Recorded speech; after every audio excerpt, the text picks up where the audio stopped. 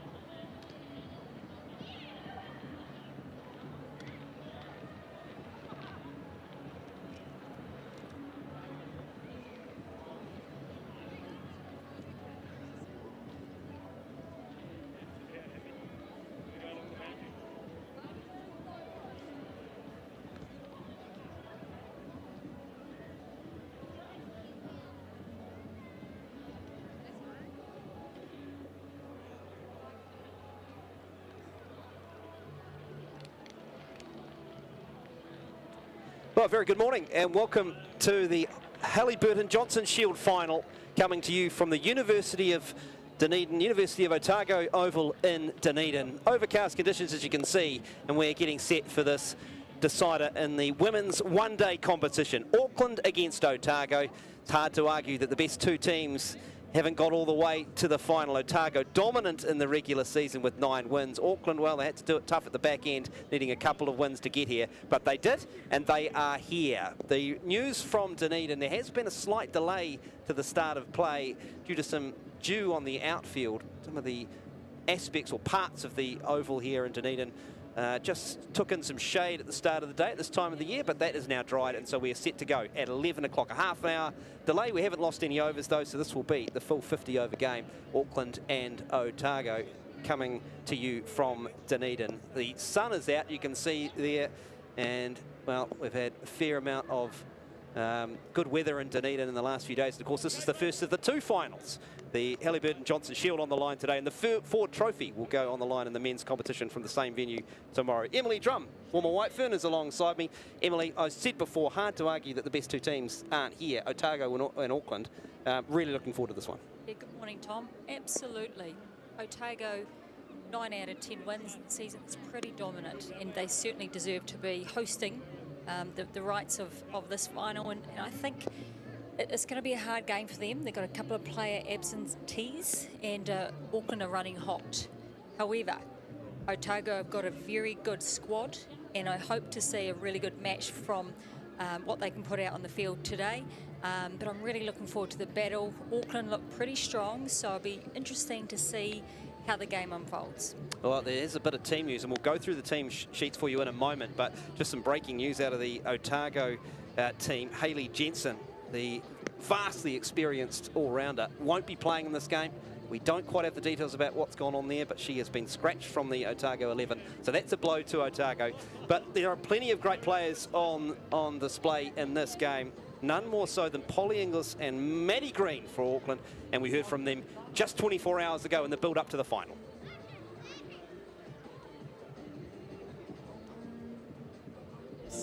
In both the HBJ and the back half of the Super Smash, we played some really good cricket, so hopefully that gives us some nice momentum heading into tomorrow. And we've sort of had, I think, multiple people hit form just at the right time, particularly from a batting point of view, so that's really exciting for us. And yeah, the wicket looks really good out there, so I certainly know that our top order are looking forward to going out there and hopefully scoring a pile of runs. Yeah, I think the Sparks have probably set the standard in the HBJ competition for the last 2 seasons, and they're a really well-balanced side, particularly their bowling attack. They sort of cover all bases, and I think their opening bowlers have been particularly dangerous through this competition this year. So for us, it's about how do we absorb pressure and apply pressure back on them. You know, we know that they're a quality side, we're going to have to play really well to beat them, but yeah, I think it should be a great game. Yeah, we've done pretty well in the past few years in the 50 over format. I think we've put a lot of work in on that format and building a lot of depth. Been really lucky to give some young girls a go, and they've been able to perform on that stage. So yeah, we just back anyone that's coming to the crease or going to bowl. So I think that's really put us in good stead in the 50 over format. Eden's having an epic season, which we've all come to expect from her. She's a little pocket rocket. Yeah, she just puts in so much hard work, and it's awesome to see her getting all those rewards. From the Hearts, we expect a really good challenge. They're a really good side with lots of talent. We know they'll come pretty hard at us, and nothing to lose. So yeah, hopefully we can keep winning and go one more this weekend. Thoughts there of Polly Inglis and Maddie Green, 2 of the key players for Otago and Auckland in this final today, which is set to go in good conditions. As I say, there has been a slight delay here in Dunedin due to a wet outfield, but that is now all sorted. Teams are warming up, and we're getting set for the first ball in just under 10 minutes time. Toss details, all important toss details, Emily Drum. Auckland have won the toss. They are going to bat first. No real surprise that Auckland would win the toss and bat first. Absolutely not. I'm a batting captain, you could say, Tom, and certainly finals get some runs on the board, and they're, as I say, red hot at the moment. They're scoring runs so easily, and their batting lineup is very strong. Now, Auckland, here they are, the captain, Maddie Green, and Otago's Felicity Robertson there in the centre. So many important players for both teams, and as they go through their warm-ups. Of course, all games are important, but when there's a shield on the line, as there is today, all important that the teams are prepared and those Otago bowlers looking to get through some work ahead of the start of play at 11 o'clock. There are plenty of players, as I say, to look out for. We're going to spotlight just a couple of them now, Eden Carson and Maddie Green. Eden's definitely a character. She'll bring a lot of chatter, but also obviously over the last few years she's become a really, really good player. So bringing a whole lot of experience and again, a good level head for the group as well. Yeah, Sachi Shari, she's quite an unassuming character, probably one of the smartest people I know. If you're flying on Air New Zealand planes, you can thank Sachi Shari for your safe journey. She's an engineer with Air New Zealand, so it's pretty cool to have someone like Sachi in our team. She's been batting really well this season. She's so talented, and yeah, I hope she takes a lot of confidence in terms of her flowing into this game tomorrow. Anna Browning, she obviously moved to Otago a few years back for university, and now that she's seen the light and come to the Otago Sparks, she's really settled in well, really good person on and off the field. She's a promising one for the future. Great to get the thoughts of some of those key players involved in this final today. Certainly Emily Drum, Otago, when you win 9 games out of 10, generally you've had plenty of stars, and they have had plenty of stars, haven't they, Otago? Yeah, they certainly have, and we just saw Eden Carson right at the start of that little clip there. She's leading the wicket tally for this competition, and they've made 2 finals. You know, that's the dream of any side, is to get to a final and see how you go. But they've got stars across all of their 11 today have all performed at some point during the season, which is why they've won 9 out of 10. Yes, they've got absentees, but they've certainly earned the right to play in this final. And whilst they haven't had everyone topping the charts across runs, wickets and whatnot, they've certainly accumulated through the total 11 in their side, getting them there. Well, let's have a look at the team lists for today's final, Otago and Auckland.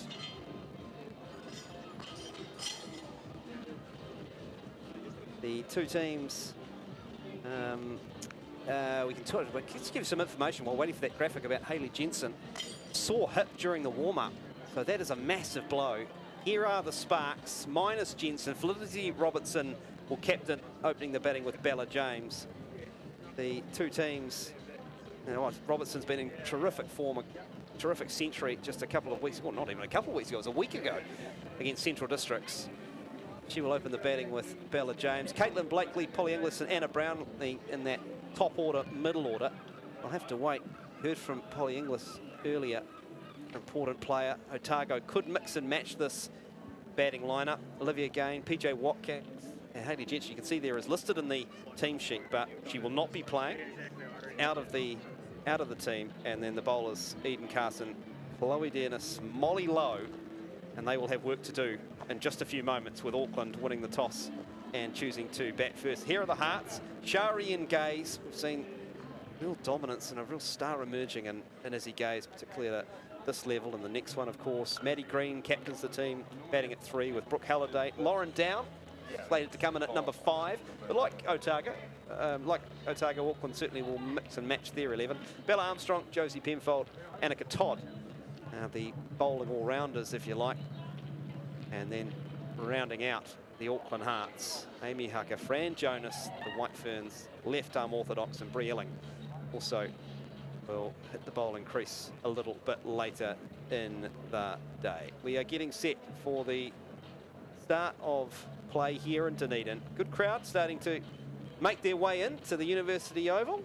It's a wonderful ground to watch cricket on. The embankment no doubt be populated over the weekend, and their team, the Sparks, with a chance to make up for what they weren't able to do in the Super Smash final, and that is what is on the line. Hallyburton Johnston Shield for the winner today.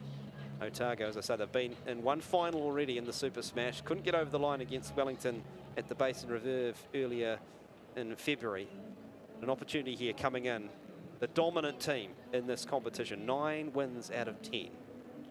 They looking forward to take that next step. But Auckland, though, I get the feeling, Emily, Auckland, momentum's big in a competition, and Auckland sort of seem to have it. They've got it at this time, particularly. They split the difference, these two teams. Both won a game in the 2 games they played in the round robin. But Auckland will feel good about what they've done in the last week or so coming into the final. Yeah, absolutely. Confidence is a massive thing in this game. The Hearts are certainly riding that wave. It's whether they've got one more good game in them, and their batters have really turned up, led by Maddie Green so well, hundreds for fun, but everybody's contributing, and that's the key to a happy side, a well-drilled side, and a side that's playing for each other. And they've got some big guns. If the Hearts get away to a good start here, this could be a tough day in the field for Otago. Now, 9th of February, they played Otago in Auckland. 24 runs was the margin that occasion. And then a day later, they played them again at the same venue, and Otago turned around to win by 6 wickets. So on both occasions, Auckland choosing to bat first as they are here. One day it worked, next day it didn't. And in a final, anything can happen. What about the loss of Hayley Jensen for Otago, Emily? How big is that? It's pretty big. I like to think that no player can't be replaced, but there are some players that you really, really want on your side, and she's been ever present. She's had some injury challenges over the last 12 months, but she's been getting lots of game time, which she needed. She's been out of the White Ferns, and now she's just started to come back into some form, and just so unfortunate. Nobody wants to get injured on the morning of a final, and it's a big day for these guys. They really want to perform. They want a trophy, and they've worked hard to get here, and to lose her will be disappointing for them. I think they'll find that they'll replace her with what they've got, but certainly Shari and Gaze will not mind her not playing. Now, Shari, look at that record, averaging 52 in the 9 matches she's played. Best of 80 not out, but has been pretty consistent. You don't get 367 runs in a competition at this level without being pretty consistent, and that's what she's done for Auckland at the top of the order. And Gaze, well, we know what Izzy Gaze can do. Yes, they're certainly benefiting from having played deep into the season, and these two players have got better as the season's gone on. We're a little bit light pre-Christmas in the first rounds, as you would expect when you've got a few green tops and you're finding your way through the season. So they're a little bit barren, and Izzy Gaze has shot up the order. So I think they've done away with Prue Catton. Unfortunately, he's been dropped out of the 11, and Izzy Gaze on the back of an indifferent Super Smash, but just started to show some really good signs of maturity, and she's still young and still trying to find her feet at that level. And the last 2 rounds, she's really jettisoned that top order and getting off to a flyer. Nothing better than the batsman coming in when you're 80 for 1 off 15 or so. It's a lovely feeling to have. Nothing worse than coming in at 1 for 1. But Izzy Gaze is really starting to show what we've liked about her for a long time. Otago team making their way out into the middle for the start of this women's one-day final. The Hallyburton Johnston Shield on the line. Auckland winning the toss and choosing to bat first. Gaze and Saatchi out in the centre, and Otago just catching up on this. Repeating that news, Hayley Jensen just experienced a bit of a sore hip in the warm-up, so she is out of the final. Must have been a pretty sore hip, because Hayley Jensen is pretty tough. Yeah, she is, and she doesn't want to miss out on a game, but there's a lot of cricket still to come, and there's probably a little bit of that, but it's disruptive to your prep for the game too, so not ideal. And hopefully that doesn't play any impact on the younger players coming through or someone filling the spot. It's important that the group just stay true to what's got them there and repeat what's worked well for them so far this season. Thoughts of former White Fern Emily Drum. Get set for the first ball. Otago in the field. Top qualifiers for the final. Auckland, well, they had to beat Canterbury twice at the back end of the season to leapfrog the Central Hinds, and that's what they did. Countdown on at Dunedin. The Hallyburton Johnston Shield decider. First ball, and it's a ball outside the off stump. It's played into the offside, and there is no runs scored. Chloe Dearness opening up from the city end of the University Oval, or the University, I'd call it the University end, but it's not, of course, at the University Oval. That's a bit of a misnomer. They want to strike early here, Emily Otago. They want early wickets. put Auckland under pressure. Here's Dennis in again. It's a full delivery. It's a Yorker, and it's well dug out by Shari. It's full. It was in swinging. Good signs for Dennis. Yeah, right on the money. Probably a bit of nerves floating around out there, and certainly feels good to get that ball out of the hand and landing on a good length.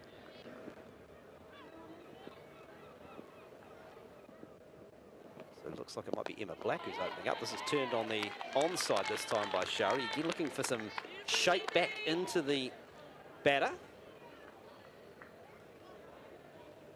It certainly is Emma Black. I was thinking, my goodness, there's been a clone produced out there, but I was watching that action thinking it's very identical. Very much like Emma Black's action. So Shari waits again. Here's Black. Again, it's full and looking to drive this time as Shari. No timing up to mid-off those runs scored. Auckland batting first in the final. We're in the first over. Delayed start to the game. Bit of a wet outfield. Haven't lost any overs though. Pleased to report the game will stay the distance. It's the first day of autumn. Here's Black. Over the wicket again. This one's played on the onside this time by Shari. Won't score. It's a good start for Black. You're a tricky bowler because she lets it go a little bit late and then it dips and swings in. If you're too early, you're going to get bowled through the gate and you get sucked in or drawn forward, and it can be a little bit hard to adjust. Black in again. This is a little shorter, so Shari's able to go back and punch from the crease, and that ends the first over. A maiden to start the Hallyburton Johnston Shield final. Emma Black up and running. Auckland batting first, none for none after the first over. Fairly quiet start there, you could say. 6 dot balls, Otago will be happy with that, but equally good for Shari to get out there, feel better on ball.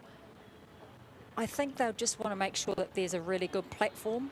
All the basic stuff that you talk about in the huddle, you want to make sure that your team's got the instructions really clear. Give nothing to Otago if you're batting first, and Otago don't want to give anything to Auckland. So there's a really good feel about this final already. The pitch looks great, so I expect runs to come freely, but we're seeing an outstanding bowling attack with Eden Carson opening up from the other end. It's certainly pressure on Auckland so far.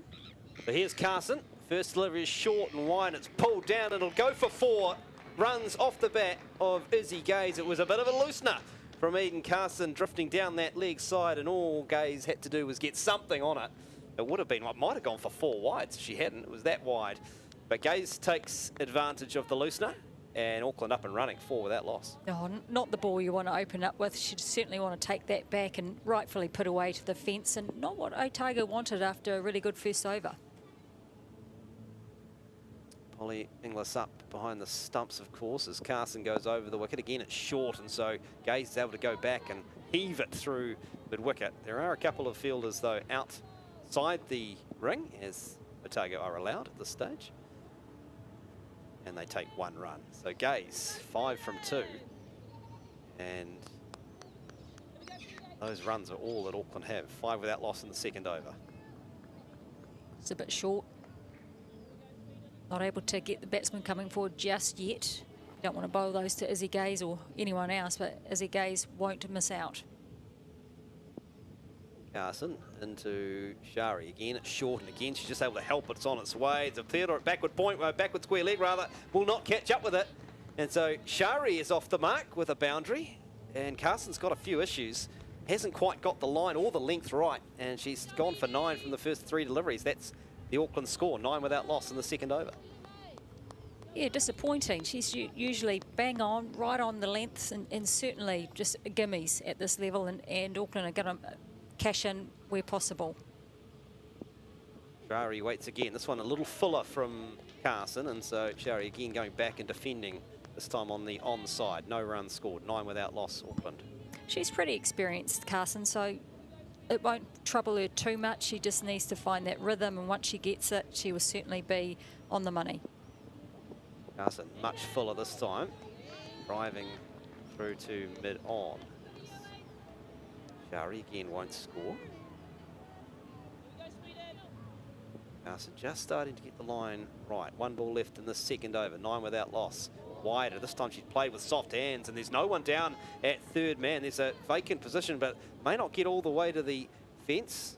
Cracking after it and getting it back to Inglis too as the Otago fielder, and Shari gets back for 2 runs. So that's the end of the second over. A very profitable one for Auckland. Auckland batting first in the final. They are 11 without loss. Shari on 6 and Gaze is on 5.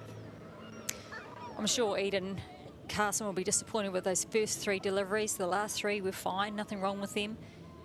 It's important that Otago's senior players stand up today. They have to lead the charge. They're missing a few big players.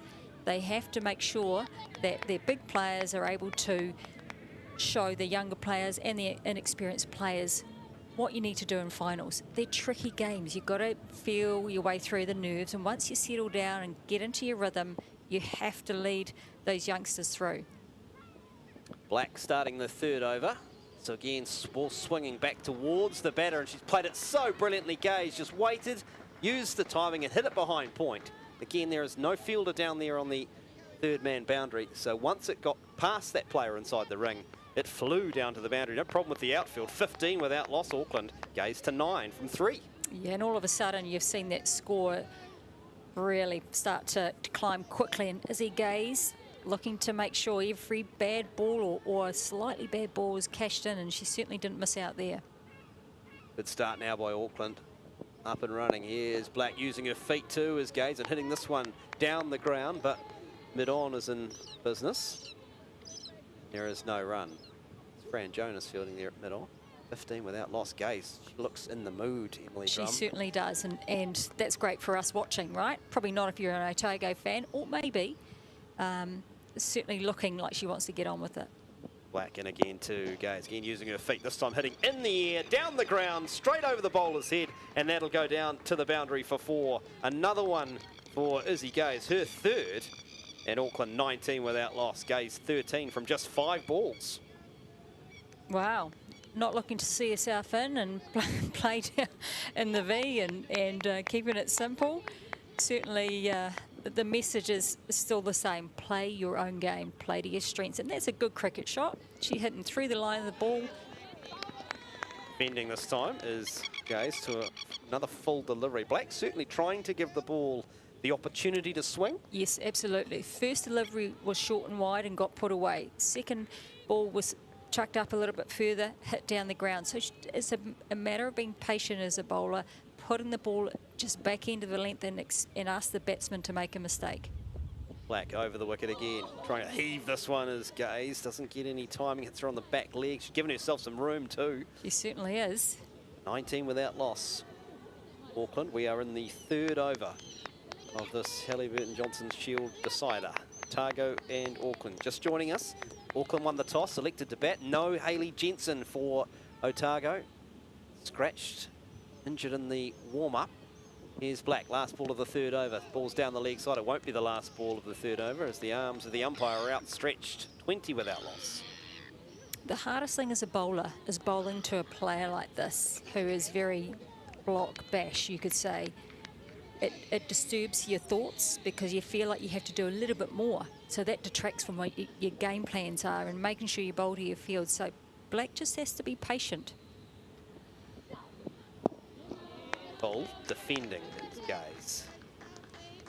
And that ends the third over. Auckland off to a flyer. Gaze and Shari with boundaries galore. 20 without loss, the score after 3. And Black finishes her second over. She's gone for 9 from her 2.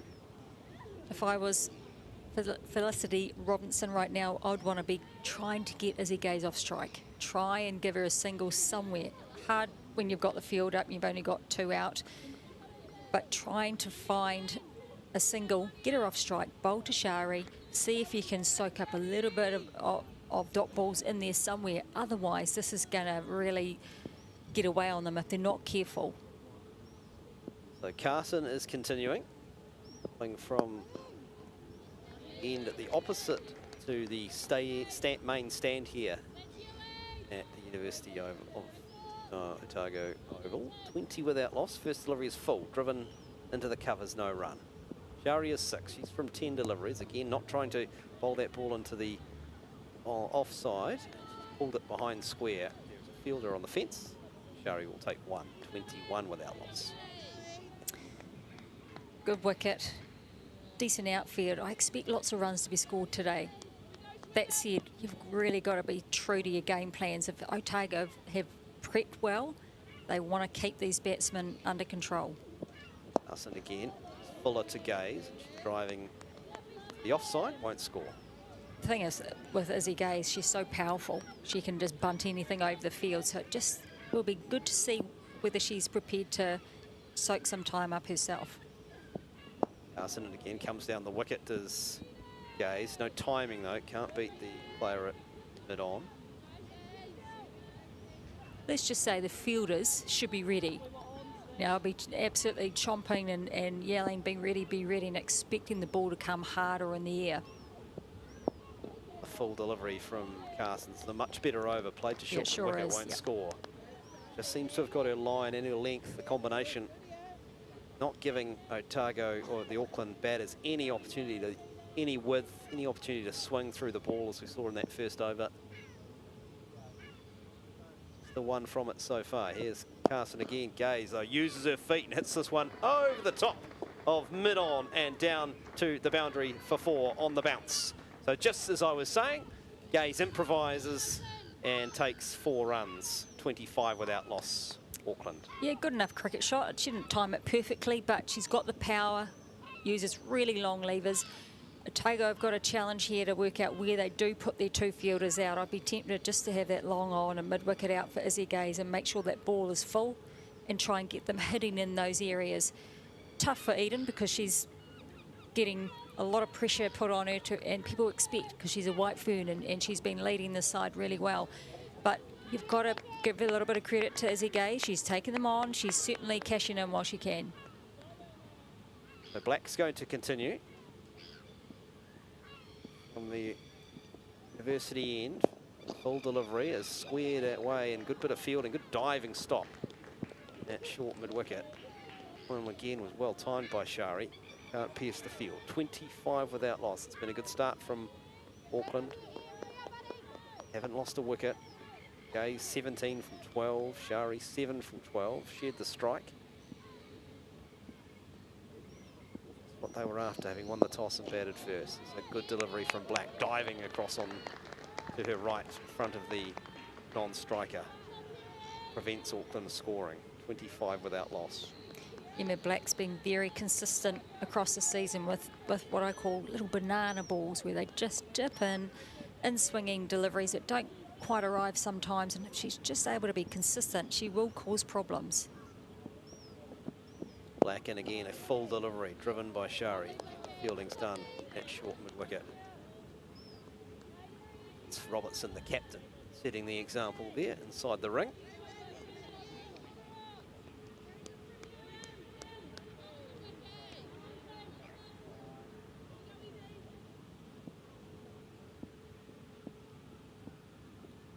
Black, and again to Shari, tries to help this one round the corner. Makes it on pad, not sure if she got any bat onto it. Wait for the signal from the umpire. Leg by, Emily? I want to say it's a leg by, but didn't see the umpire signal. Not sure if that went down as a leg by.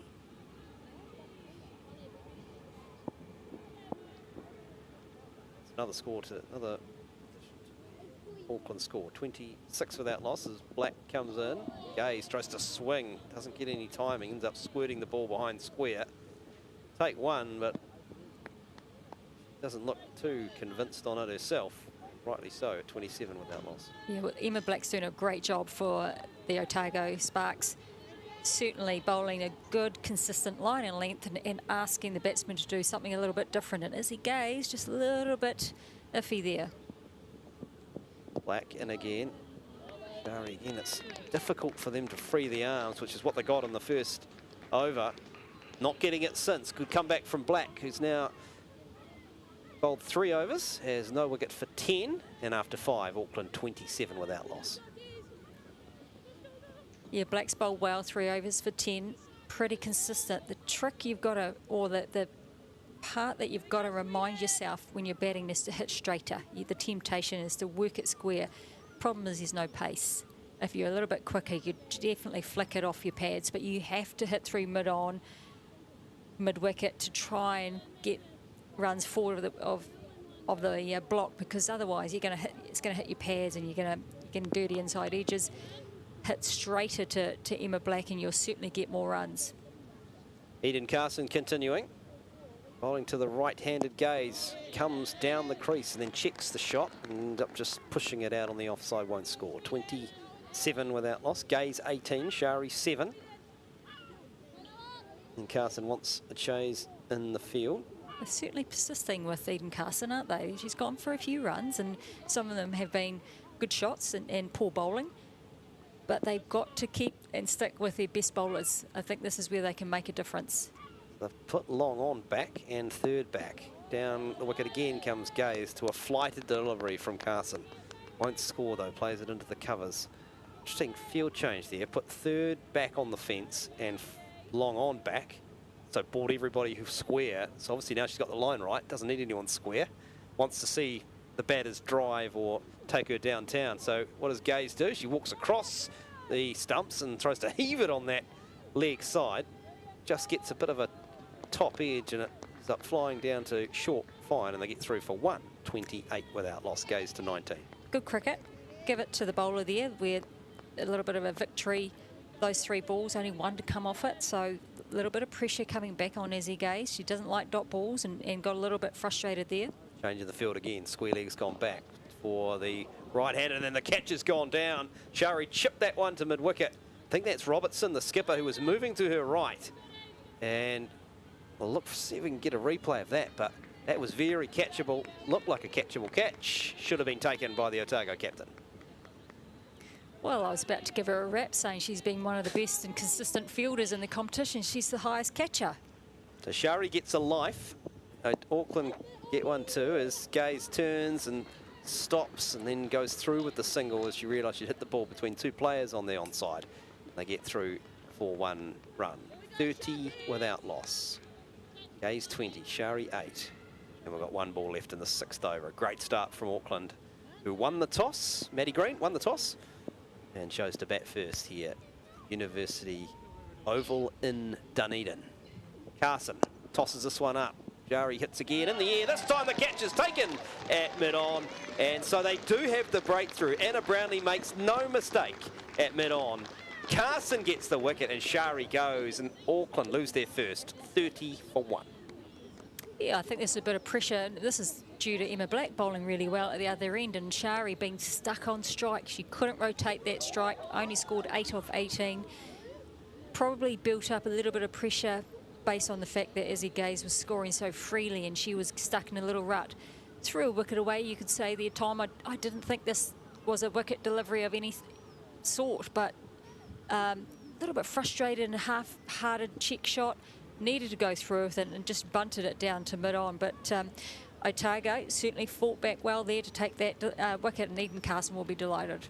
Absolutely. Took a bit of tat, we could say, in the first over. Carson went for 12, but has come back and conceded just 7 off her next 2, and the wicket too of Shari. So showing her quality is Eden Carson. A bit of adversity. And she enjoyed that too. You can see the smiles on her face. Probably relief more than anything, isn't it? Yeah, it was shaping up to be one of those days when you concede 12 off your first over. But not to be. Carson with figures of 3 overs, 1 for 19. Emma Black has been ultra tight at the other end. 3 overs for 10. Auckland 30 for 1. 6 overs in the book. And the dangerous Izzy Gaze, 20 from 17. They would love to see the back of her. Maddie Green, the Auckland captain, has made her way out into the centre of the University Oval. And Black's continuing. Bowling to Gaze. Turns this one on the onside. Wants a single, but Robertson's there. Fires it back to wicketkeeper Inglis. And all of a sudden, just like that, Emily, there's a spring in the step of Otago. Absolutely. A wicket always lifts the momentum, lifts how you feel. Be interesting if Maddie Green's gone down and said, just hold your horses. Let's make sure we don't lose 2 in a row. give the bowlers a little bit if you have to. Here's Black, foolish delivery. Gaze was tempted and then sort of pulled the bat out of the way at the last second, but you could probably say she was beaten. Good delivery from Black, a bit of a variation, which I love from Emma Black. Just nipped away a little bit off the seam and absolutely brilliantly bowled. Pressure on here for Gaze. Driving this time up to mid-off, won't score. What I like about Izzy Gay, she's prepared to use her feet, but not only that, she's prepared to bail out or check out of a big shot, and to me that is excellent cricket. I would encourage every cricketer to do that. It takes confidence, of course. Here's Black again. It's a little shorter, and again Gay's looking to sort of swing, set herself up to play a more extravagant shot, checked it, and defends that back down the pitch. See, Tom, 4 dot balls. Dot balls are not Izzy Gay's friend. She does not like them, and you can always feel a little bit of something's going to happen or boom or bust kind of situation. So if you can just get through these antsy moments.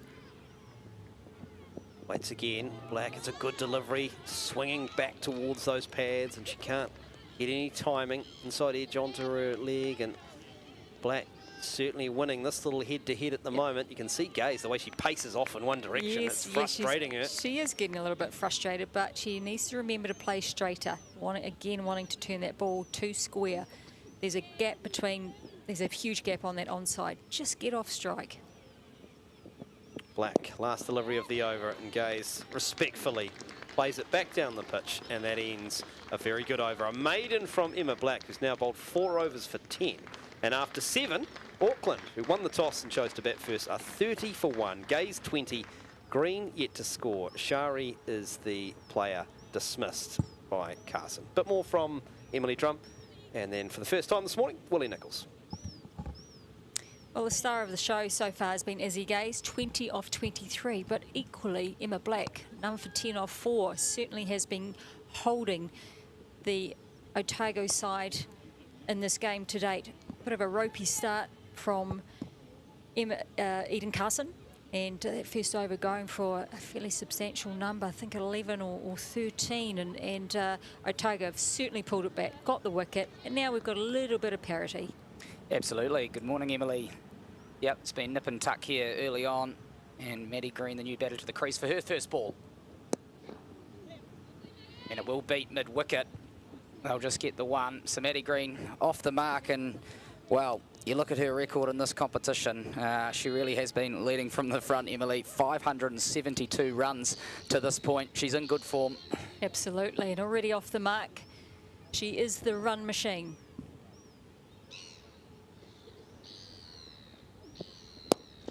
Gaze using her feet. Can't beat cover there. But well struck, but they've got the field in the right position. They knew Izzy Gaze would play like this, didn't they? Absolutely. She plays the same way. T20, 50 overs. Love it. Keep it going. Don't change a thing. But there's time. If it's not quite right, you can change. She's using the feet again. That's in the air, but it'll beat cover. And that'll run away. It's another boundary for Izzy Gaze. She's going at a runner ball here. Over pitch, Willie. Bad ball. Can't defend that really. She got away with it the ball before, where it was a hard struck half volley. Izzy Gaze looking good, but I like the fact that she's able to change her style if she has to against the pace. And she's coming down almost every ball at this stage, Izzy Gaze. Well, these two would have had plenty of net battles, wouldn't they, in their time in the White Ferns? Absolutely. And know what each other's wanting to do. That's a bit flatter there from Carson. So it needed to be 2 full balls. You can't keep bowling that length to Gaze at all. It's a bit more width, but some nice turn there. We did wonder whether it would be Eden Carson just for a couple up the top, but she obviously had a little bit of a troubled start, but she's settled in here. She's now getting a little bit of turn over the wicket. So experienced just for a young player at this age. Cross her stumps, premeditated. Oh, this is a real cat and mouse battle. And unfortunately, there's a run there, didn't take it, a little bit of hesitation. But again, another strong over by Izzy Gaze. Carson's gone gone for 24 or 4, pretty expensive by her standards. She is a wicket taker. She's top of the wicket taking charts for the HBJ season, so she's there for a reason, and she does get success, but they have punished her today, which is unusual too. She's usually pretty miserly, you could say, but they have to rely on their senior bowlers, and that has been their strength, I believe, of their bowling and batting. Their bowling has always got them home, and they will miss Hayley Jensen today, but they're certainly going deep with his opening pair too. They need to try and, if they can get Maddie Green out, then it does pave the way for them. Oh, Emma Black to resume for her 5th over. She's been very tight, only conceded the 10 runs so far. She's getting that prodigious in-swing. Yeah, Eden Carson opening up, obviously a wicket-taking player, isn't it? She has gone at a run of ball, but she has also broken that opening partnership, and the top order really has been the Auckland Hearts' strength. Absolutely. I mean, Maddie Green, run machine. You've got Brooke Halliday back into the side. She hasn't played a lot. And then you've got Izzy Gaze that has cashed in. Shari, not her day today, but there's just so much depth. There's a lot more to come too after that.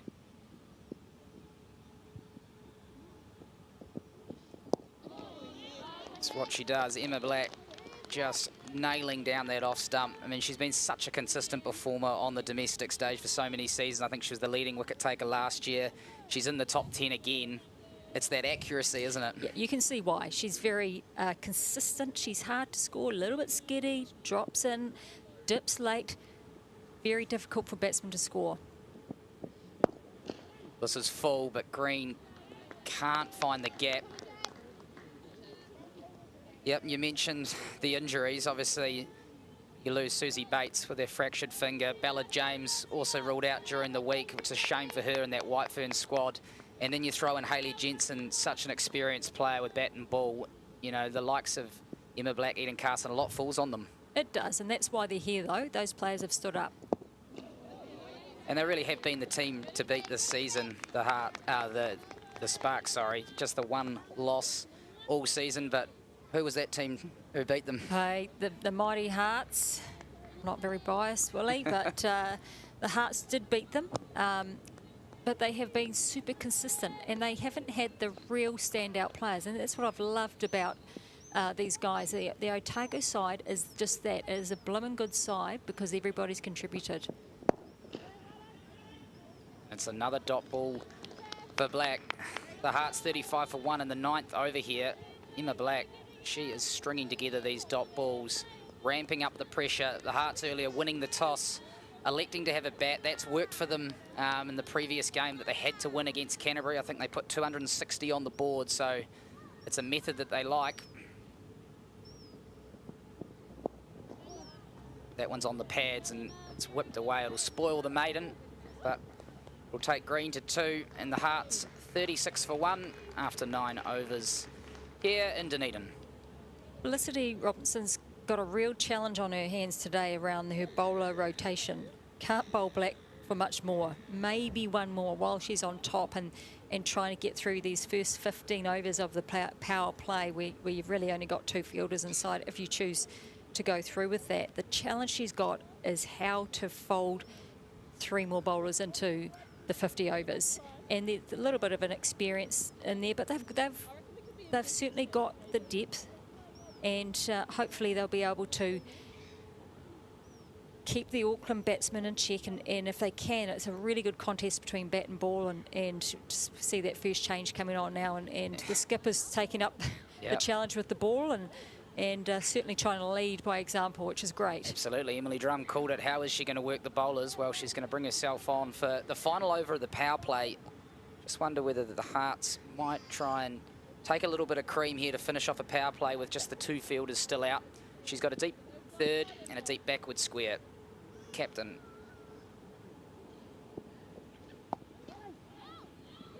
That's well fielded by Carson. She is a good fielder. They slipped over. Oh, I'm not sure what's happened there. The throw came in from Carson. I think Felicity has knocked the bails off with her hand, Emily Drum, but we'll have to watch a replay.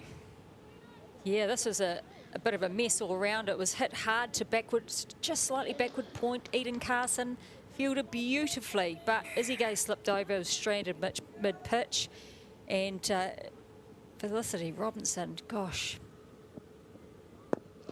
Yeah, a mess was a good description. Not sure about the calling. The throw was the problem. The throw wasn't accurate enough. She was already down and out. It just had to be a half decent throw. Robinson didn't get behind the stumps and therefore knocked the bails off. Yeah, bit of a mess. She'd want to get that one back, but yeah, frustration, a lost opportunity there for Otago. How big a moment could that be in the match? Izzy Gaze going so well, 24 off 28. She was lying on the pitch. The ball was in Point's hand. It was a gimme, let's be fair. And in again. And just looking to hold that up, bowling stump to stump. Well, let's have a look at it. You wonder about the calling. And right here, Eden Carson, she had a full view. And it just, the throw wasn't quite in the right place. It was the worst place you can get it as a bowler, right at your base of your pickup, and just not enough care with that one.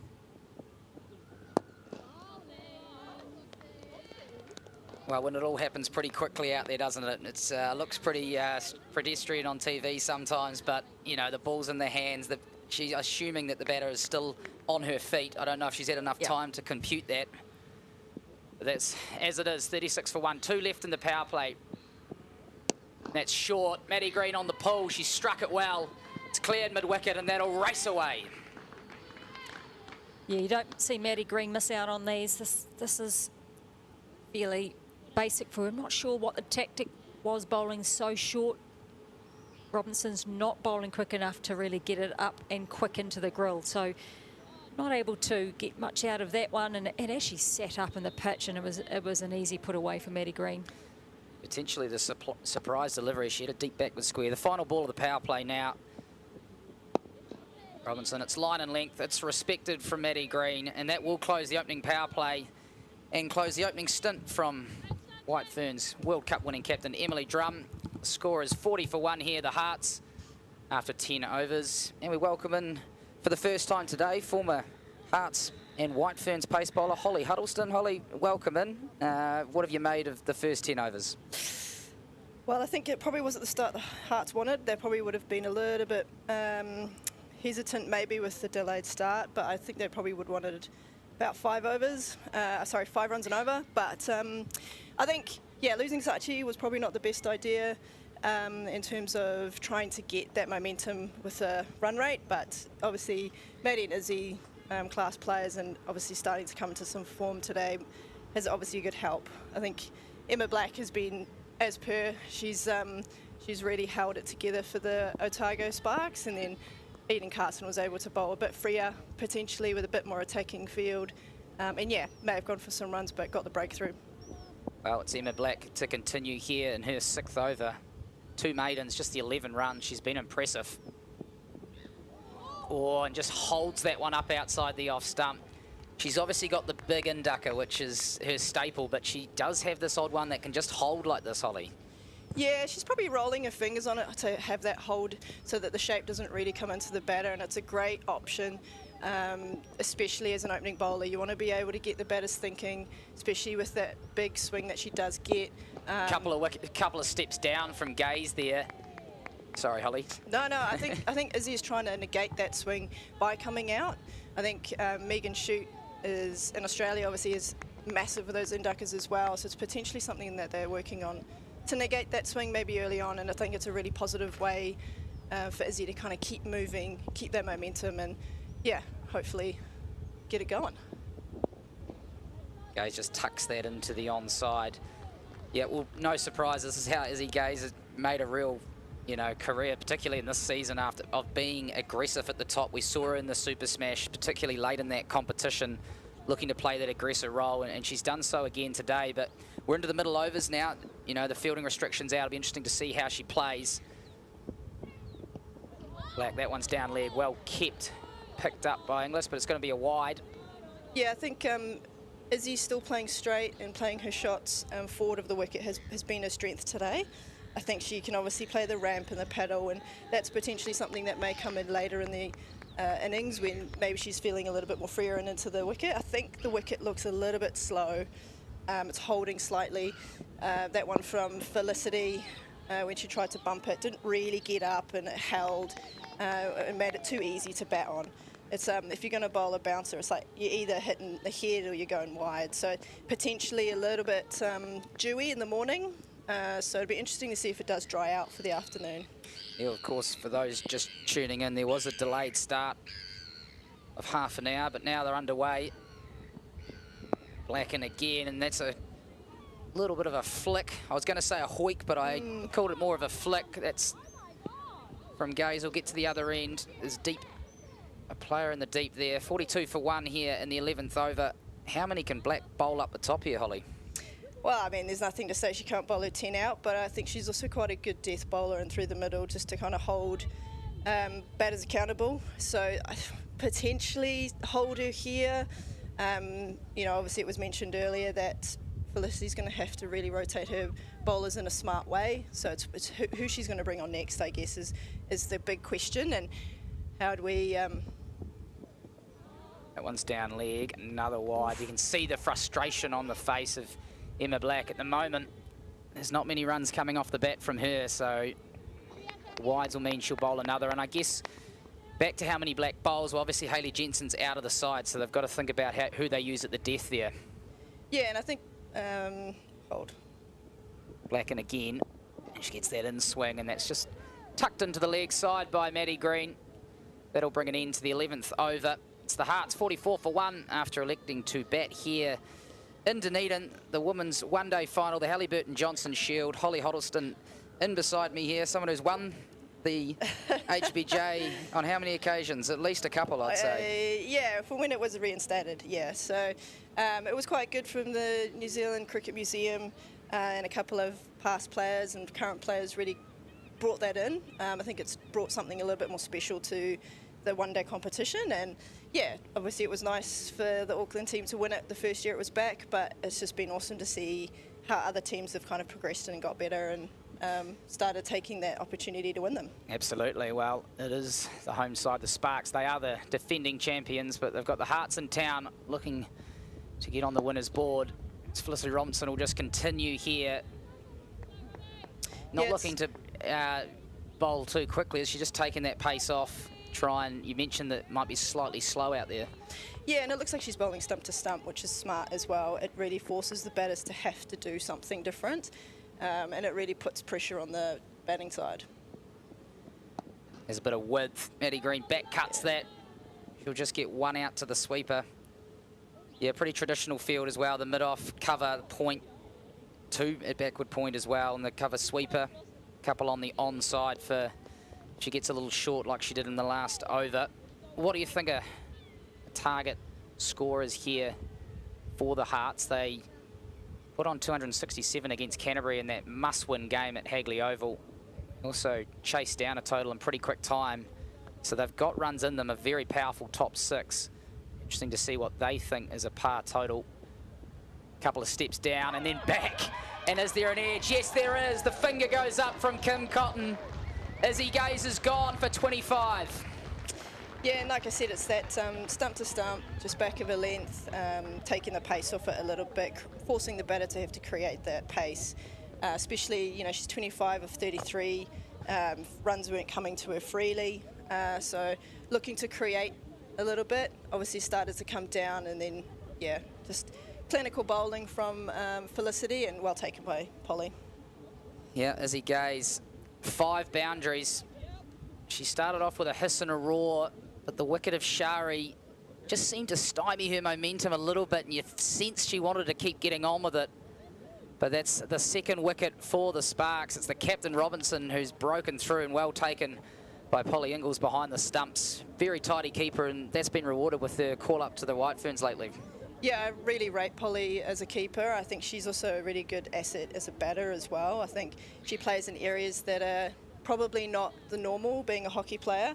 I can definitely tell you it was annoying bowling to her, and she's hitting you in areas of the ground that you've not set a field for. But yeah, definitely come on leaps and bounds in the last couple of years, and yeah, definitely deserves that call up, and it'll be awesome to see her perform in the White Fern space. Yeah, just a little edge in the gloves, and you can see what it means to the Sparks on their home ground here. And the new batter to the crease, Brooke Halliday, struggling with injury, but she's returned in that New Zealand 11 game. She's returned here. Obviously a vital player in that White Ferns lineup and in the Hearts too. Yeah, and I think, like you mentioned, the Hearts do have a big batting lineup, and I think being 2 down after the 11th over won't really worry them too much. I think if you were talking about a target, I potentially think 260 is still in the cards.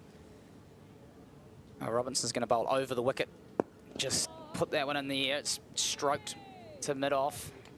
I think the coming of Halliday is probably a good thing at this time for the Hearts as well.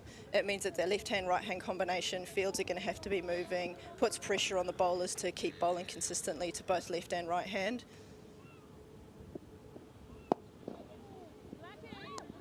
Robinson taking off all the pace here. They've got to make the pace, don't they? And she's pretty accurate. Yeah, and I think that 2-point setup is probably, an indication of that. Taking that pace off, forcing them to actually hit with some power, which could create some aerial shots. Well, they've pushed mid-on back to a long on. See if Halliday wants to go there. She goes back. She can't tuck it into that gap, and that'll bring the end to the over. It's the Hearts 45 for 2 after 12. I think Otago would be pretty good with, pretty happy with this start. I think having the Hearts down 45 for 2, you've got to give dues where it's due.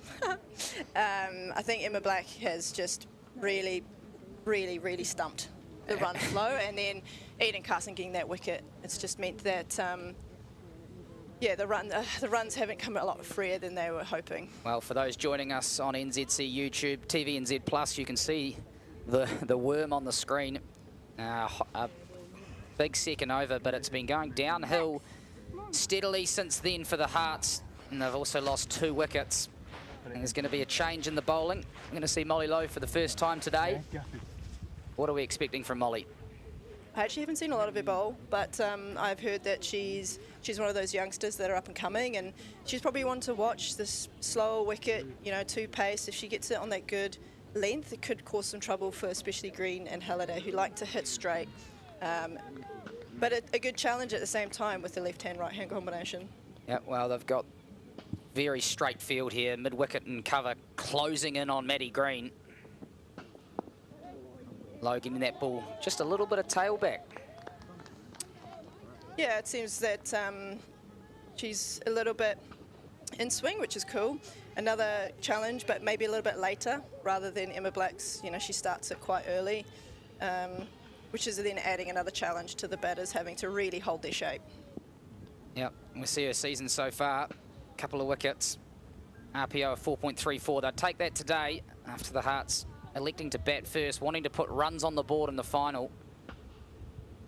Yeah, it's a bit of soaking up that pressure from the batting side. Can they soak up some pressure, get themselves in, can they get themselves set, and then, through that middle period, just milk the singles to the sweepers. That one's short, and it's a roll of the wrist from Maddie Green. Holly Huddleston, interested to get your views on the action of Molly Lowe here. Really does charge in. Holly Inglis is such a good keeper that she keeps up to many of these quick pace bowlers, but she does seem to have a pretty efficient action, climbs into the crease and gets it down there. Yeah, I think Polly Inglis has made a name for herself standing up to a lot of pace bowlers, and that's obviously a conversation that she has to have with her pace bowlers around, how the bowlers are trying to get their wickets, especially when you've got Emma Black swinging it, and your likelihood of getting edges is probably lower, so forces the batter to have to stay in their crease. Molly Lowe, and again, sporting the blue nail varnish. She's over the wicket to Halliday. Yeah, Lowe's definitely tidy little action. I like that she runs in hard. Yeah, nice and strong. Yeah, love that she's charging in. I think as bowlers we can sometimes get a little bit hesitant and think a lot about our action, but running in hard, look at that. Oh, she's in again to Halliday, who's still not off the mark, but she might get off the mark now. That's a poor ball, and it's put away. Meat and drink for Halliday. Yeah, and again, that's that left-hand, right-hand combination that especially a young bowler is going to have to accommodate. And yeah, look, great action and, you know, great ball to Maddie Green. But now she has to really change her action or run up to make sure that she's bowling in those good areas for some left-hand batters, because there are two in the side. Well, it's 50 runs on the board for the Hearts. They get there in the 13th over. Experienced pair of Maddie Green and Brooke Halliday in the middle. Who else would you want? Yeah, that's it. It's on the money there from Lowe. Yeah. And, you know, being a youngster and she's not played that many games, it's probably that 1 or 2 balls just to get into the rhythm of things, especially with the lack of left-handers that there are in the competition. For some reason, you know, Australia seems to breed them, and same with England, but we've got a couple in the Hearts side, and hopefully there'll be a few more around the country coming through. And Lowe to finish off her first over. Halliday rolls the wrists on it, will get one. It's 51 for 2 after 13 here in Dunedin, the Hallyburton Johnston Shield final.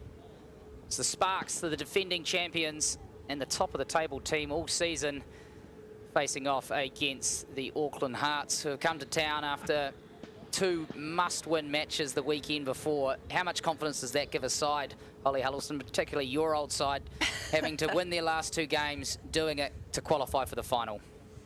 And here's the wickets earlier before we get back to that. Sachi Shari tried to take on mid-on, couldn't do it. And Eden Carson, who was a slight surprise to see her bowling so many overs in the power play, but she proved the wicket taker.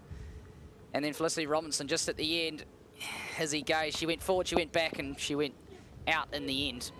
And back live here, Brooke Halliday strokes one through cover and a bit of a misfield, untidy. Sparks will not like that. That's a couple for Brooke.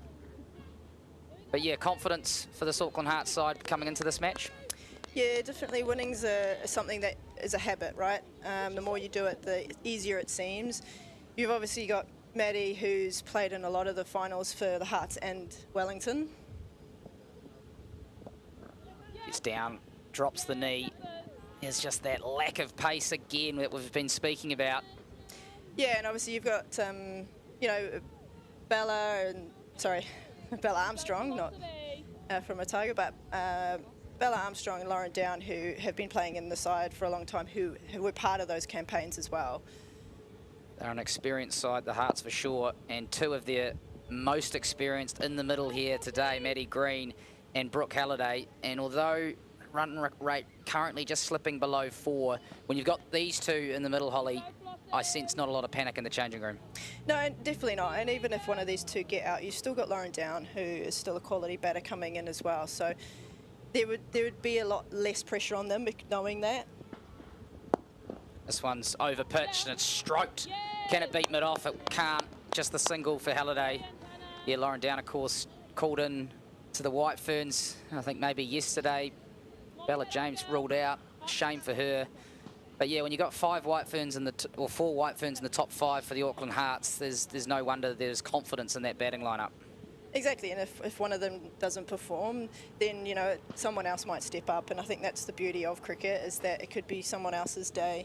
And it's just one of those games that, you know, if it's your day, it's your day, and if it's not, well, you just have to make the most of what you can do. Well played by Green. Analysing perhaps just that lack of pace, she does have the time to go back, punch that into the offside. I mean, how impressive has Maddie Green been? 572 runs in the competition to date. Yeah, I mean, she's definitely been the backbone of the batting lineup, and it's allowed other batters to potentially bat around her to help score those runs. But yeah, I mean, Maddie's a seasoned player now. Hopefully she won't be feeling too much pressure today, and like you said, there's so much batting to come. The pressure's not really there. Well, long on went back and deep mid-wicket as well. They obviously know where Halliday wants to go, but she can't get the single. It'll end the 14th over. Hearts 55 for 2. Maddie Green on 10 off 19. Brooke Halliday, newer batter to the crease. She's 8 off 12. Earlier on, it was Izzy Gaze who provided the firepower up the top. 25. Sachi Shari, 8 off 19. And it's been nip and tuck here so far, pretty even. Yeah, definitely. I think The runs are probably coming a little bit freer now for Maddie and Brooke, so it'd be interesting to see how Otago respond to that. So it's Molly Lowe to continue from the city end, I guess. She's bowling to Maddie Green. And that one's stroked through the covers for a single. They'll be happy just to keep ticking it over here, won't they? As obviously the fielding restrictions have lapsed after the 10 overs. Yeah, definitely. I think both these batters are smart enough and they're powerful enough that, you know, after 5 or so overs of soaking up a few singles, getting the score rates, a run rate going, picking up that score, they can easily pick up the run rate by scoring a few boundaries.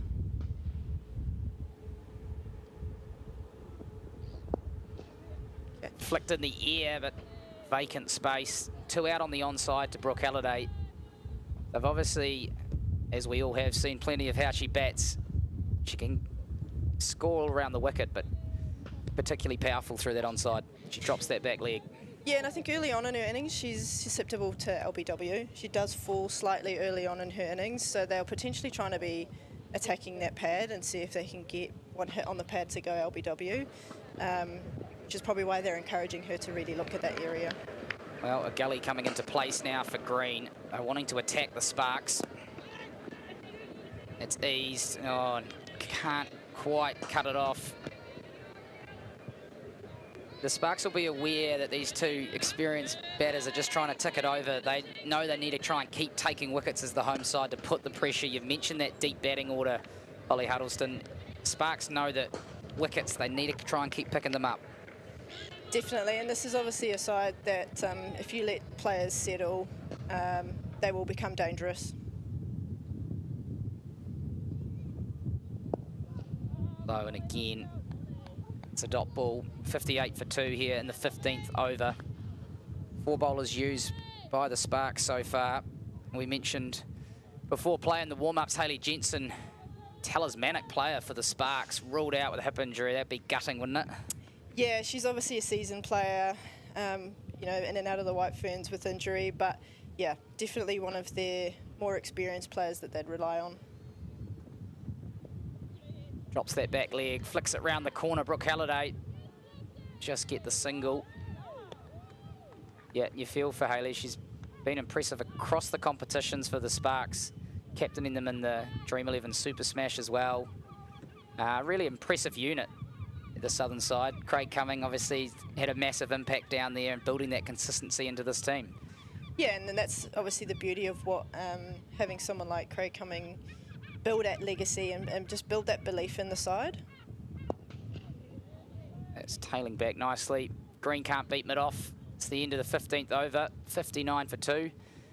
Yeah, and obviously Craig's taken up an opportunity over in the UK, so Sean Hicks has taken over as the coach down there. I think I saw Shane O'Connor as well. Oof. And there's Susie Bates, injured. That's that fractured little finger. She dearly wanted to be playing in this match. By all accounts, would have to be some brave chats with the physio and the hand therapist, but with a big White Ferns series to come up, she's had to sit it out, and she's sitting there supporting her team, which is good to see. Very proud Dunedin girl, Susie Bates. Yeah, the New Zealand selector, Sarah Sukigawa, also a proud Otago player. She's also next to Helen Littleworth, the physio. She'll be rooting for Otago, but obviously doing a job as a selector as well. But yeah, both proud Otago players. Felicity Robertson to continue, just taking the pace off the ball. Halliday forces that one down to long on. They've got 2 back on the onside to guard against that aerial shot that we've seen Brooke Halliday play so effectively for the White Ferns in the domestic competitions as well. She'll come up for Maddie Green.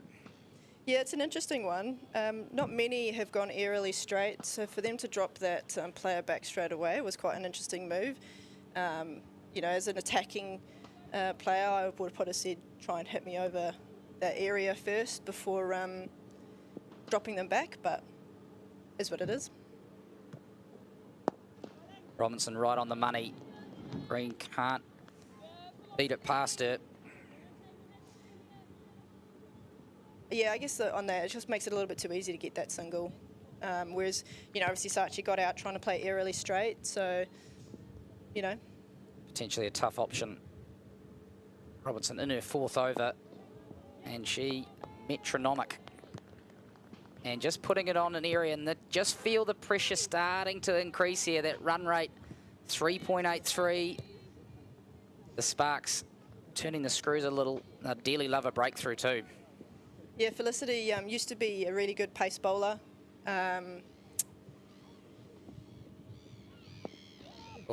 Definitely had a longer run-up than she does now, and unfortunately she had some back surgery which has stopped her from being able to charge in, but she's obviously still been able to do a job, which is awesome for her to keep playing and keep having a position in the team.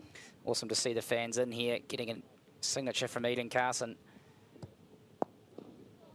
Yeah, Felicity Robinson knows her game. So important for this side, captaining, opening the batting, and also bowling first change here. She's completed her 4th over. She has 1 for 11. It's the Hearts, 61 for 2 after 16.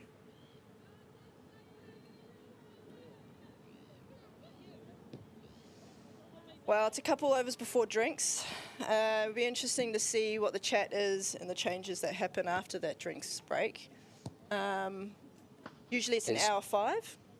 So we'll see, maybe just because Eden was bowling in that top order, potentially ahead of the run over rate, which would be good for Otago. It's nice to sneak in a couple of extra overs with the drinks break.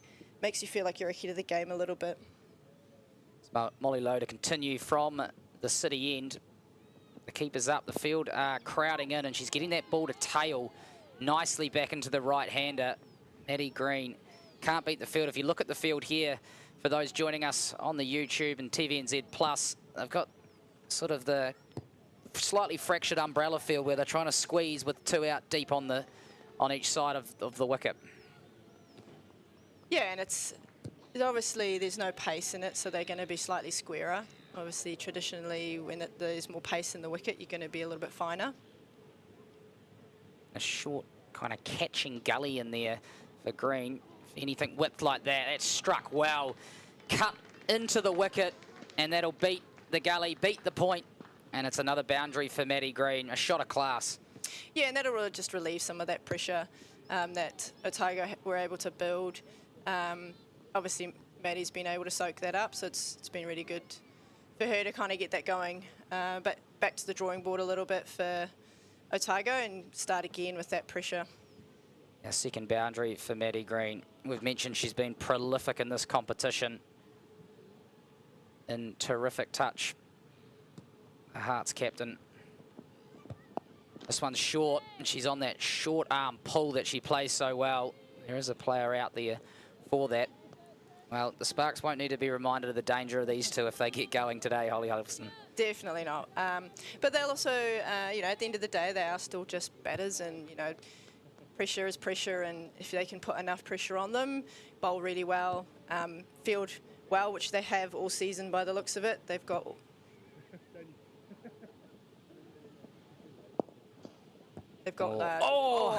Almost a chance there at mid-wicket. Go, Anna. Diving.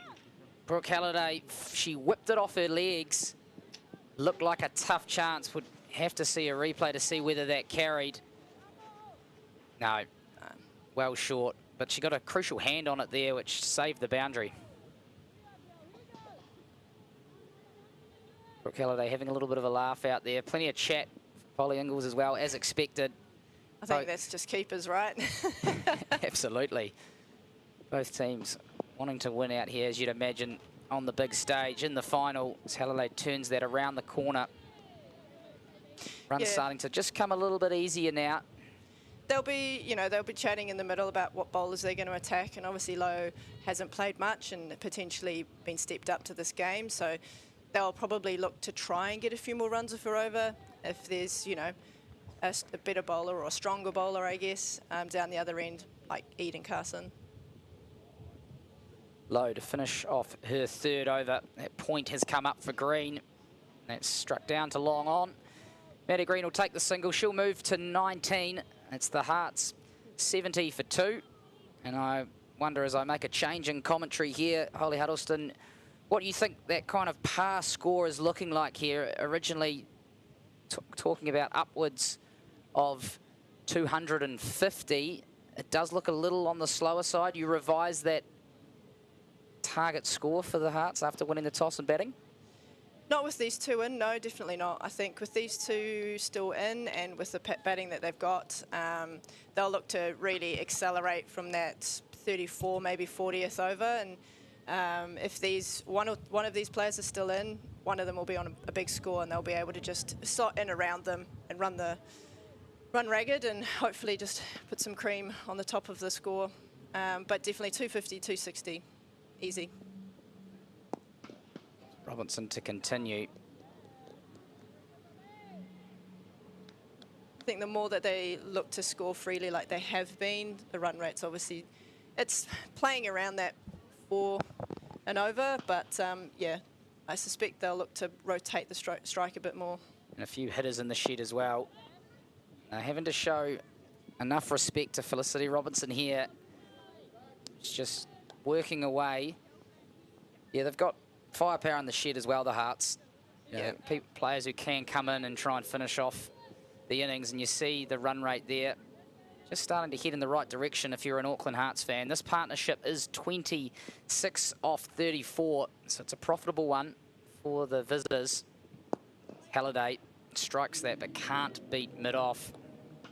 Well, Otago bowling well. They've not given that many extras as well, and that makes the batters having to actually work for their runs, which then builds pressure as well, especially if you can't get off the mark easy.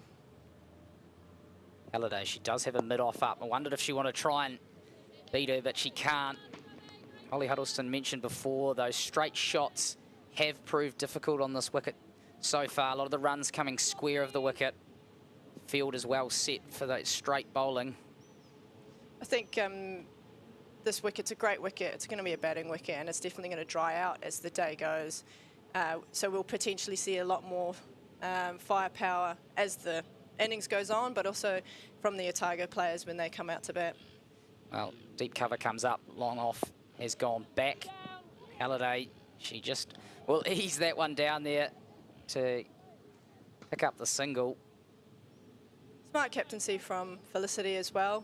Obviously she's one off the over and then puts the fielders back, forcing the batters to have to do something to almost get out of the over. So this is a big ball, as we would call it.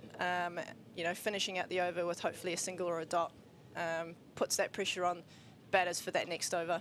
Yeah, well, she's conceded just the 13 runs from her 29 deliveries to date.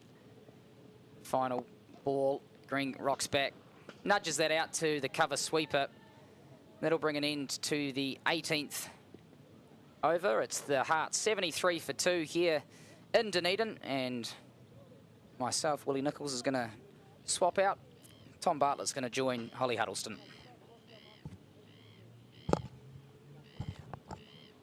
Thank you, Willie. Hello, Holly. How's it going? Good, thanks. Good. Auckland, they would be thinking things are going pretty well at this point. Yes, no, maybe? Yeah, I think with these two in, as mentioned before, there wouldn't be a lot of pressure in that changing room. These two are obviously seasoned players. And I think, with these two players in at the moment, they'll be pretty confident. Obviously, you can start to see those little Manhattans start to jump up. But again, Felicity's been bowling well. And I think if this is still... Oh, no, change bowler? No, it's still low. Yeah, no, Lowe's continuing. Bowling to the right-handed Green, driving down the wicket. Lowe tries to get a hand on the ball, ricochets off and heads down to long on. And they take 1 run. Yeah, I think Lowe, the last over probably went for a couple of runs, but in all, I think she's actually bowled really well. That stump to stump, a little bit of shape in, really asking questions of the batters, doing a job for Felicity, especially with all of the changes that they've had. 3.1 overs, no wicket for 20 Lowe, so it's on the expensive side, if you like, so far. Here's Halliday waiting. It's a nice, elegant-looking drive, not taken cleanly by the bowler in her follow-through, but no damage done. 74 for 2. Yeah, Green and Halliday. When you think about the Auckland lineup, Holly, and you look at who's in there, who's going to guide them to a big score. These are the two, they would be right at the top of your list of players that you'd be hoping can provide a lot of the backbone of this innings.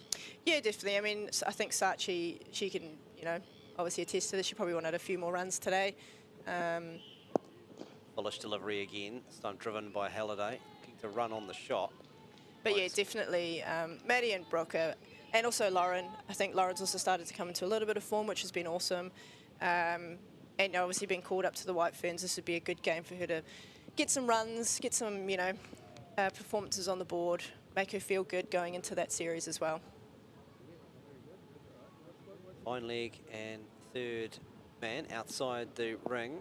Again, this is on the pads and played nicely by Halliday square. In fact, it's gone very square and finally can't cut it off. There was another player who was much further in front of square, but just no opportunity. Good timing from Brooke Halliday. It was a foolish delivery on the pads, and she's really just flicked that, very wristy, timed it brilliantly, and it's gone all the way out to the deep square boundary for 4, 78 for 2, Auckland. Yeah, I think Brooke does that shot quite well. It's one of her bread and butter shots. And look, she scored lots of runs, so why wouldn't she keep playing that until they've set a field there, really?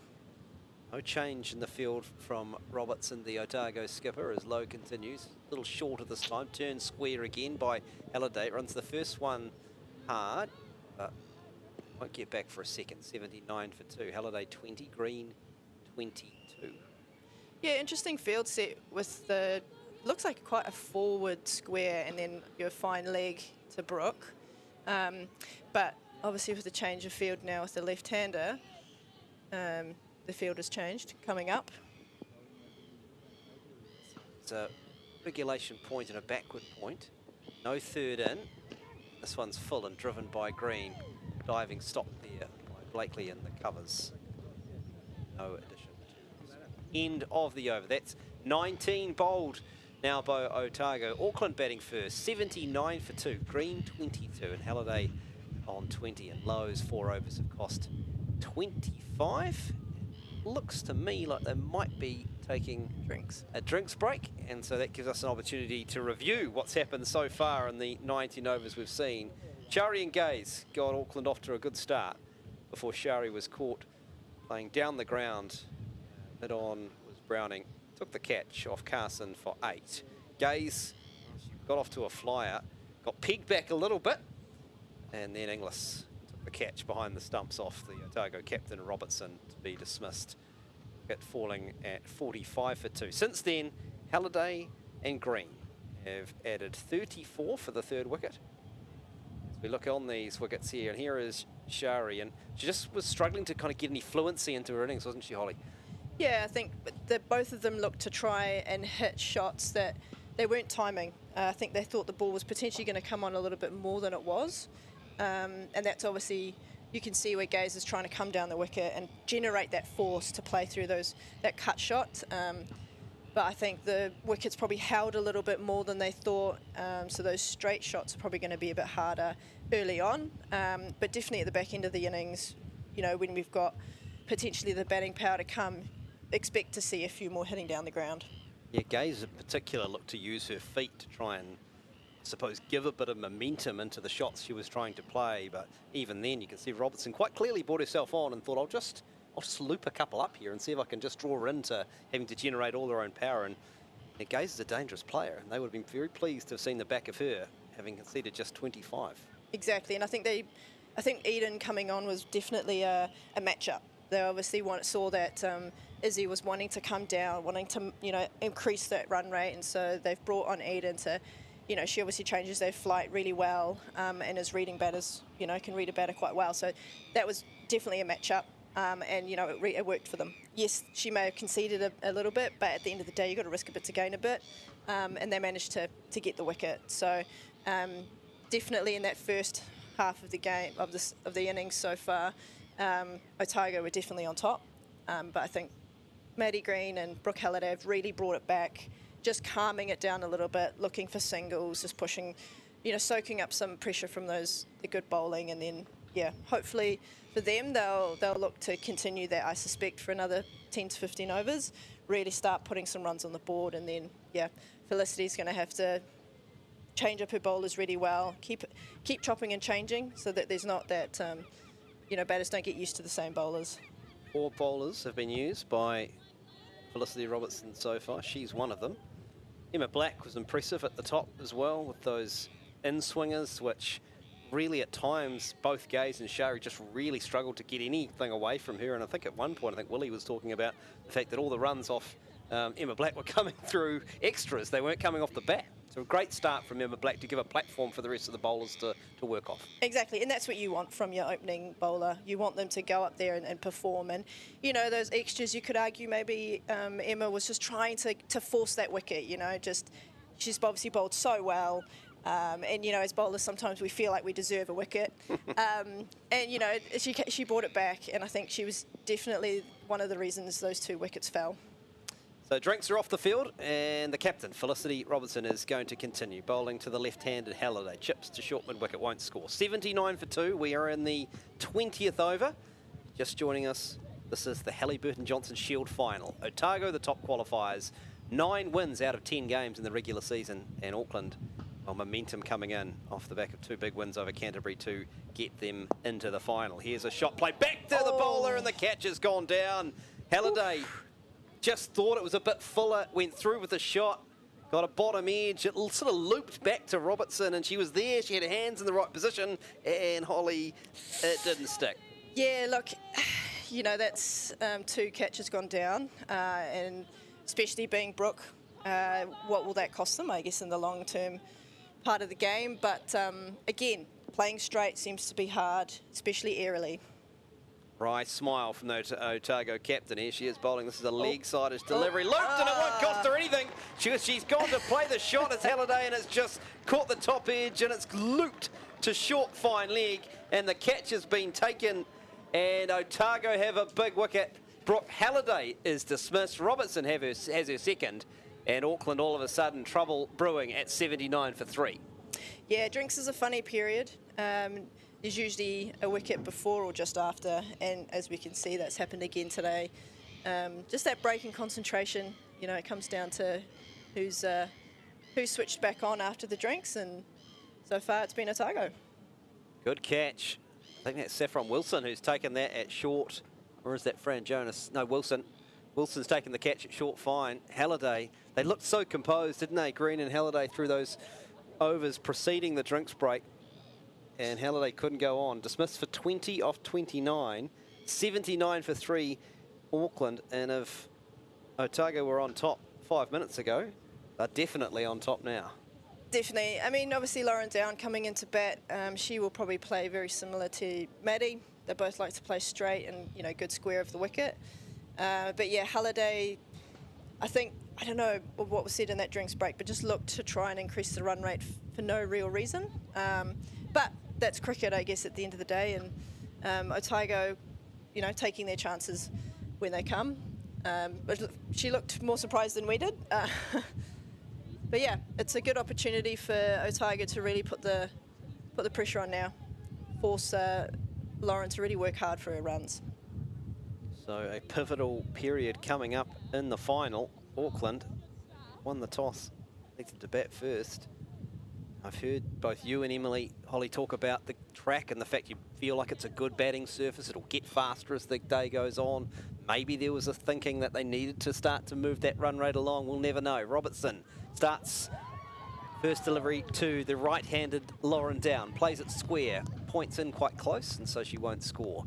79 for 3. Yeah, wouldn't it be great to be a fly on the wall of that conversation between the two at the drinks break to see what was discussed and whether upping the rate, because we did see Halliday play 2 relatively aggressive shots. Here's Robertson bowling again. Off the back foot goes down, won't score, hitting this time into the cover region.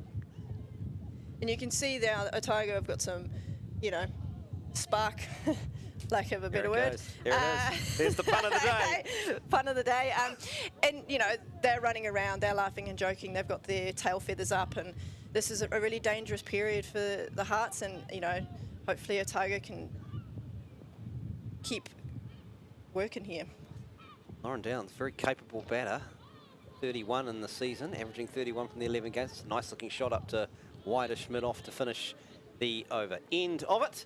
79 for 3. That's after 20 overs. Maddie Green, the Auckland captain's on 22. She's been joined by Lauren Down, who's yet to score. Robertson with the standout figures so far. The Otago captain, 6 overs, 2 for 14. Holly Hiddleston has stepped out of the commentary box. Emily Drum has stepped in. And Emily at 79 for 3. Auckland have a rebuilding job here to do in terms of ensuring they get to that 30-40 over mark with plenty of wickets in the bag and a good run rate. Yeah, they certainly do. That was Brooke Halliday will be disappointed with that dismissal. I see it as a mental error. It was a poor delivery and a lazy shot to execute a poor delivery, and it was a bit of a freebie, you could say, and Otago are absolutely happy as. Molly Lowe continuing. Nice looking shot this time from Maddie Green, punching up to long on. Wilson, who took the catch in the previous over, does the fielding, fires it back to Lowe.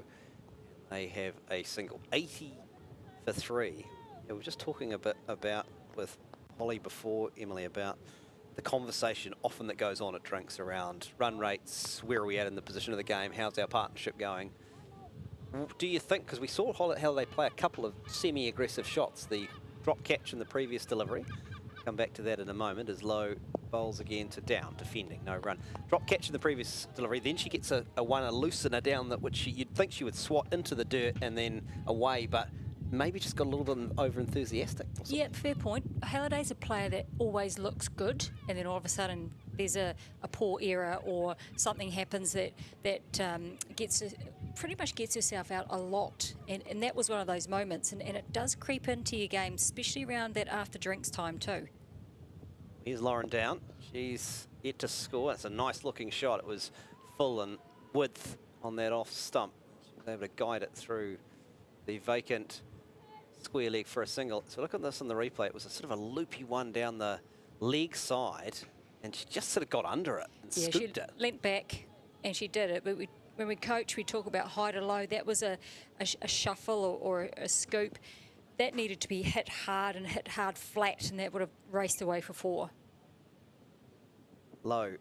Then again, back of a length delivery this time. Green tries to play it forward of point, but can't beat Carson, who's trolling there at point. 81 for 3, Auckland. Well, Robinson's been excellent today with her bowling. Not so much with her catching, but certainly excellent with her bowling. She's mixed up her pace. She's taken, and she's not that quick anyway, so she's just at what I call dibbly-dobbly, but she's chucked in a few really slow balls, which has asked questions of the batsman. No one would have been more relieved to see that catch taken the next delivery than the Otago captain. Nice looking shot from Green. Gets it on the pads, punches through mid-on rather, for a single to Wilson. 82 for 3. This game's had some nice ebbs and flows, and just when one side looks to get ascendancy, there's something that changes, that brings it back, which is a wicket, of course. So it's evenly poised, and the key here is who is going to be the team that can take control of this match in the next sort of 10, 15 overs. Down, it's on the pads. Turns it square. Left of the square leg umpire, Kim Cotton. Take one. 83 for 3 at the end of the 21st over. Lowe's 5 overs have cost her 29. Maddie Green is 24 and Downs on 2. Auckland 83 for 3. Robertson, the Otago captain, standout figures. 6 overs, 1 maidens, 2 for 14.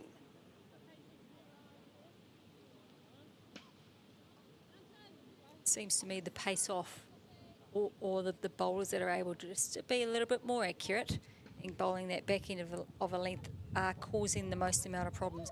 Not because of what deliveries they're actually bowling, but because batsmen are having to do more or forcing it, and those few wickets have come through pressure built up through dot balls, and just trying to build pressure, it can become very suffocating as a batsman and forces you to do something that you don't want to do.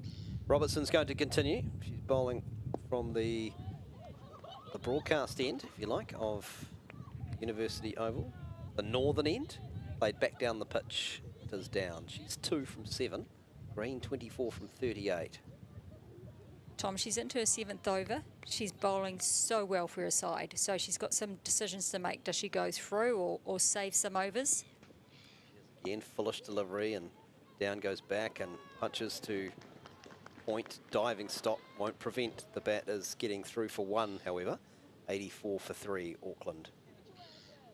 It's a big call, isn't it? Into her 7th over, 2 for 15, Robertson. And I think I heard Holly, might have been you, one of you guys was talking about the fact that Robertson is equally adept at, she could bowl death if they needed her to. Yes, she certainly can. She's very capable and super experienced too. She is again bowling to the Auckland captain. Her opposite plays it down through vacant mid-on, takes 1. If I could be critical of the Auckland batsmen, they have let her bowl to them. They haven't gone after them, been quite happy sitting in their nice comfortable space at the crease and working or nudging the ball around. And that's what I liked about Izzy Gay. She was prepared to go after them by using the feet. And sometimes when the bowler chucks it above your eye line, you've got to be aggressive and get your footwork going. It's a bit shorter, and Down can try and force on the offside. No timing. And the fielding's done by Wilson at extra cover. 85 for 3. Otago rather, Emily. They've only used the 4 bowlers so far. Lowe, Robertson, Black and Carson. They have options. They don't have Hayley Jensen today. Wouldn't they love to call on her at this point? Certainly would, and I know they will miss her. Robertson, fullish, almost Yorker length. Down, plays it to mid-wicket. Black does the fielding. The trick with Felicity Robinson is that you can't relax. You have to expect the unexpected, so you're on high alert. It takes a lot of energy and focus, and as soon as you let your guard down, that's when the errors happen. Down 3 from 10 as Robertson bowls again to her, giving her time to go back and turn on the onside. Will take a single to the right of Black this time at mid-wicket. 86 for 3 at the end of the 22nd over of the innings. Maddie Green 25, Lauren Down 4. And as we look at the worm, you can kind of see it's tracking in a direction of around that 200 mark, which is good. But both Emily and Holly Huddleston have talked about this pitch being good. What kind of score, having assessed it for 22 overs, Emily, what kind of score do you think Auckland will be targeting, considering their position, having lost Halliday, obviously Gaze and I think Shari? 220, 230 is probably where they'll end up. Will they want more? Yes. They've consistently hit around 250, 260 leading up to this final, and that's why they're in the final, because they've scored some decent totals. But I think I just get the feeling that this is a good bowling attack and they haven't been allowed to settle. It's whether they can get the momentum and they can push all the fielders out, and then once they're in control, but they will have their eyes set on a larger total, but they can only do that if they've got the foundation and the base to go forward from there. And that means that Lauren Down and Maddie Green, they pretty much need a good solid 80 to 100 run partnership to have any ideas of reaching that total. Otago have got other ideas, other thoughts, and just as we see the bowling change come in, this is going to be a really interesting time of the game. That mid-20s in terms of the overs, between now and 30 overs, will really determine somewhat what total Auckland can think of reaching. Chloe Dennis into the attack with her right arm off spin. First ball is a misfield at mid-off. Shy at the stumps, they get through. That won't please the bowler. And straight away, a run conceded at the start of the 23rd over. Dennis played 6 games in the season, has taken 8 wickets. Has a job to do here with her right arm off spin. Bowls again. This is driven down the ground by Down. She will score freely through to long on. 88 for 3. If I was to summarise the Otago bowling attack, they have nice, steady bowlers. They don't have anyone that can blast you out. They haven't got anything that's super different or anything like that. They cannot let this bowler settle if Auckland want to dominate as they go further through this 50-over innings. They have to show intent against Dennis. Down again. Yorker length delivery, wants a single, but Green didn't really respond, and probably rightly so, as the fielding was collected and fired in there. Coming up was Blakely.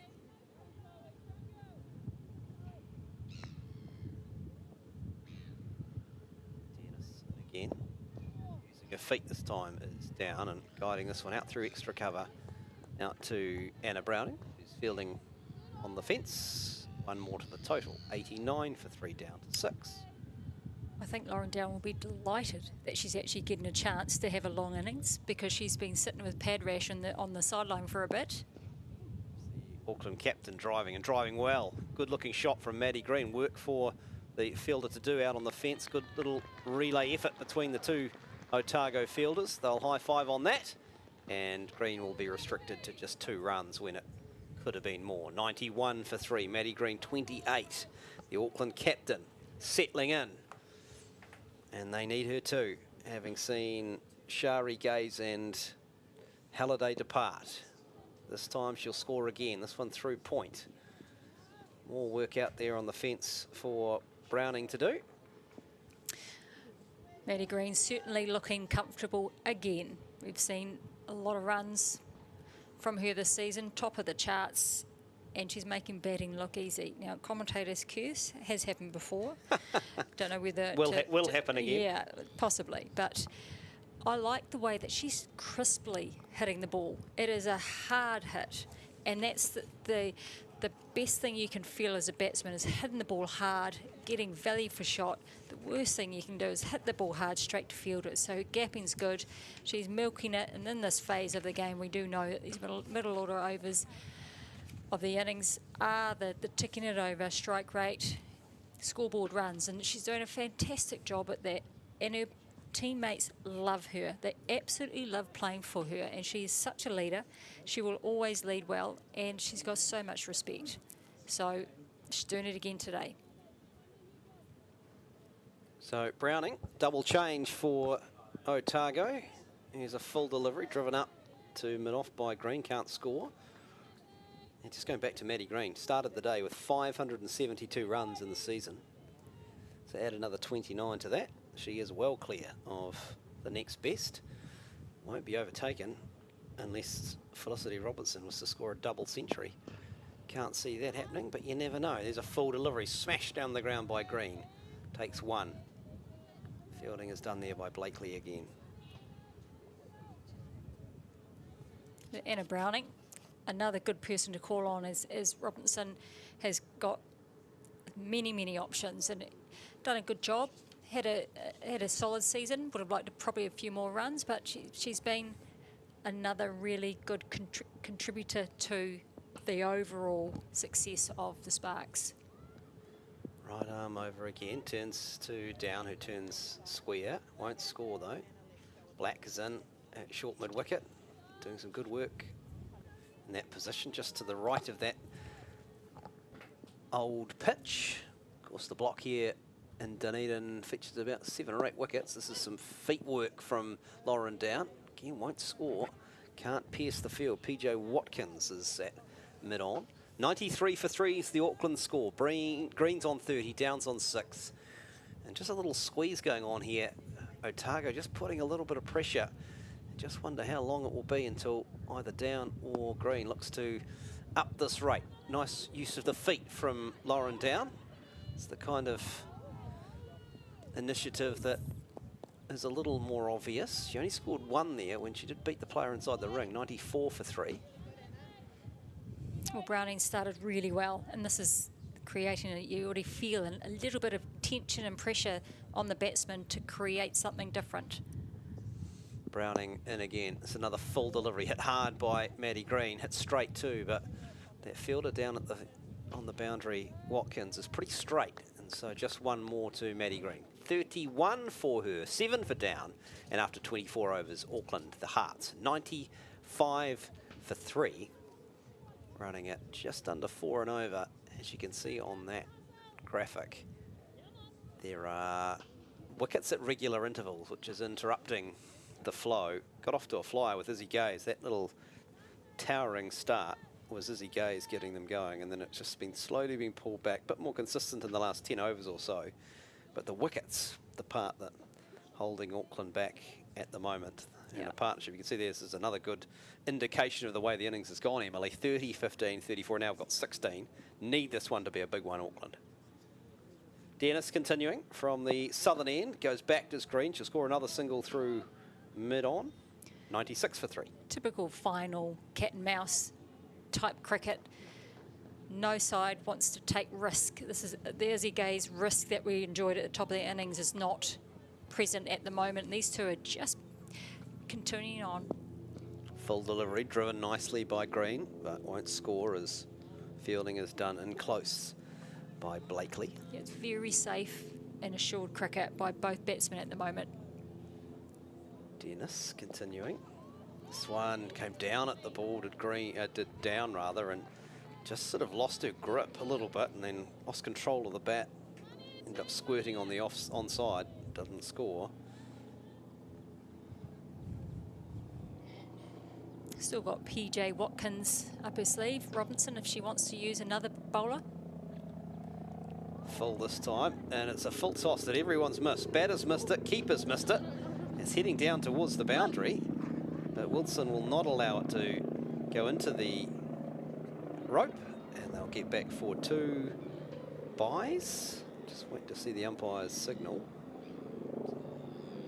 Yeah, it was a full bunger. It should have been hit for 4, to be fair. And sometimes when you get into that very conservative mindset as a batsman, you miss out on these gimmies, and that's a gimme. And Lauren Down needs to make sure that these deliveries are put away. You can't be conservative with a full toss no matter what level you're playing. You've still got to hit the ball hard and make sure that you're cashing in. Down waits again. This time gets a full toss on the pads and manages to make contact, but hit it directly to the player fielding it wideish fine leg. So it's only 199 for 3. I suppose that's what you're talking about. It's another full toss that you would like to see Auckland profit by more than a single. A full toss to me is very much a boundary ball. That's all there is to say, really. Here's a flatter delivery from Dennis, and going back is Green and guiding it just behind point to the fielder on the fence. That is, fielder was Carson. A get back for 1, and that is the Auckland 100 up, 100 for 3 at the halfway point of the innings. Running at 4 and over. Maddie Green 33, Lauren Down is on 8. Yeah, if I had to have a criticism of the women's game, is that at this level, not an IPL level where you're seeing some of the best players in the world play at the moment, but at this level, this domestic, in the final, those sorts of deliveries should be put away. They're a full bunger, and we get so conservative around how we're playing, and that mindset, we miss out. A full bunger just needs to be hit. I did say there was nothing else that needed to be said, but clearly there is more to say. There's more to be said. There's more to say. But you've got to put the bad ball away. That teaches bowlers not to bowl there. Here's Browning bowling to the right-handed Green. Turns it square on the onside. 3 players converge, and they get 1 run. Green 34, 101 for 3 Auckland. It is so hard as a batsman to get yourself set at this level, because it just is. There's a lot of pressure, there's a lot going on. So when you get a gimme, you've got to be ready to take the gift that you've been given from the bowler and put it away. That's so critical to helping you get through those dot balls and those hard moments. That's the reward for still being out there. So you've got to cash in when you can. Browning bowls, and it's almost full again, and Down just gets it on the half volley and almost yorks herself as she turns the hands on it. Gets through for 1. Down is 8. 9 rather. 102 for 3. Auckland, we're in the 26th over. If you're just joining us, Auckland won the toss. Decided to bat first in this Hallyburton Johnston Shield final. Browning into his second over, and that's turned rounds the corner by Green. Take her score to 35. Auckland up to 103 for 3. Auckland winning the toss, batting first, 103 for 3, midway through the 26th over. Otago's Felicity Robertson, the best of the Otago bowlers, with 2 wickets for 14 from 7 overs. Here's Browning bowling to the right-handed Down. Turns this one to mid-wicket. Good diving stop from Black. Backing up the pressure that's going on the Auckland batters with good fielding, Otago here. Yeah, not just the bowlers, the fielding unit doing it too. The fielding unit certainly grovelling and diving for everything. There's nothing more lifting than seeing someone desperate in the field. Browning bowls. There's a full toss. Turned around the corner this time by Down. She's not going to get 4, but should get back for 2. Fielding is done out there on the fence by Carson, and they do get back for 2 runs. 105 for 3. Yeah, big blow for Otago at the start of play. Sorry, Emily. Big blow for Otago at the start of play. Hayley Jensen, veteran all-rounder, scratched from the starting 11 due to a sore hip. Real blow, so they don't have her available to them today. There's another short one, pulled again by Down, heading down to that wideish fine leg. And they get through for a single to end the over. 26 overs gone now. 106 for 3 Auckland green, 35 and down on 12. I can really see what Anna Browning's trying to do. She's trying not to give any width outside off, trying to keep it tight. Slipping down that leg side is not always great. You have to be super accurate to make sure you bowl into the stumps, whereas she's just starting at that line probably too straight, and on it goes. And it's easy for these batsmen. She probably should be going for more runs, to be fair, with some of the deliveries, but the captain starting to question, gosh, it becomes difficult to stem the flow. As I say, they should be catching him more, so she's probably gotten away with it. But I like the fact that they've had a plan, and they're trying not to give these two strong offside players the freedom outside off. Dennis continuing, full delivery, hitter on the pad, is it? No, it hasn't. Umpire shakes the head straight away. It was full and down, playing across the line. Well, look at this on the replay. It was hitter on the shoe, but maybe a little bit of bat involved. 106 for 3. It's certainly worth a shout. It looked straight-ish, but maybe only just clipping legs, so don't mind that decision at all. Dennis into her third over, has no wicket for 9. Right arm over the wicket, bowls again, feet this time from down as she comes down the pitch and drives. Takes one too long on. Have a look at this one, the replay again here. It sort of started like it was heading down leg, and then it kind of straightened A little bit, yep. 107 for 3. Probably just saved by the turn, even a teeny bit.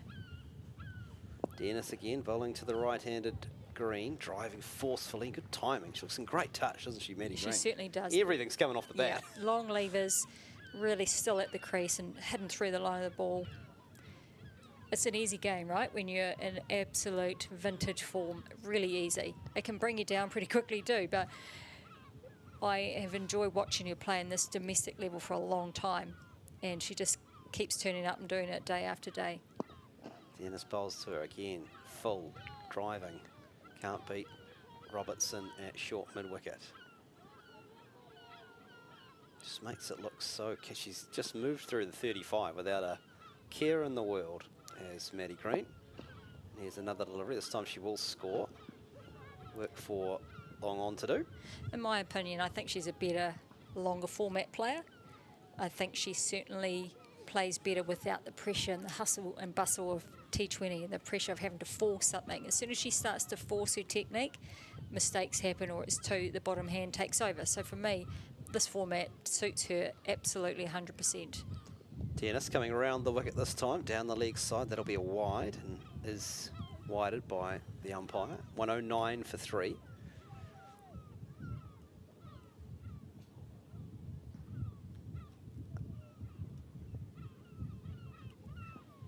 Dennis round the wicket again, this time straighter, and Green can't free the arms. Plays it to mid-wicket to the captain, and that ends the 27th over of the innings. Auckland batting first in this final, 109 for 3. Maddie Green on 36. Lauren Downs on 13. Players out, Shari for 8, Gaze for 25, Halliday for 20, and the Otago captain Felicity Robertson with the 2 wickets. Standout bowler so far in terms of wickets taken. She has 2 of them. Carson with the other one. 109 for 3. Here's the Otago bowling figures. 6 bowlers used. Black, economical, just going for 2.5.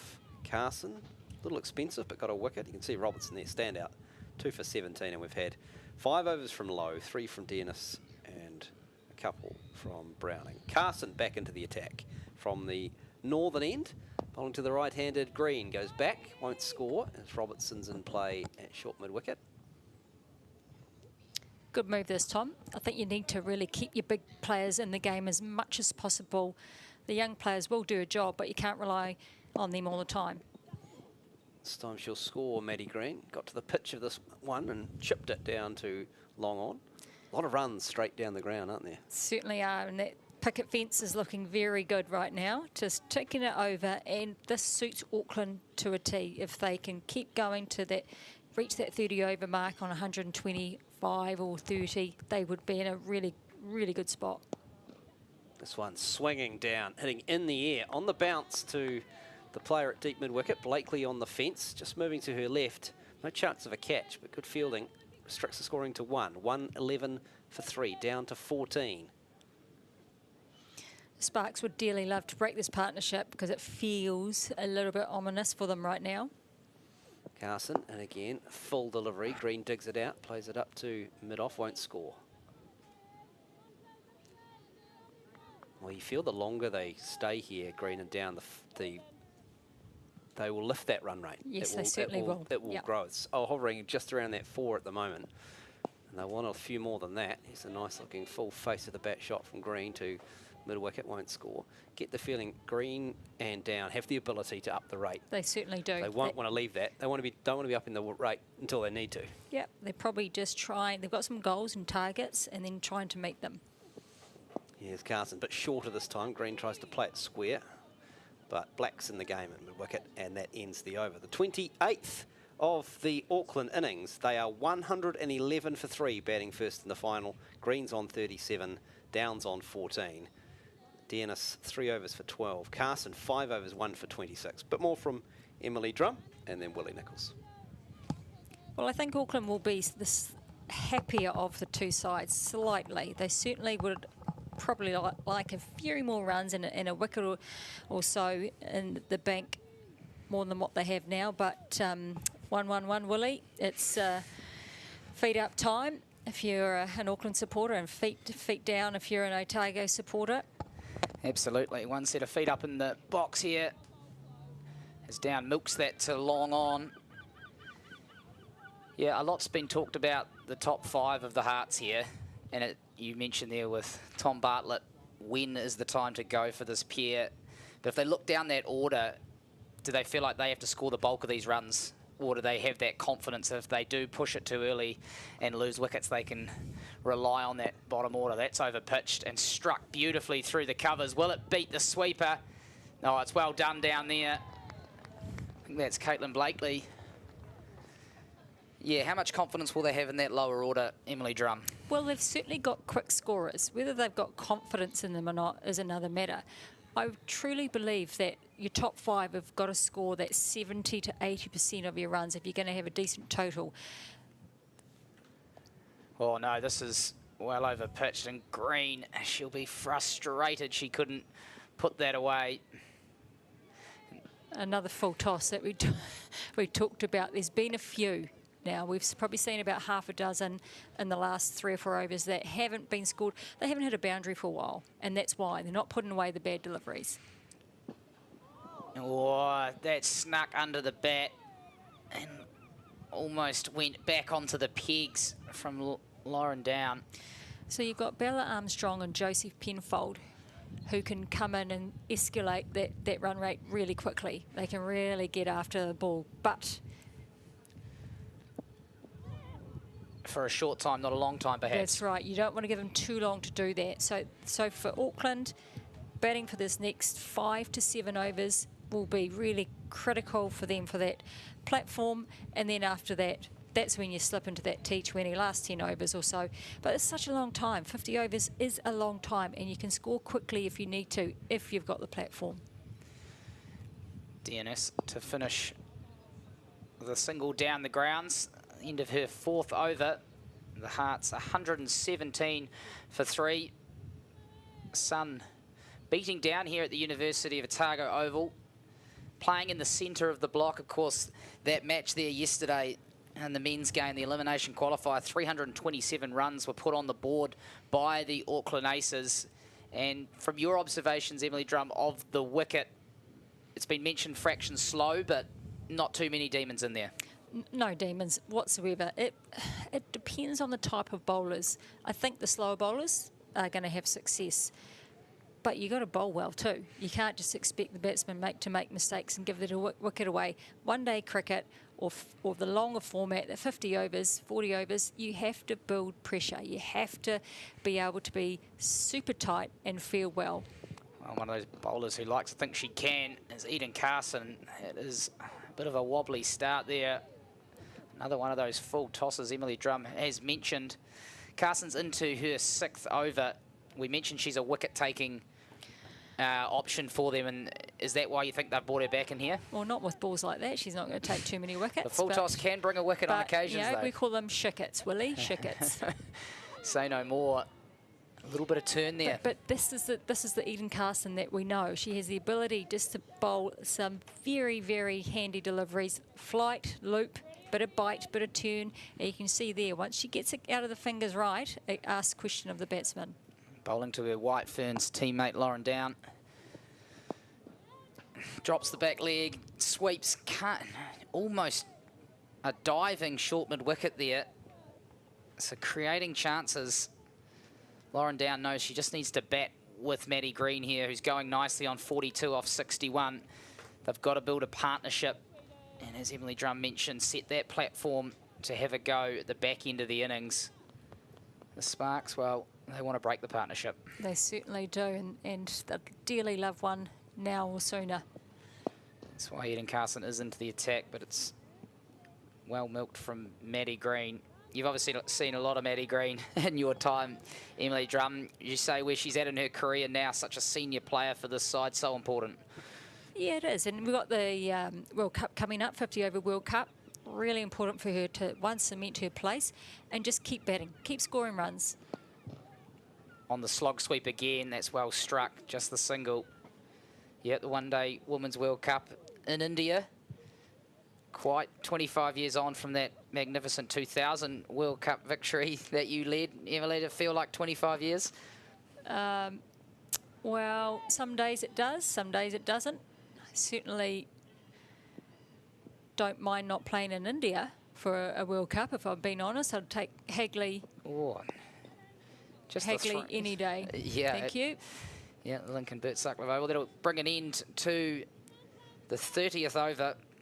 Auckland 121 for 3. Well, sadly, that I say Hagley not because we played there, but we don't see the White Ferns play at Lincoln anymore in those top games. So, oh look, I just love the fact that women have got a presence in the world where they are right now, playing with all the same coverage as men do, and I think that's fantastic. But playing a World Cup in India, did it once. It's hard. It is not easy. And I watch these girls sweep and play against the spin. The quality of your game, your batsmanship has to be top drawer, playing in heat, and you have to have that reliable, repeatable, technical strength to survive over there. You really do.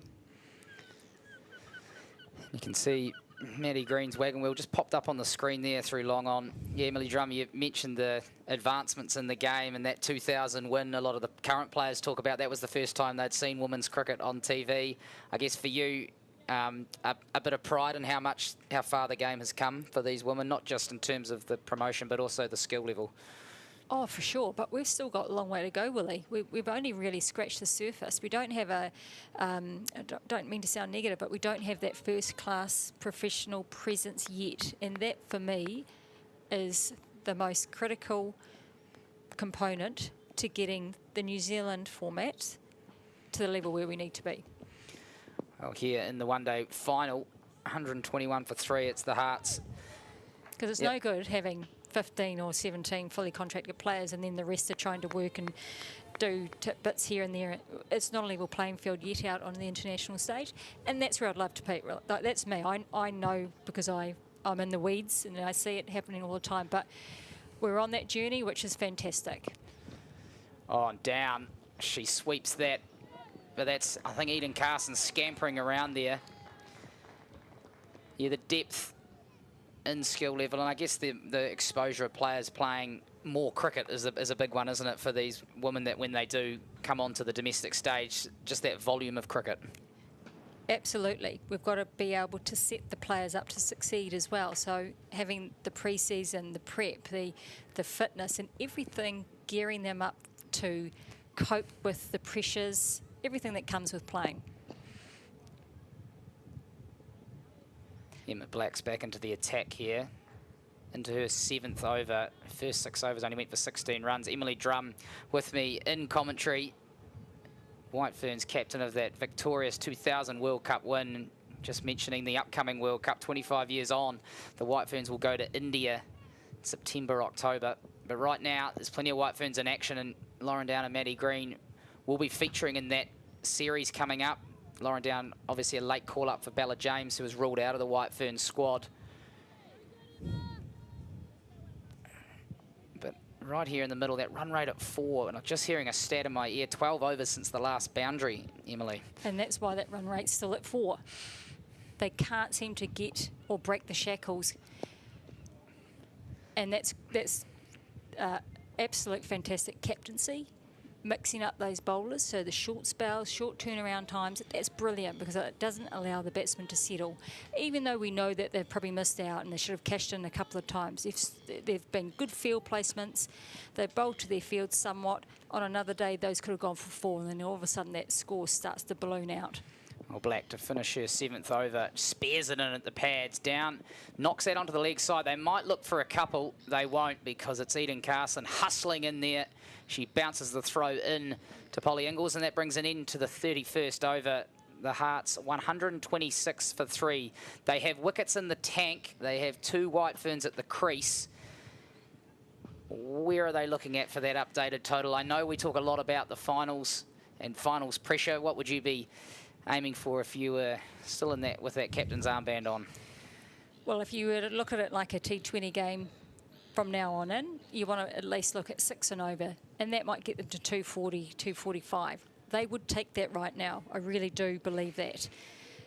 It all depends if one of these batsmen can go through, and they've got the ability, they're fit, they're in, they've got everything ready to do that. So one of these two has to bat through to the 45th over, I believe, for them to get that total, or somebody else come in and have a little bit of a blinder. So we're in that T20 mindset potentially very soon. Eden Carson continues, and she's managed to squeeze that out down. It was just clamped down on it to pick up a couple. Saw some lovely shots there between the overs. There's a good crowd building here, supporting the home side, who were able to do it last year against the Wellington Blaze. And I think a similar game, a low-scoring 210 the Blaze posted, and the Sparks chased it down. So they do have history in this match of chasing down in the final. That one's the full toss, just worked out to the cover sweeper. How hard is it to chase runs in a final? Very hard. Oh, look, it is. It's all about mindset. If the pitch is a good pitch, it's going to stay the same the whole way. And in this situation, the outfield will get faster. But I don't know if that's going to be a huge advantage. It could be 5-10 runs, perhaps. Just rolls the wrist on it nicely. They'll scamper through. Direct hit, but I don't think that will be of consequence. The 50-run partnership just raised before there. Saw that flash up on screen. So they've done a job, haven't they, Emily Drum? They've put together a partnership. They've consolidated. They've given themselves a chance to have that launch when it may come at the back end of the innings. Absolutely. Low risk, easy, milk the field, milk the deliveries. Yes, they could have scored more runs, but they're certainly doing a pretty good job. And I think that's why we've seen the likes of Carson, Black introduced back into the attack. The Sparks are aware they don't want to let this just meander. No, they can't, or else it will start to really take off. You see the bowling figures up there as Carson comes in again. It's a top edge and a spin. I'll just pick up the one for it. Yeah, how does Felicity Robinson juggle her bowlers? Who does she want to use at the back end here? Emily Drum, does she keep trying to attack through the middle and break this partnership? Really good question. I know that she will save herself for the death. She's a good death bowler, and she may save Black for the death. Not sure. And Eden Carson, as she finishes her 7th over, she is 1 for 35. The White Ferns off spinner. The Hearts are 131 for 3. There's 18 overs left. And you can see the captain there, Felicity Robinson, having a chat with Eden Carson, potentially saying, just have a little rest there. We want to still have you at the back end should we need you. Yeah, she's got plenty of options, that we know that, but she needs to just be mindful of the fact that Auckland will look to pull the trigger at some point and look to really kick on here. And when they do that, unless Otago get a wicket, she needs to be ready to be able to pull the levers and to who to pop into the bowling crease at the right time. Well, it's Emma Black to continue with those in-swing spears, and still some prodigious swing for this stage of the innings. Well, her action allows for it too. She's coming so wide of the crease with the release of the ball, angling in, but also just that last minute dropping below your eye level. So you have to be so sure of your shot, otherwise you're playing ahead of the delivery or all around it, and you're really sus to getting bowled or LB. Yeah, right on the money, but that's well played by Down, who squeezes it out for a single. Lauren Down really just playing her role here for Maddie Green. She knows she's the form player of the competition. Her 572 runs, well, she's up over 600 now. She's having an epic season, really, Maddie Green. So she is the central figure. Lauren Down happy to feed her the strike. Black continues in again. It's whipped away, but there's a deep backward square. They've got the 2 back on the onside for that signature Maddie Green pull shot. It is very much a bottom hand shovel around the corner, and she knows if she misses, she's got a pretty big problem in terms of LB, so she's got to hit it and hit it hard. The trick for me is just being patient with what they need to do, milk that scoreboard. Oh no, I thought there was a little bit of a mix-up there. They'll squeeze through. Sparks will not want singles in the ring where possible. They want to try and keep Lauren Down on strike. I thought there was a little bit of a mix-up for a moment. Well, it's Maddie Green's call, and Lauren Down sort of ball watched a little bit, so Maddie Green followed through. Tell you what, she was not going to get it run out, Willie. There's no way she was going to be the full guy on that occasion. And proved correct as well. There was a single there, and they did get through despite the stutter. That's down leg. Holly Ingalls. Tidy keeper, you've been impressed with her up to the stumps pretty much from the outset. Yeah, and I absolutely believe that is one thing. I was lucky enough to play with Rebecca Rolls for such a long time, standing up to the stumps. Okay, she's tall, you know, big, strong keepers. They put pressure on you, and it is horrible as a batsman. I used to hate it, and it certainly does make you feel claustrophobic. It's like, get out, it's my space. My space is the crease. Well, actually, I'm coming up to give you a little bit of bother, and I love the fact that she's been up in the area the whole time, probably talking a lot, and it certainly makes you feel uncomfortable as a batsman. It's tucked around the corner, yeah. Polly Ingalls and Tidy, we've seen down the leg side frequently, especially when you're trying to suffocate the run rate. They've got the short cover, the short mid wicket. They're really trying to turn those screws through economy. Absolutely. When they haven't got a lot else, just the more suffocation. And that's why I think Otago have been so good in this competition. They have bowled to their fields. They have fielded well. They have just been such a good unit. Oh, and that's cut fine. There's a chase on here. Will she be able to cut it? She will. And just a couple. And that'll bring an end to the 33rd over. It'll also bring an end to the spell from Emily Drum. Holly Huddleston will come into the commentary box as we see that back cut. Didn't quite run away as we expected. There was, if you're just joining us, some early morning dew here at the University of Otago Oval, which delayed the start by half an hour. And this is the scoreboard. As it stands so far, there's 17 overs to go. The Auckland Hearts, they won the toss. They said, we'll have a bat. And they've got to 138 for 3. Gay's 25 up the top. She played her shots before dismissed. And there's the Otago bowlers. So Carson and Black have been, I guess, the most threatening up top. Felicity Robinson's picked up a couple of wickets and sparkling figures, really. 2 for 17 from her 7. She's taken the pace off the ball. And it will be Eden Carson to continue. Here, bowling her 9th. No, she'll have 2 overs to go after this. Sorry, I had Emma Black still up on the scoreboard. Holly Huddleston, you've been watching from the back of the commentary box. How is this going for your former team, the Auckland Hearts? Again, great partnership starting to get built through Green and Down.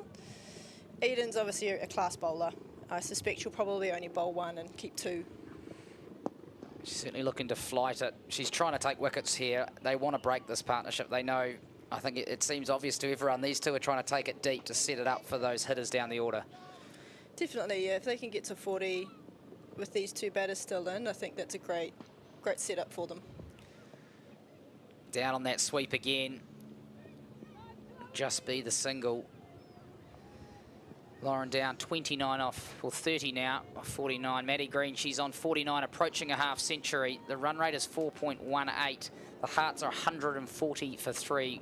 Just over 16.5 overs to go. Eden Carson desperately wants to break this partnership. Maddie Green, that'll be the half century. Can hear some polite applause, I would describe it as, from the hometown Otago crowd. But this is just an incredible season of run scoring, really. She's up over 622 runs now, Maddie Green. What a player. Yeah, and, you know, taking the captaincy, sometimes people struggle to actually bat and do their main job, but captaincy seems to suit Maddie Green, and she just scores runs for fun. She's got Lauren Down at the other end. That one's over pitched and struck out to the sweeper. Lauren Down just playing her role here for Maddie, isn't she? Definitely, and these two will be looking to stay in until that 40th over. Gives them a platform to basically launch from, and you've got those players like Josie, Bella.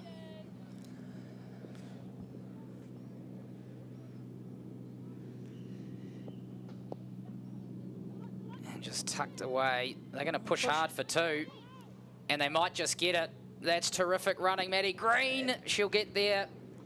It's a well run. It's a rare 2. You don't see too many with the field back. And that'll take the Hearts through to 144 for 3 from 34 overs. Let's just have a look here. Just perfectly weighted.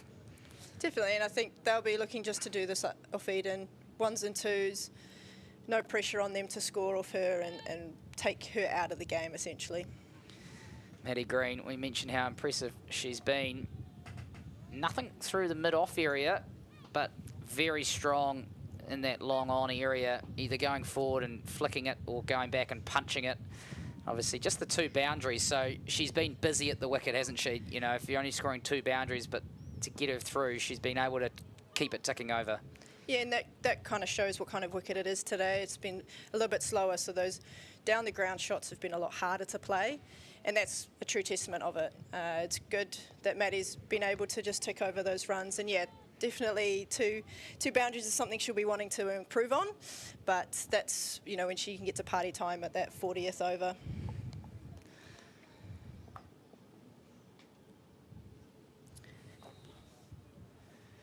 Well, it's going to be the first time we see PJ Watkins into the attack. Bowling left arm orthodox. First one a little bit short there, just concedes the 1 run. Into the side, obviously a few injuries and whatnot.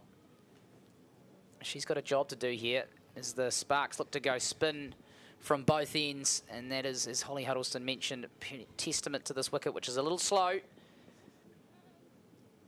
It's down the leg side. Yeah, it's important that bowlers don't go searching for wickets here. Yes, you want to be trying to get Green or down at this point in time, but again, it's that pressure through dots and 1s that can really put baiting sides on the back foot. So keeping it nice and simple, no extras, no bad balls.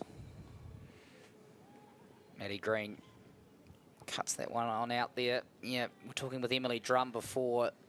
When is the moment that these two look to take it up a notch? That run rate has slowly been creeping up from 4 to 4.3, and they get it up to 5, and then, you know, that last 5 or so overs is when they can potentially boost. Oh, and Lauren Down says, I'm going to have a crack now. Beautiful shot. She loves it in that area. Couple of paces down. Well struck, 4 runs. They'll look to take Watkins on, especially being a younger bowler. They'll look at her and say, this is potentially an over that we can score some runs. Not trying to be silly, but looking to increase that run rate just a little bit, so that if Carson comes on for another over, they've got a little bit of a buffer. Yeah, well, there's 7 off it already. Still 3 balls to go. There's a lovely shot from Lauren Down, wasn't it? Beautiful balance, classical up and over cover. Oh, I love watching Lauren bat, especially playing over extra and cover. I think she's one of the better players around the country of that shot, and it's beautiful to watch. It's when she's doing that, you know, she's, you know, on song. Ooh, can't dig that out. Yeah, Lauren Down coming back to cricket after the birth of her first child. back in the White Ferns as well. Exciting times for her. A player with plenty of promise, and she's been around that White Ferns setup for a while. She'd dearly love to nail a place with a World Cup not far away for the White Ferns. As PJ Watkins looks to continue, and Maddie Green looking to get a bit funky. It's gone through to the keeper. Watkins gets out of the over, which, as Holly Huddleston mentioned, was important there at the Hearts. They've gone past 150. They're 152 for 3. You can see that Manhattan, Holly Huddleston, starting to trend in the right area for the Hearts, and most importantly, no wickets lost since the 20th over. Yeah, I think potentially my 250 may be a little bit out of reach, but getting to that 40th over is probably the first port of call to see where they're at, and then it'll essentially be run a ball, if not maybe 6 to 10 runs per over, even for the last 5, just to really push that run rate up, giving some momentum going into that fielding performance. Well, the captain's had enough. She's brought herself back on, and why wouldn't you? With 2 wickets and just 17 runs from your 7 overs, she thinks now is the time to break the partnership. You can see the 3 in the ring on the offside in front of the wicket. They want to try and squeeze Lauren down here and say, if you're good enough, go over the top. But Down says, I'll just take the 1. Thank you. Get Maddie Green back on strike. Yeah, I think with that field, if you're trying to get Lauren to hit down the ground aerially, needs to be pitching it up slightly, but at the same time, she's still got that backward point, which will allow her to try and get a catch out that point area. We've got the same field for Maddie Green. You can see on the left of your screen, 3 fielders in, crowding Green. Robinson in again. Green is able to just rock back and pierce that gap there at extra cover. Felicity Robinson, is she targeting wickets here or dots? Well, hopefully both. If she was bowling slightly fuller, I'd say she's probably targeting to get them hitting down the ground to see if they can get a catch on the drives, especially with the way that she set that up. She's probably bowling a little bit back of a length here. Well, that one's full. Square driven from down. That's an area that she likes. Very profitable for her today. 14.5 overs remaining. 7 wickets in the tank for the Auckland Hearts. They've negotiated some tough periods here, and they are setting a platform in Dunedin in this Hallyburton Johnston Shield final against the defending champs, the Sparks. Nicely worked. Roll of the fingers there from Felicity as well. Definitely trying to take that pace off. Good running. That's quality running from Maddie Green. Pace off, as Holly Huddleston mentioned. Green was good enough just to wait on it, wasn't she? Yeah, she had to really wait for that, and she's played that well behind square. So far, not the pressure or the wicket that Felicity Robinson wanted when she's brought herself back for her 8th over here. Back into Maddie Green, and that's full, strongly driven, but well fielded on the block. That's what the Sparks are going to have to do, and you can hear the clapping. The home crowd, the team, they're getting around each other out here. They know they need to put some pressure on. And that's definitely the line of length that she's wanting to bowl, especially with the way that she set that field, with it being so hard to hit straight. Really put the pressure on them to have to do something different. That one's full as well, but Green's up to the task. High elbow, knocks it to long on. She continues on to 57. The Hearts are 158 for 3 after 36 overs. Holly Huddleston will give you some more assessment of where she thinks that's at, as we see a few local fans in here supporting the home team, and there'll be a change in the commentary position. Tom Bartlett will come in for myself. Yeah, it's a nice poised time of the game, 14 overs to go. With Green and Down at the moment, they'll be looking at least 220, if not 230. Last year's total was 211, which Sparks managed to chase down. Browning continuing, full delivery, which is lapped round the corner by Maddie Green. Chase for 2 Otago fielders. And it's in inside the rope, and Maddie Green gets back for 2. She is 59. It's 160 for 3. Yeah, I'm interested in that, Holly. The conversation you guys were having about the total, or you just raised it there. 220 is only 60 from here. We've got 60 plus 4 overs or 3.5 overs, we're talking about 80 balls. If you could score a single off every single ball from here, you'd be in that 240 mark, which I'm sure that's what Auckland would love to post. 240, 250 would be from here the ideal scenario. Well, Definitely. more would be the ideal scenario, but 240, 250 would be pretty good. Definitely, especially with the batting power that they still have to come. And if Maddie and Lauren, one of them bats through, that 240, 250 is definitely on the cards. It allows Bella and Josie to come in and just bat around whoever's in and just play their shots. 162 for 3. 4 off the first 4 deliveries, and that's short, and that's been butchered over mid-wicket. 3 or 4 bounces and into the fence for 4. That's a good, powerful shot from Maddie Green, who has gone to 65. 166 for 3. This was very short, but Maddie Green in good position. Now that suggests to me, Holly, that Maddie Green is in superb touch. If you can just rock back and almost just flick your wrists on it. Terrific shot from Green. Yeah, look, I don't want to put commentators' curse on her, especially, she's doing so well. But yeah, her season has been pretty outstanding. She's proving to be outstanding at the moment. Here's another full delivery. More runs for her as she meets it on the full and punches it down the ground and takes another single. 66 for Green, 167 for 3 Auckland. How many? 9 off this over so far. Watkins second. Yeah, like I said last over, they'll be looking to score what they can of her, and then if need be, just milk the singles off the other end. It looks like they'll be trying to plug one end up to see if they can create some pressure, and then bowl who they can at the other end.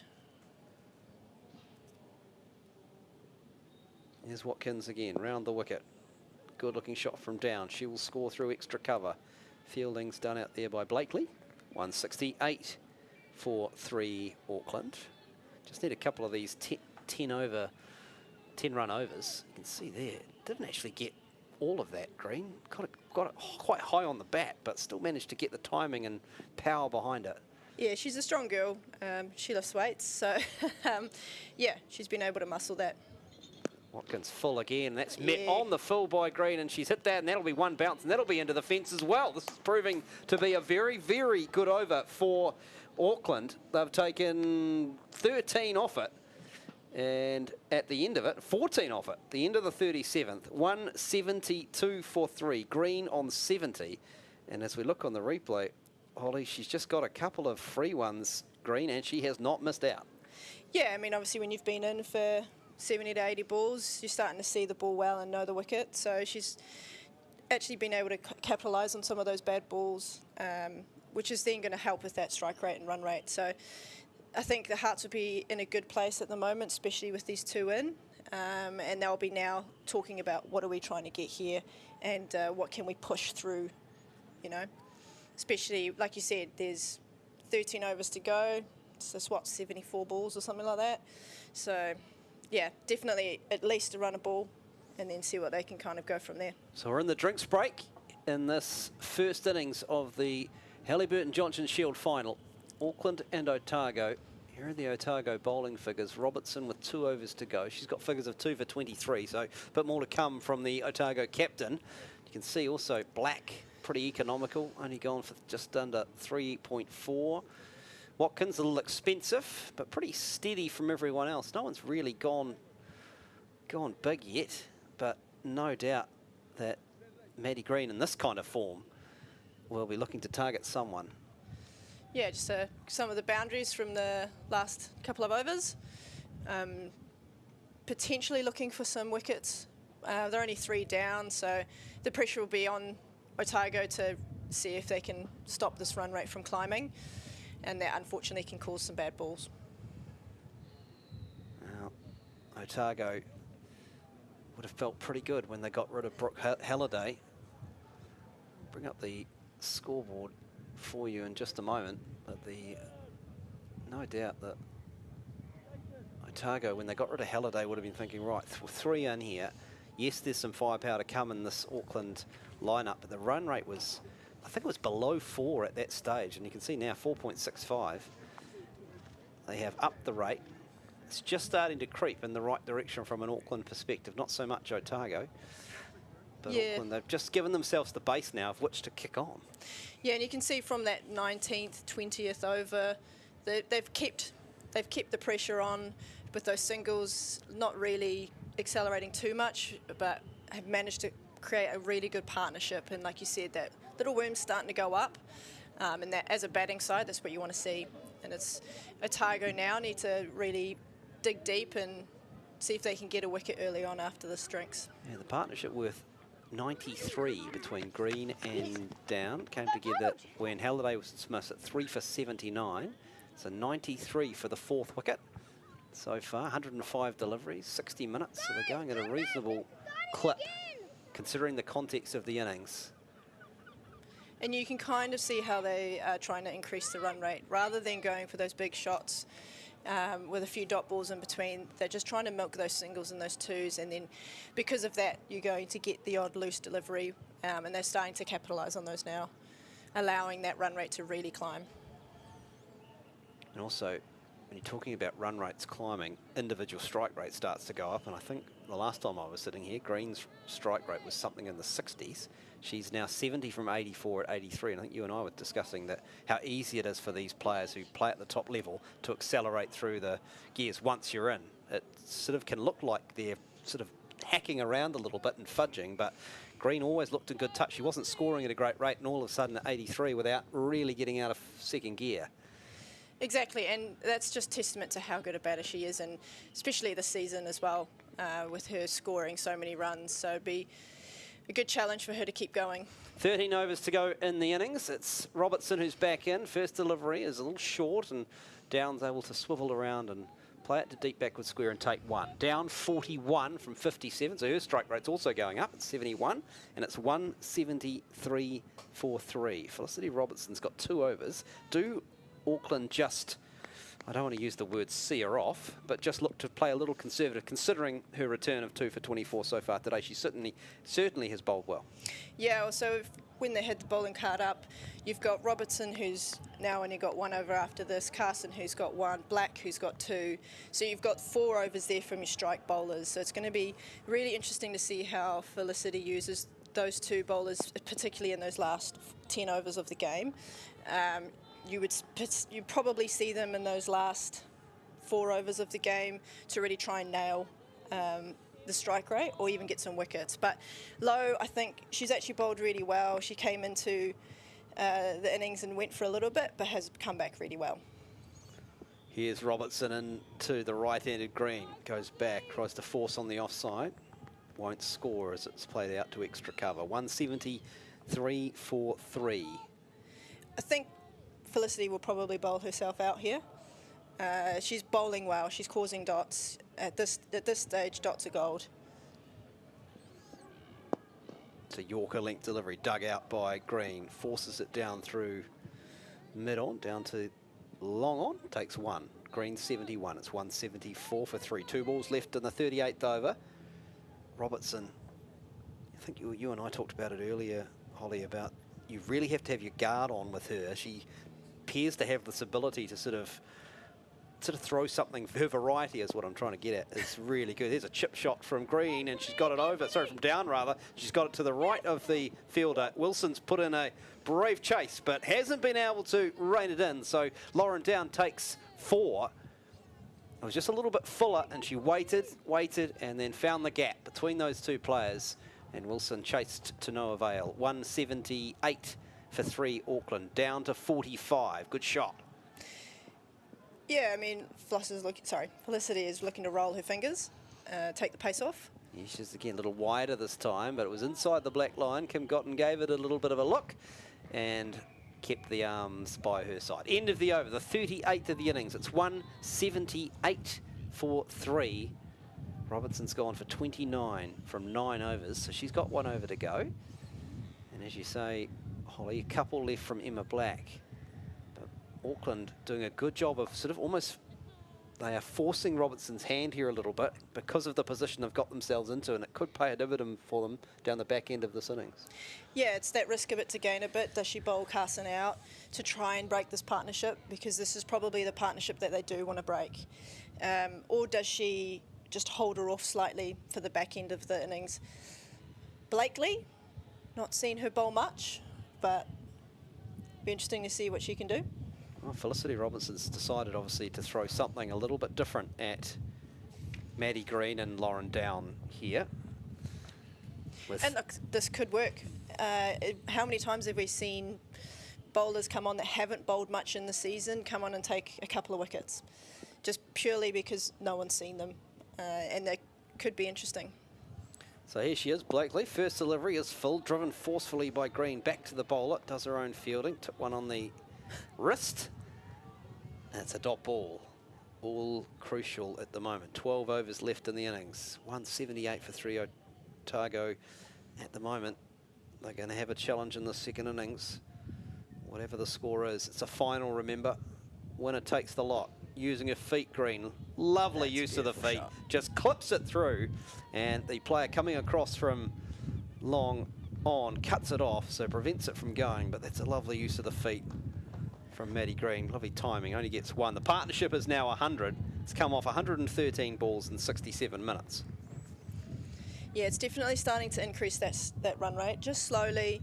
And they're doing it in a way that's low risk and allowing them to just get themselves into the game, getting closer to that 40 over mark. There's some firepower to come too for Auckland. Bella Armstrong, Josie Penfold. Here's another one that's hit in the air and dropped again by Felicity Robinson. Lauren Down came down, chipped it, did not get all of it, didn't really go through with the shot in all its entirety. And the Otago skipper doesn't really know where to look. Yeah, look, Floss has not had the best day in the field today, and sometimes the ball just follows you and you just want to crawl into a hole and just not want to be anywhere near it. But, you know, she's got a job to do. She's doing her job with the ball, so it's just about moving on to the next one. I led off for Down on 46. Green's taken another single to long on, 181 for 3. Change of bowling from Felicity to someone. Yeah, certainly a signal there as Blakely continues. This is a short delivery and slow, and Down almost got herself into such a good position and forgot to play the shot, and then ended up just taking one to deep square leg, 182 for 3. I'm not sure if Blake. I'm assuming it looks like a spin action, but I'm not quite sure how she's releasing the ball. It's not a traditional off spinner, that's for sure. It doesn't look like a sort of a traditional off spinner.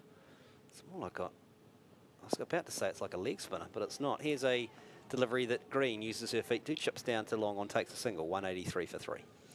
Oh, well, at the end of the day, she's done a job. There's only 5 off the over.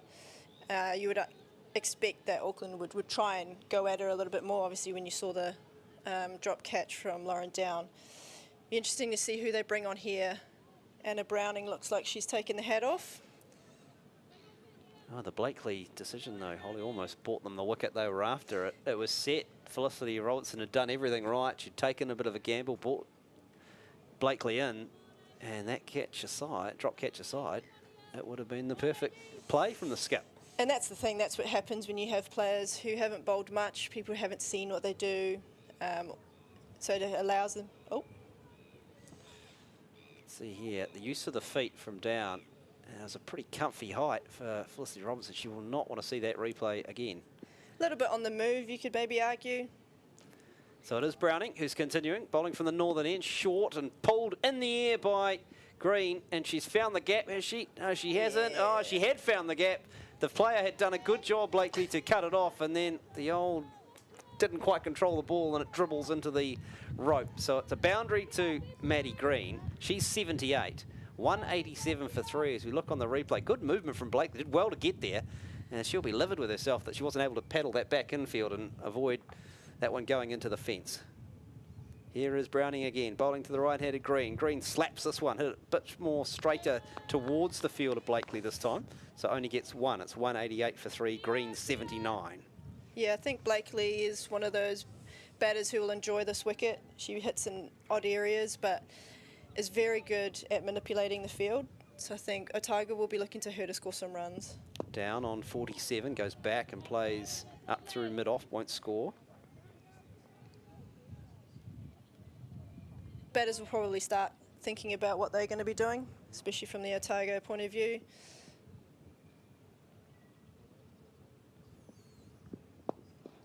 Down.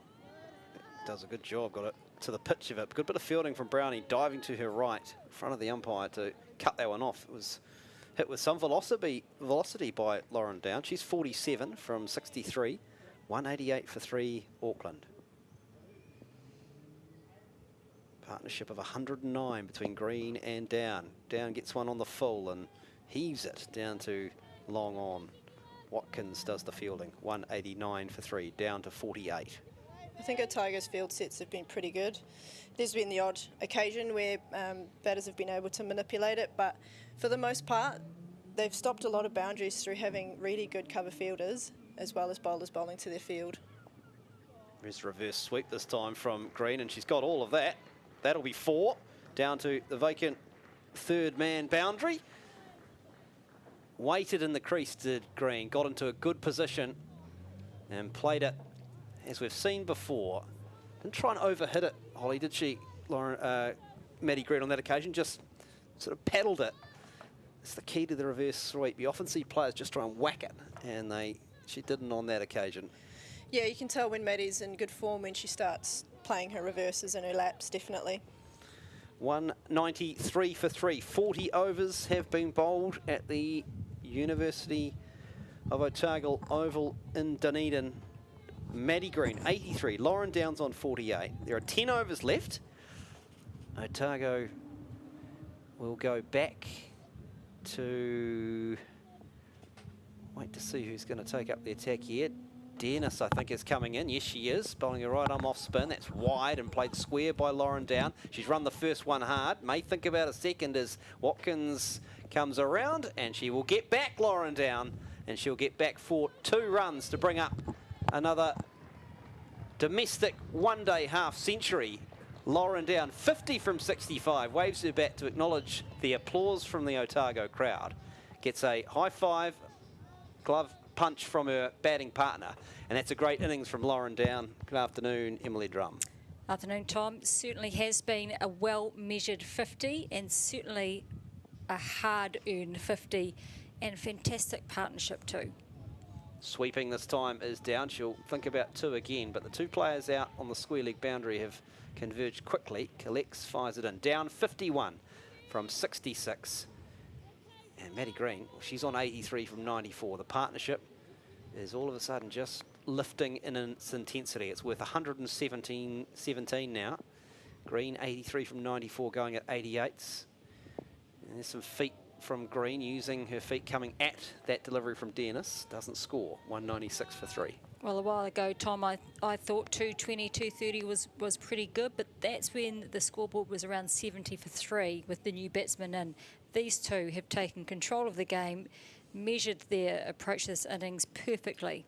Dennis bowls. There's another reverse sweep from Green. Hasn't quite timed this one as well as the previous over, but Browning's had to go all the way to the fence to cut it off, and Green will get back for 2 runs. She's 85 rather, and it's 198 for 3. Yeah, we were talking 220, 230. I said to you 240, 250 would be good, and now you're sitting with 10 overs to go and you're almost at 200. You're thinking we must be able to get 50 off the last 10. 1 a ball. If not more. I'm thinking 265, 270. Green waits, guides this one backward a point, can't beat the fielder.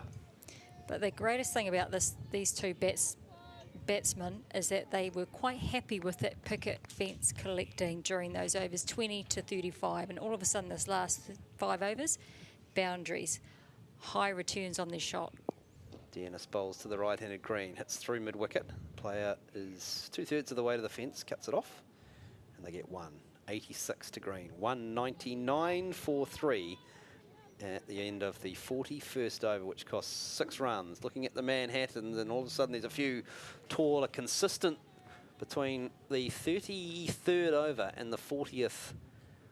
Emily, it looks to me like there was no over that didn't concede more than 5, or didn't concede less than 5. Yeah, they certainly cashed in on certain bowlers, and Robinson's probably a little bit frustrated. She's dropped a few catches, hasn't quite got those bowlers right in that 30 to 35 to 40 phase, and now she's having to go back to a couple of others.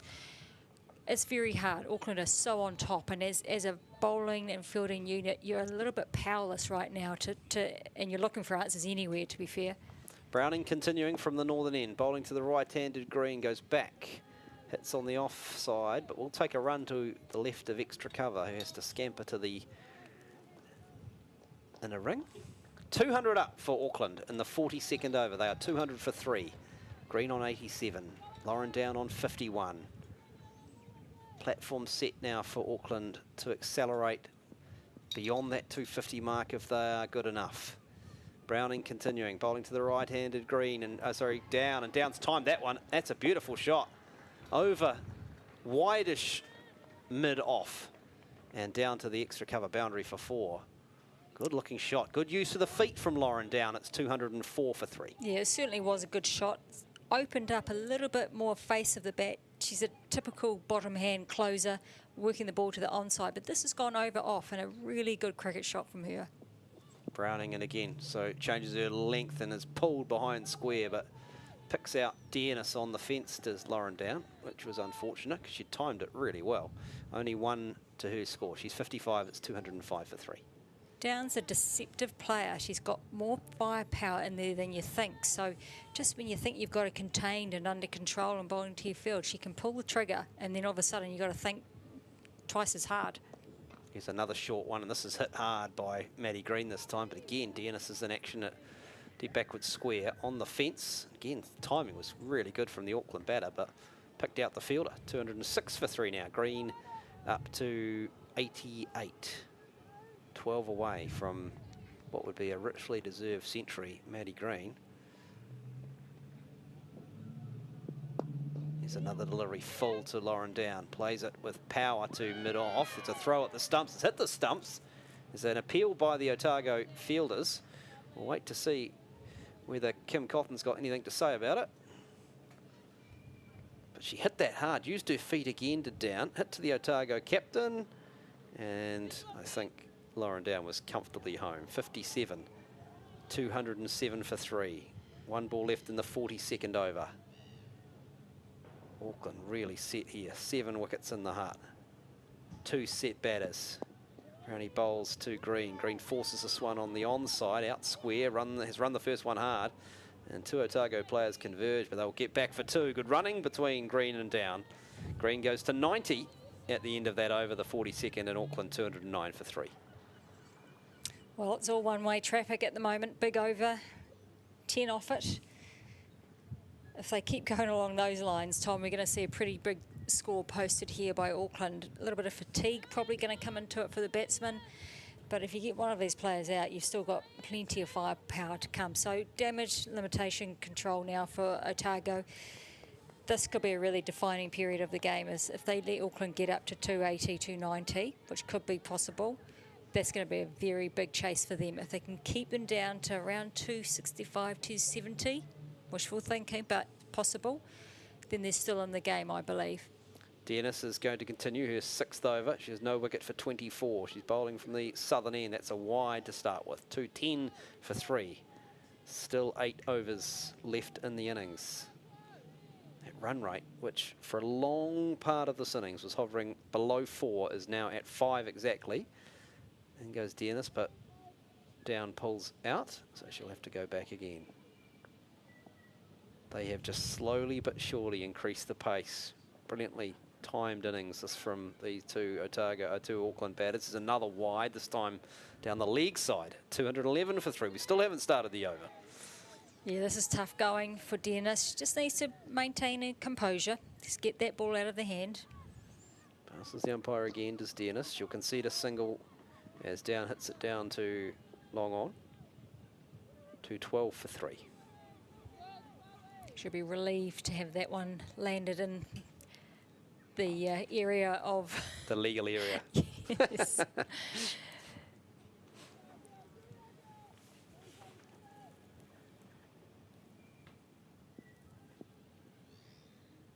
Green, 90 from 101. Waits for Dearness again. Clips through mid-wicket. Will get another single as Otago fielders here after it this time. Emma Black.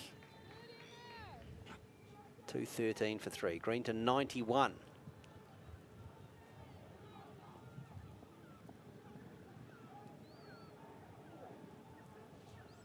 Dearness in again. Pulls the length back again, but again, Down's able to almost just lower her body height and just guide it through square 4 to point for 1, 2.14 for 3. It's always tough when you're on the receiving end of someone being so dominant at the pitch, and you're looking for ideas and anything that springs to mind, but it's so hard when these two are utterly dominant. Dearness again. This time Green came at her, so she threw it outside the off stump, and Green met it on the full, but just couldn't time it past the fielders inside the ring. A dot ball. All of them gold for Otago at the moment as they try and stem the flow that Auckland's had in the last little while. Here's Green meeting this one on the half volley, chipping it to mid-wicket on the boundary. 92 to Maddie Green, 2.15 for 3 Auckland. I think this is probably one of the better innings I've seen Maddie Green play the spin bowlers. Certainly had a lot of control. Down weights this time. Hitting in the air is Lauren Down, and she's got it through extra cover and down to that boundary for 4. Again, great use of the feet from Lauren Down. Turned that delivery into a half volley and then hit it with power over the top of the fielders in the ring and down to the extra cover boundary for 4. It's 219 for 3, down to 63. Another big over, 10 off it. Big runs these, and they hurt too. Felicity Robinson's only got one choice, and it's to go back to her senior players and see if they can get either just a breakthrough, just to get a reliever in terms of just feeling a little bit of pressure off, whereas the pressure is so, I can feel that pressure is so high at the moment for them. So if she's coming back on, Emma Black coming back on, Carson, they've got to see out this game with your best bowlers to give yourself the best chance to keep that scoreboard down. 219 for 3 is the Auckland score. 43 overs have been bowled, so 7 overs left. The Otago captain is going to come back into the attack from the northern end. She's bowled 9 overs, 1 maiden, 2 for 29. Has been Otago's best on the day. First delivery is short, and Green's able to hit it square to the sweeper. Takes 1. 93 to Maddie Green, 224-3 is the score. The partnership's worth 141 between Green and Down. Yeah, she'll be pretty darker with herself about those drop catches. She knows that that's probably cost them a lot of runs, and this partnership has grown through those second chances. Yeah, I can't help but think that her clarity and frame of mind at those times probably just clouded with decision making. You've got to do that. I know it's not an excuse, but it just gives you. She's had a hell of a job today, losing one important player early before the game starting. It puts so much extra pressure on you. Robertson bowls, and Down is happy just to drive square and take a single. Down 64, 221 for 3. Yeah, Robinson's, this is her last over. She's got 2 left. Emma Black's got 2. Eden Carson's got 2. And then there are options. Lowe has 5. Dearness has 4. Browning's got 6. Watkins could bowl again. Blakely could bowl again. But she's clearly banking on Emma Black and Eden Carson coming back. But that's only 4 overs, Emily. It's not going to get them through to the 50th. It isn't. You're right. So here's Robinson bowling to Green. Green's just walked across and lapped this one down fine. Chase for Emma Black all the way to the fine leg boundary from deep backward square. She has managed to cut it off inside the ring, but not before Maddie Green has got back for a comfortable 2 runs. 223 for 3. Green, 95. Just 5 away. I wonder if she's even thinking about 100 or the situation of the game, whether that she's so experienced that she's just going to enjoy the moment for what it is, right? So she's leading her side to a really good total, but I know she's going to enjoy the moment if she gets there, but she's all about the trophy. I'm sure she is. Here's Robertson again. That's wide. Threw it out. Didn't want to be lapped down fine leg again, so threw it out on the offside, but it was too wide. 224 for 3. Just shows that pressure that Auckland have been able to build on Otago. The bowlers, we saw it in the previous over with Dearness, just couldn't get their line right to start with. And now Robertson's got a real cat and mouse going on here with Maddie Green, who's walking across and playing laps and doing all sorts. There's another wide one. This time she's played the shot, Green. Probably could have left it. That might have been wide too, but she'll take a single. Nonetheless, 225 for 3. Green to 96. Yeah, certainly would have been wide if she'd left it, for sure. I think it's pretty hard to say that it's all Robinson's fault because she dropped 3 catches. Not that at all, but you certainly feel it more when you're captain. You feel so much more responsibility to lead by example and be the one that's actually contributing. Robertson again, this time takes pace off, so Down really has to wait for it to arrive, but does well. Hits it square, takes a single. 2-2-6 for 3. Down 65. Yeah, Robertson took 2 wickets, 2 for 36. Her figures with 1 ball left in her spell. Been a good return from Robertson. But I hear you what you're saying about the pressure that goes on the skipper. Certainly has had to work hard. Here's the last delivery from Robertson. It's played down the ground by Green for a single. And that will end the 44th over of the innings. Auckland, 227 for 3. Green's on 97. Downs on 65. Robertson ends with 10 overs, 1 maiden, 2 for 37. So 6 overs left, Emily Drum. Running at 5.16. How many more can Auckland get? Well, the last 3 have gone for 28. So they're going to at 8s and 9s at the moment. So my math is as bad as it is. I have no idea. No, it's probably, look, it's definitely got to be 285, 90. They have to have that in their frame of mind. These two are doing such a good job, but they're at that point where do you want to go for, are you going to be greedy, or are you going to be happy with those 8s? And we talk about being happy with 8s and 9s all day of the week, right? We would certainly be that way. But I think Green, get your 100 and then fill your boots. Start swinging. Yep. Dennis is going to continue. The 45th over, first ball, and Green's down the wicket, hitting to mid-wicket. 1 run. 98 for Maddie Green. 228 for 3. Yeah, I think for 50 to 55 would be a really nice return on these last 6 overs. That's what I would have in my head. Dennison again to Down, and Down is hit straight down the ground. That's a lovely looking shot from Lauren Down. 2 bounces and into the sight screen behind the bowler. Used her feet and hit straight. Very hard to protect that part of the ground, and they couldn't do so. Down to 69, and Auckland on they march. The partnership now worth 153 between Green and Down. It's a great partnership. 232 for 3. Pressure on Dennis here. Pressure on Otago. The pitch certainly appears to be getting easier to bat on as the game's gone on, and that might give you some idea of the score that these two are thinking about. Tries to heave this one on the onside, does Down, won't score, can't beat the backward square. 232 for 3. Well, Lauren Down's last 3 boundaries have been hit over the offside. She's an onside player, but when she hits through the line of the ball over the offside, she looks very composed. Gets a foolish delivery, again trying to swing, can't beat that player though at square leg, just behind square, inside the ring. Good bit of fielding. 232 for 3, couple of dot balls. Good comeback this from Dennis.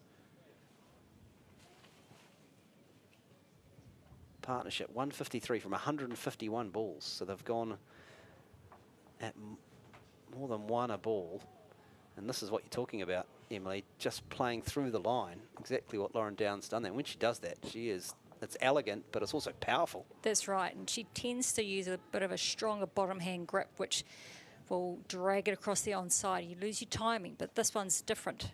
Dennis again using her feet and chipping over the top of the player inside the ring. She'll get another boundary, Lauren Down. Again using her feet and hitting through the line on the offside, over extra cover inside the ring and out to the boundary for 4. It's 236 for 3, Auckland. Tom, it's just good cricket, using your feet, hitting through the line of the ball, taking on the field. Nobody's going to catch you when it's shooting off the bat like that. Last ball of Dennis is over. Bowls to Down, and Down this time happy to take a single down to long off.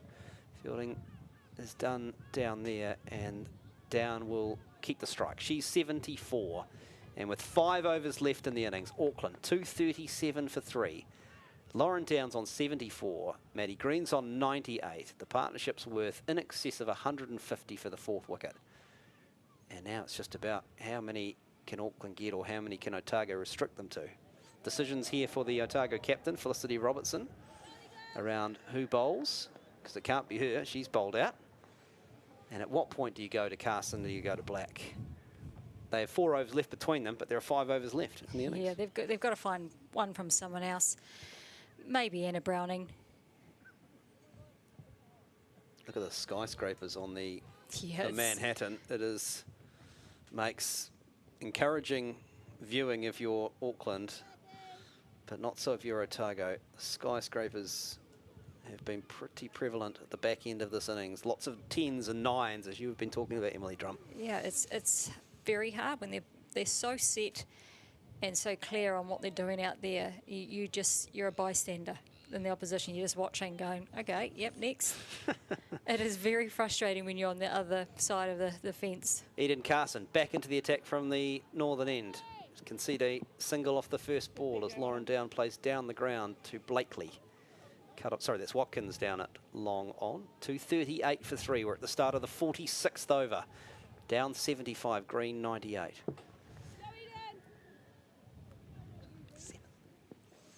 Green 2 away from another century for her province. Tries to heave it on the leg side, but gets a top or bottom edge, and it just splits around the corner, won't score. Should be disappointed, missed out. That was certainly a very gettable boundary. Here's a short one, heaving this one to deep square leg, takes one. Takes her score to 99, Maddie Green.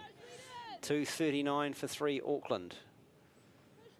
So Eden Carson's come back for her third spell and just not able to find that line. Very similar to her first over of the game. It was short half trackers, and it's just not good enough for this level.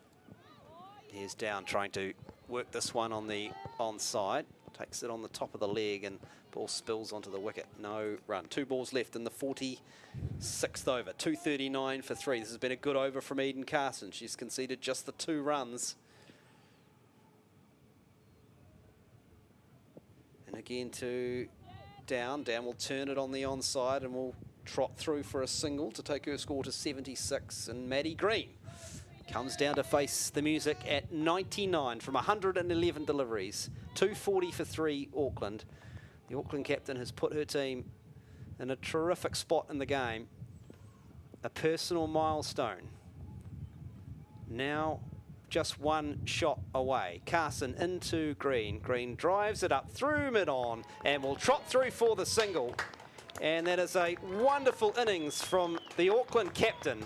She is 100 not out, 100 off 112 deliveries, her 7th one-day century at this level. And the Auckland captain leading from the front. End of the over, 241 for 3, Auckland. They've got 4 overs left. We'll have some analysis from Emily Drum and then Willie Nichols to take us through to the end of the Auckland innings. Well, what a fantastic 100 here by Maddie Green. Perfectly paced, just perfectly timed. Didn't get out of probably 2nd or 3rd gear for a long time, and has just escalated that run rate over the last probably 5 or 6 overs. But she has just been a run machine all season, and doing it in a final is a whole new level of consistency, and she is certainly batted beautifully, and the template has been laid by Maddie Green to be able to bat for time and consistency and patience, something that we could have all done with a lot in our careers, Willie. But she has been Captain Marvel. The wagon wheel just shows how consistent and how willing she is to collect during her innings. A good percentage, huge percentage of singles, knows her game implicitly and just led from the front.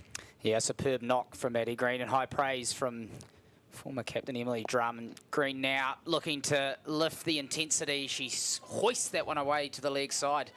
And Emily, I was just having a flick back through the archives, and I see Maddie Green with a winning 100 for the Blaze 2 seasons ago in the final. So she certainly knows how to step up for her team when it counts.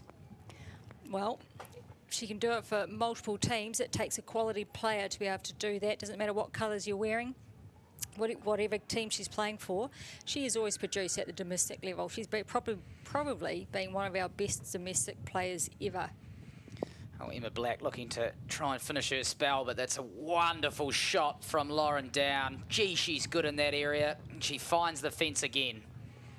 Totally agree. She has, it's almost been an innings of 2 halves for her. Slow to get going, when I mean by slow, was only going at 50% strike rate.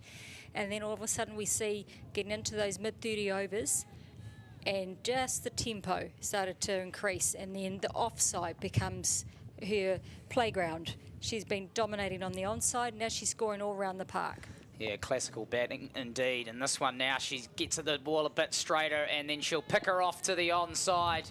Wow, this is high-class batting from Lauren Down.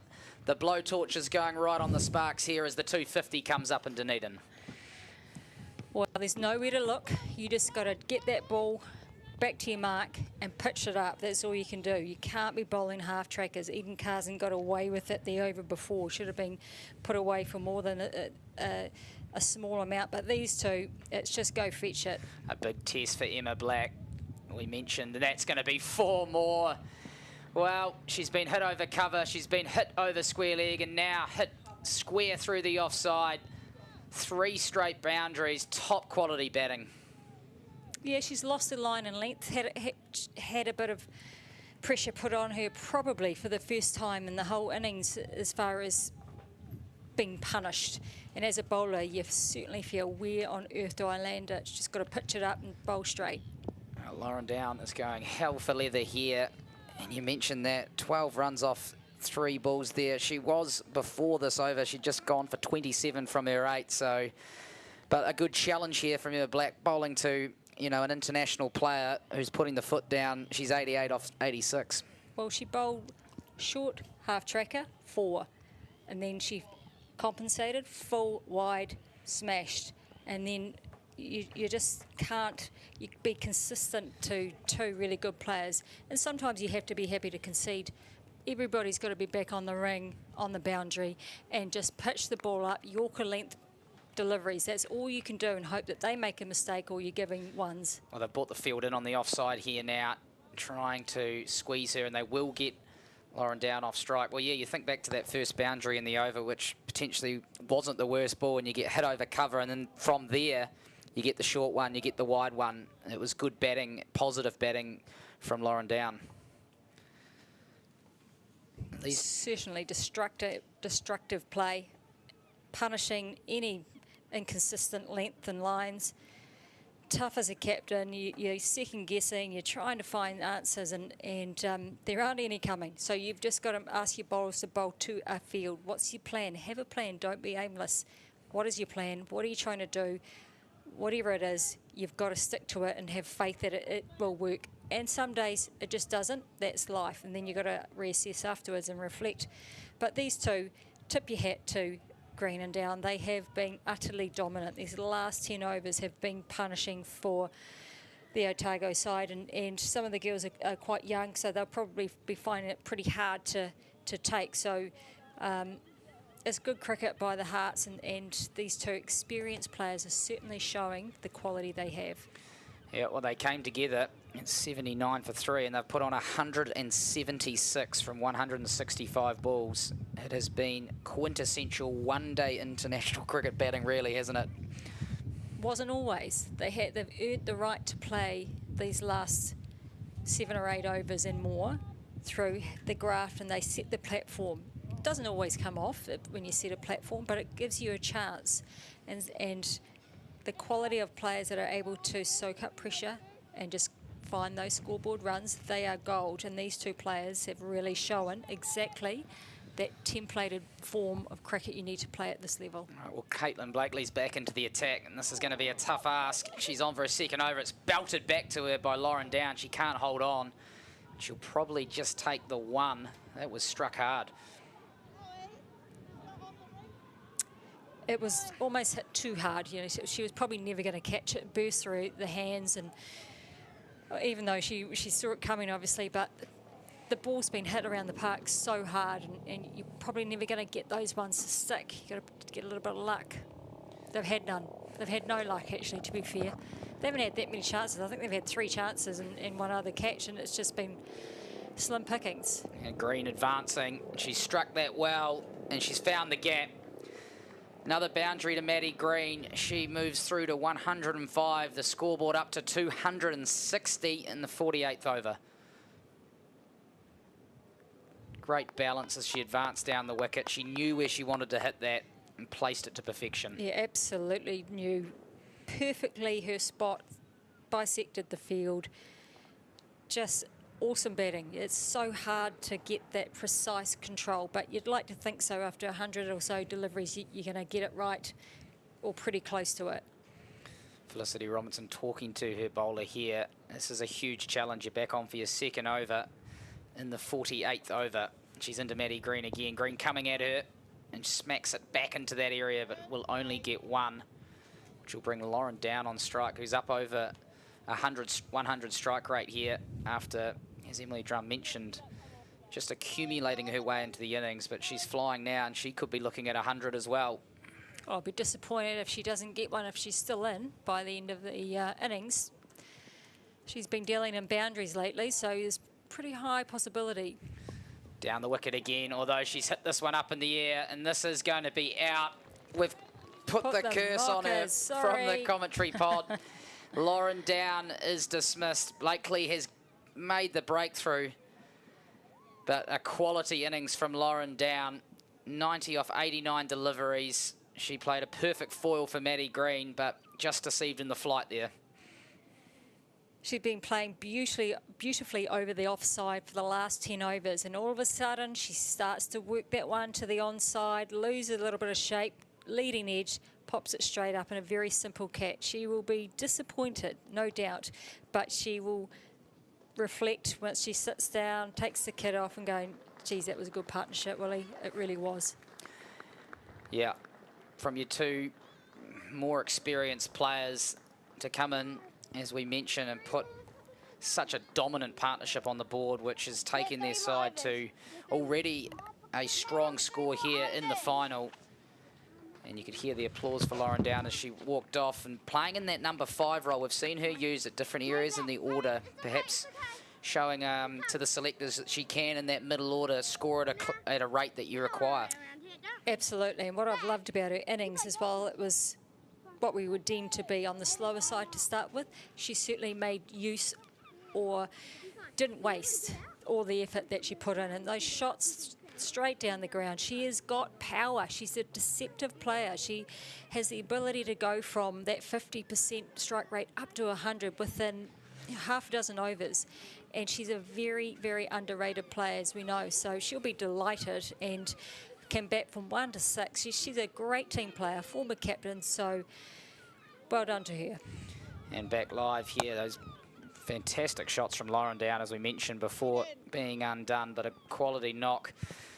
The new batter is Bella Armstrong to the crease. She can hit the ball hard, and that's what the Hearts will want from her here as they try and put that finishing touches on what has been a really quality batting display after winning the toss and electing to bat.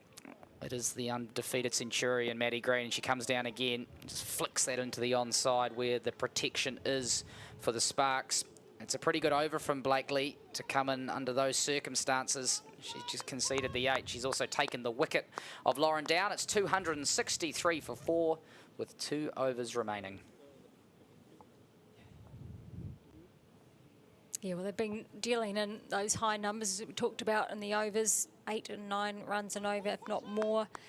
2 more overs to go. I think if they reaching that 285, I think they'll be pretty happy with that. They'll absolutely take that well and truly.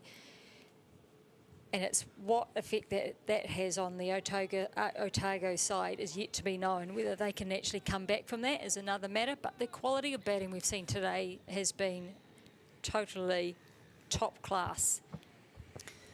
Yep. Well, we saw a strong total scored here yesterday in the men's eliminator final, and another one going on the board here. Looking back to that final last year on this very ground, it was the Wellington woman who put up 211. Otago chased that down. So there is some confidence that they can chase in a final at home, although they are without Bella James, Susie Bates up top.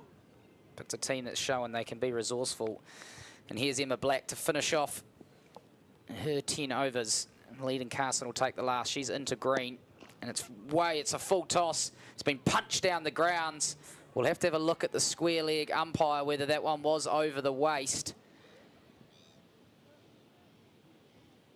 It certainly seemed on first sight to be there, and yep, Karnan Jagannathan signals waist high full toss. Not what you need when the scoreboard is already getting into danger territory. Yeah, this is the one that hurts, these sorts of no balls, and I'd like to say Emma Black's been very disciplined today, so disappointing to start this over with a no ball and now a free hit where the Auckland can cash in on it. Well, it's Bella Armstrong who'll go for the reverse lap. She gets something on it, but not everything, so they will just pick up the 2. Exactly the kind of batter you want in this circumstance. She can score around the wicket, she can hit with power, and hopefully get the Hearts up to what they would like to think might be an unassailable first innings score. Dream time to come in, right? Fill your boots, have a bit of fun. Even better, you get a free hit. Doesn't usually get dished up like that, does it? This game's easy for them. Absolutely. Well, it was that hard work done up front that Emily Drum mentioned. Down and Green, they grafted and they set the platform, which has been well and truly taken. Field up on the offside now, trying to bowl in at Armstrong, who hits that high up into the air. She'll find the turf. Eden Carson coming around, but just the one. Yeah, the umbrella field on the offside, trying to just squeeze the right-hander, get them to hit out into the open spaces. Yeah, notice the captain not really interested in 2 there, quite happy to take strike. Where does she look to go here, Emily Drum? It just, you've got to hit with the in swinging. I'm thinking down mid-wicket, mid-on. And that's what she does. She hits it hard. You heard it off the bat, but there's protection back there. Tough option to go against that swing and try and go over the offside. Inside out.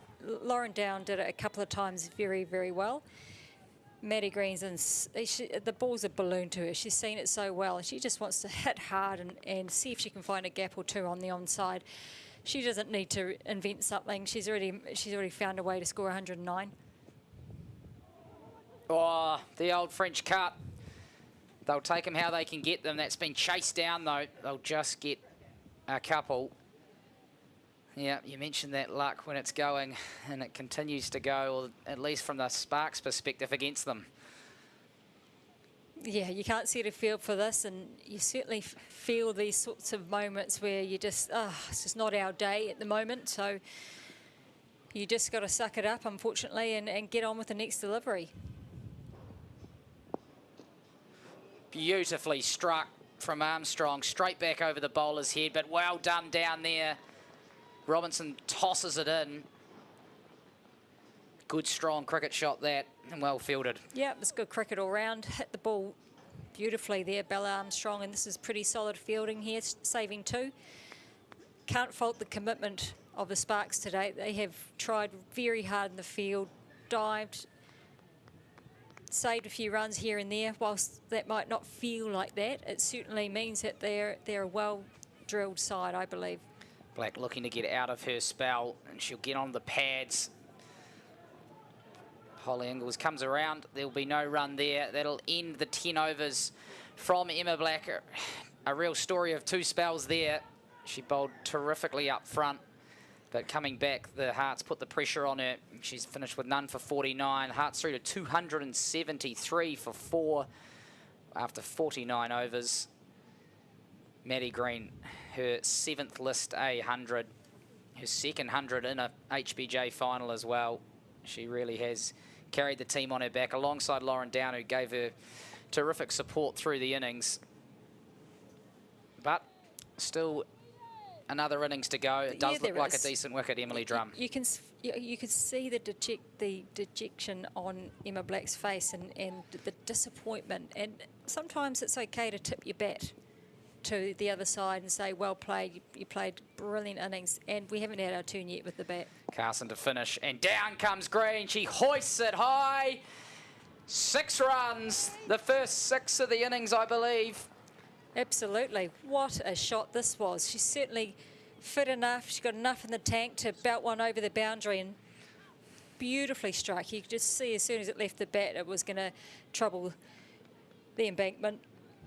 Lovely swing of the bat, and she'll enjoy getting one over a Whiteford's teammate, Eden Carson. It's a tough job for Carson here, having to come back on to bowl the 50th with Maddie Green in rampant form. And how many more can she get? Down again, and struck again. Has she got all of it? Oh, she hasn't, but it's gone down. Oh, no. It's a tough moment again for the Sparks. They've been put under pressure. That's going to hurt as well. Yeah, PJ Watkins was right in the heat of the moment, just in and out. She was ready for it, didn't do a lot wrong, just couldn't hold it. Armstrong squeezes that out. They might look for two, but I think with Maddie Green on 116, she'll pass the baton on to her. It didn't quite get the elevation, did she, of the last one? No, the ball was fuller, not as much flight. But yeah, hard hands. You've got to have soft hands and really cushion it as much as you can because they're coming really hard. She hit it quite flat. Green approaches again. She strikes that well, and she strikes it very well. It's 4 more. Through to 120 now, Maddie Green. These runs hurt. You could you hear the sound again on off the willow. It was just so crisply hit, flat, hard, and Fielder had no chance really. Cashing in last over. It's almost like it's a free hit every time. There's no pressure whatsoever on her, so just fill your boots time completely. Their best hitter on strike, Green. And then she's gone whack. How much has she got of that? She's got plenty of that. 2 sixes in the over from Maddie Green. The score's up to 291. The Hearts are flying. Talk about keeping your powder dry to the last over, Willie. What have you been doing for the last 125 balls, Maddie Green? Just total destructive batting, very Sophie Devine-like. Last ball of the inning. She comes again. She's got that one a little higher on the bat and is taken this time by PJ Watkins. Make sure of it, but that'll bring to the end a terrific innings from Maddie Green. 126 in the HBJ final. She'll get handshakes from the Sparks. A mighty innings and a mighty total on the board. 291 in the final. Yeah, this is huge. What an innings, though, from Maddie Green. Caught off the last delivery of the innings and a very good catch by PJ Watkins. I think Auckland have certainly dominated this innings right from the get-go. Izzy Gaze batted really well, great tempo. Every batsman that came in got themselves set, so they were never behind in any run rate that they wanted to achieve a big total. But the last 15 overs have taken this game pretty much by the scruff of the neck and put them in a very dominant position, Willie. Well, Emily Drum, as we look at the highlights from Maddie Green here, and I feel like we've been waxing lyrical about her all day, but early on she was watchful and she built into her innings, and then as you mentioned at the end, that out came the power game. Certainly had every shot in the book. I think you could see a batsman display. Reverse sweep, hitting down the ground, round whatever. She found gaps, and this is where she knows her game so well. Able to gap 1, 2, 3 bounces for 4. There was a period of time when the Hearts didn't score a boundary, and I guess that's what's even more credible for them, is that they learned that be patient, wait for the opportunities, and then this last over has just put the icing on the cake. What that's left for the Sparks to pick up for the next innings is another matter, but a totally dominant and very classy innings by the Auckland Hearts. Yeah, her 3rd century of the competition. It is a Hearts record, and she has absolutely piled them on. Almost 700 runs across the 11 games now, and she's set her side up very well here in the final of the Hallyburton Johnston Shield. It's the Auckland Hearts who have posted 291 after winning the toss earlier today. A slightly later start of 11 a.m. and they made amends for it when they got into their action. A dominant score on the board, but will it be enough? We'll find out when we come back for the second innings, starting at 2:51 here from the University Oval in Dunedin. We'll catch you soon.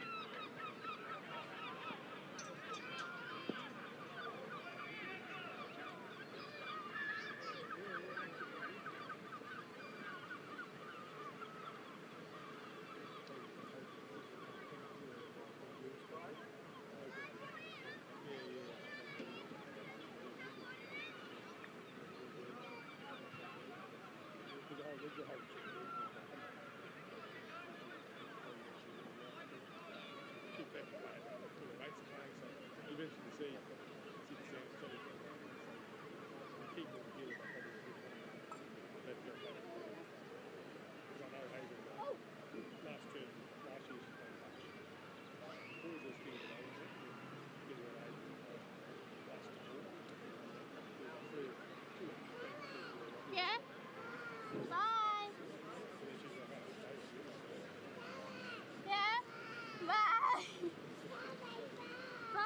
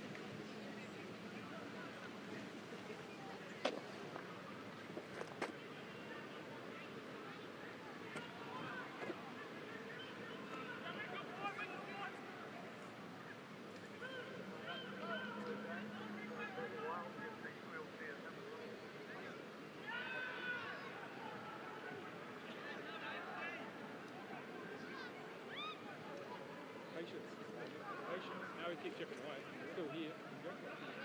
All the best for tomorrow. Cheers, mate. Thank you.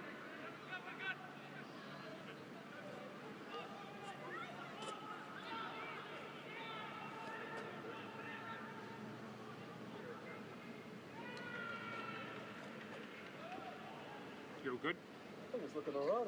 No, it's looking great. Just letting the old talk to Simon. Worried that Pujo's camera's overheating up there.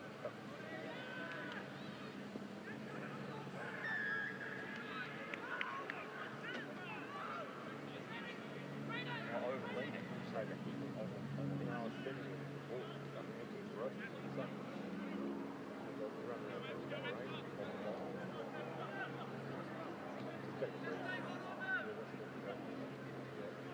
But no, I think you're good. Lots of comments.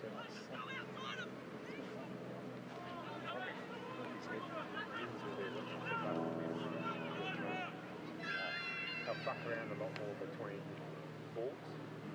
Between overs, they often take a long time, and that's based on their run-ups can be, a lot faster in that sense. bus her from point A to point B, but not from the... Yeah, it makes sense. Stuck her in the high ball and put that curve.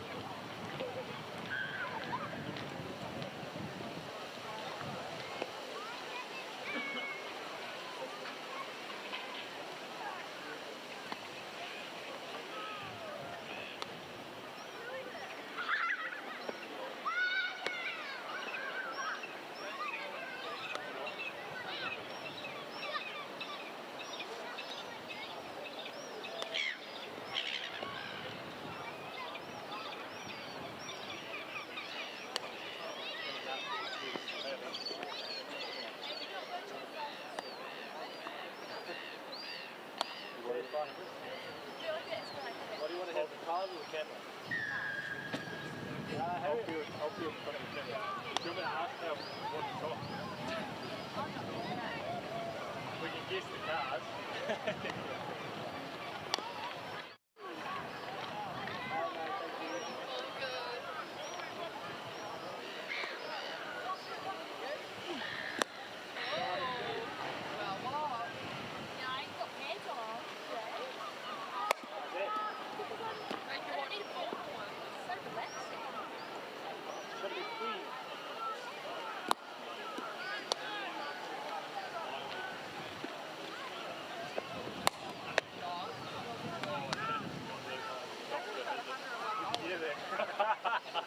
Just like standing there like that.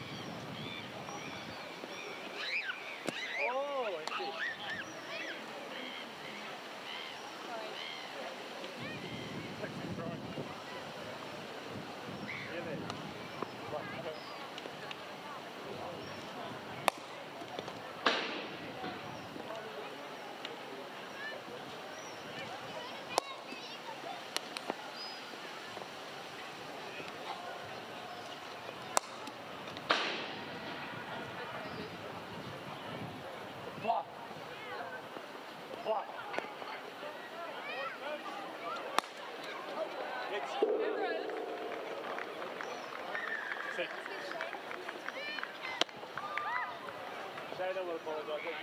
It's not you, it's the father.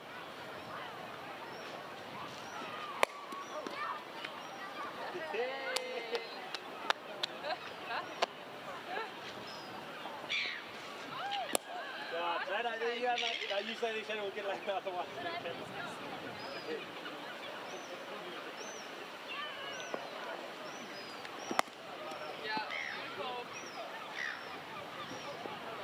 Keeping the man busy.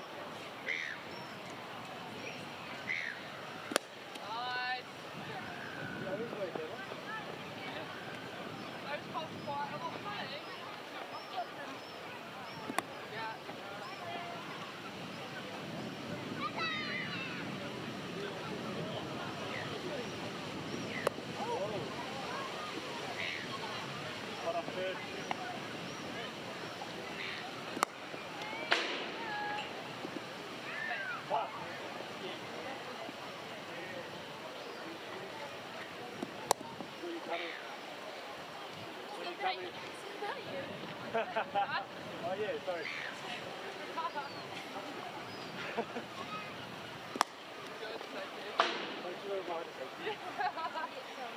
I reckon we definitely going into this one shot on one up there. Hey?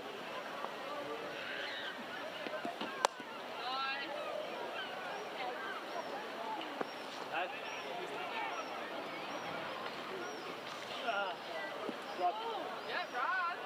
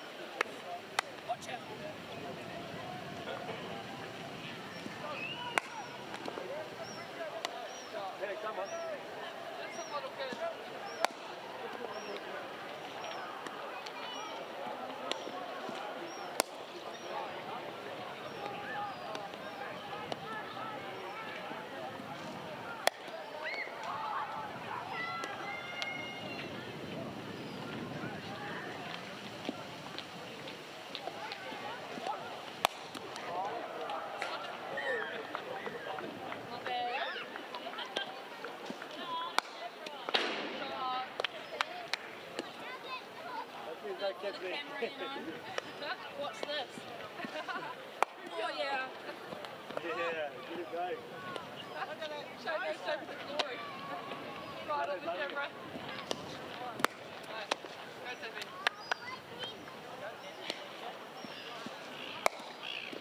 I'll take a few more.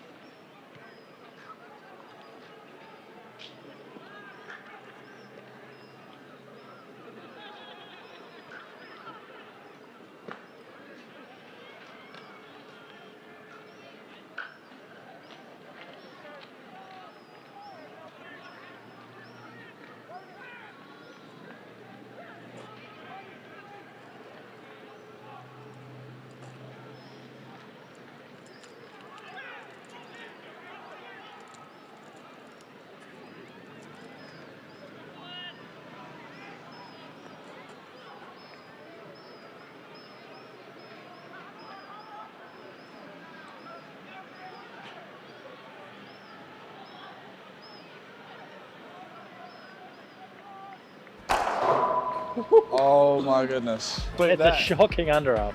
I got the yips already. Do you want to go again? That was because I can't do that. That was brilliant. Yeah. Don't worry about it. What? That's nicked it. It's hot spot that nicked it. It's not the first time that Daryl's gone upstairs with something that's not out. Oh. You just want to have some angle with it, I think. You tell her. Oh, no, I didn't make it through the gap. It's a dive stop and it's a dot. Is that a dot? Youngies, you're an option. Yeah. And it was Team Miha, not Team Daryl. Yeah, first take. Well done. Go Jess and Lily, I say.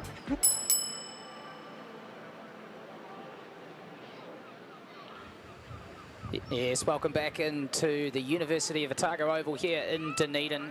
Great to see some of the smash play skills on display there. Junior cricketers and our Black Caps and White Ferns. But the story here today, the Auckland Hearts playing against the Otago Sparks, and the Hearts won the toss. They made 291. Holly Huddleston, a very good score batting first in a final.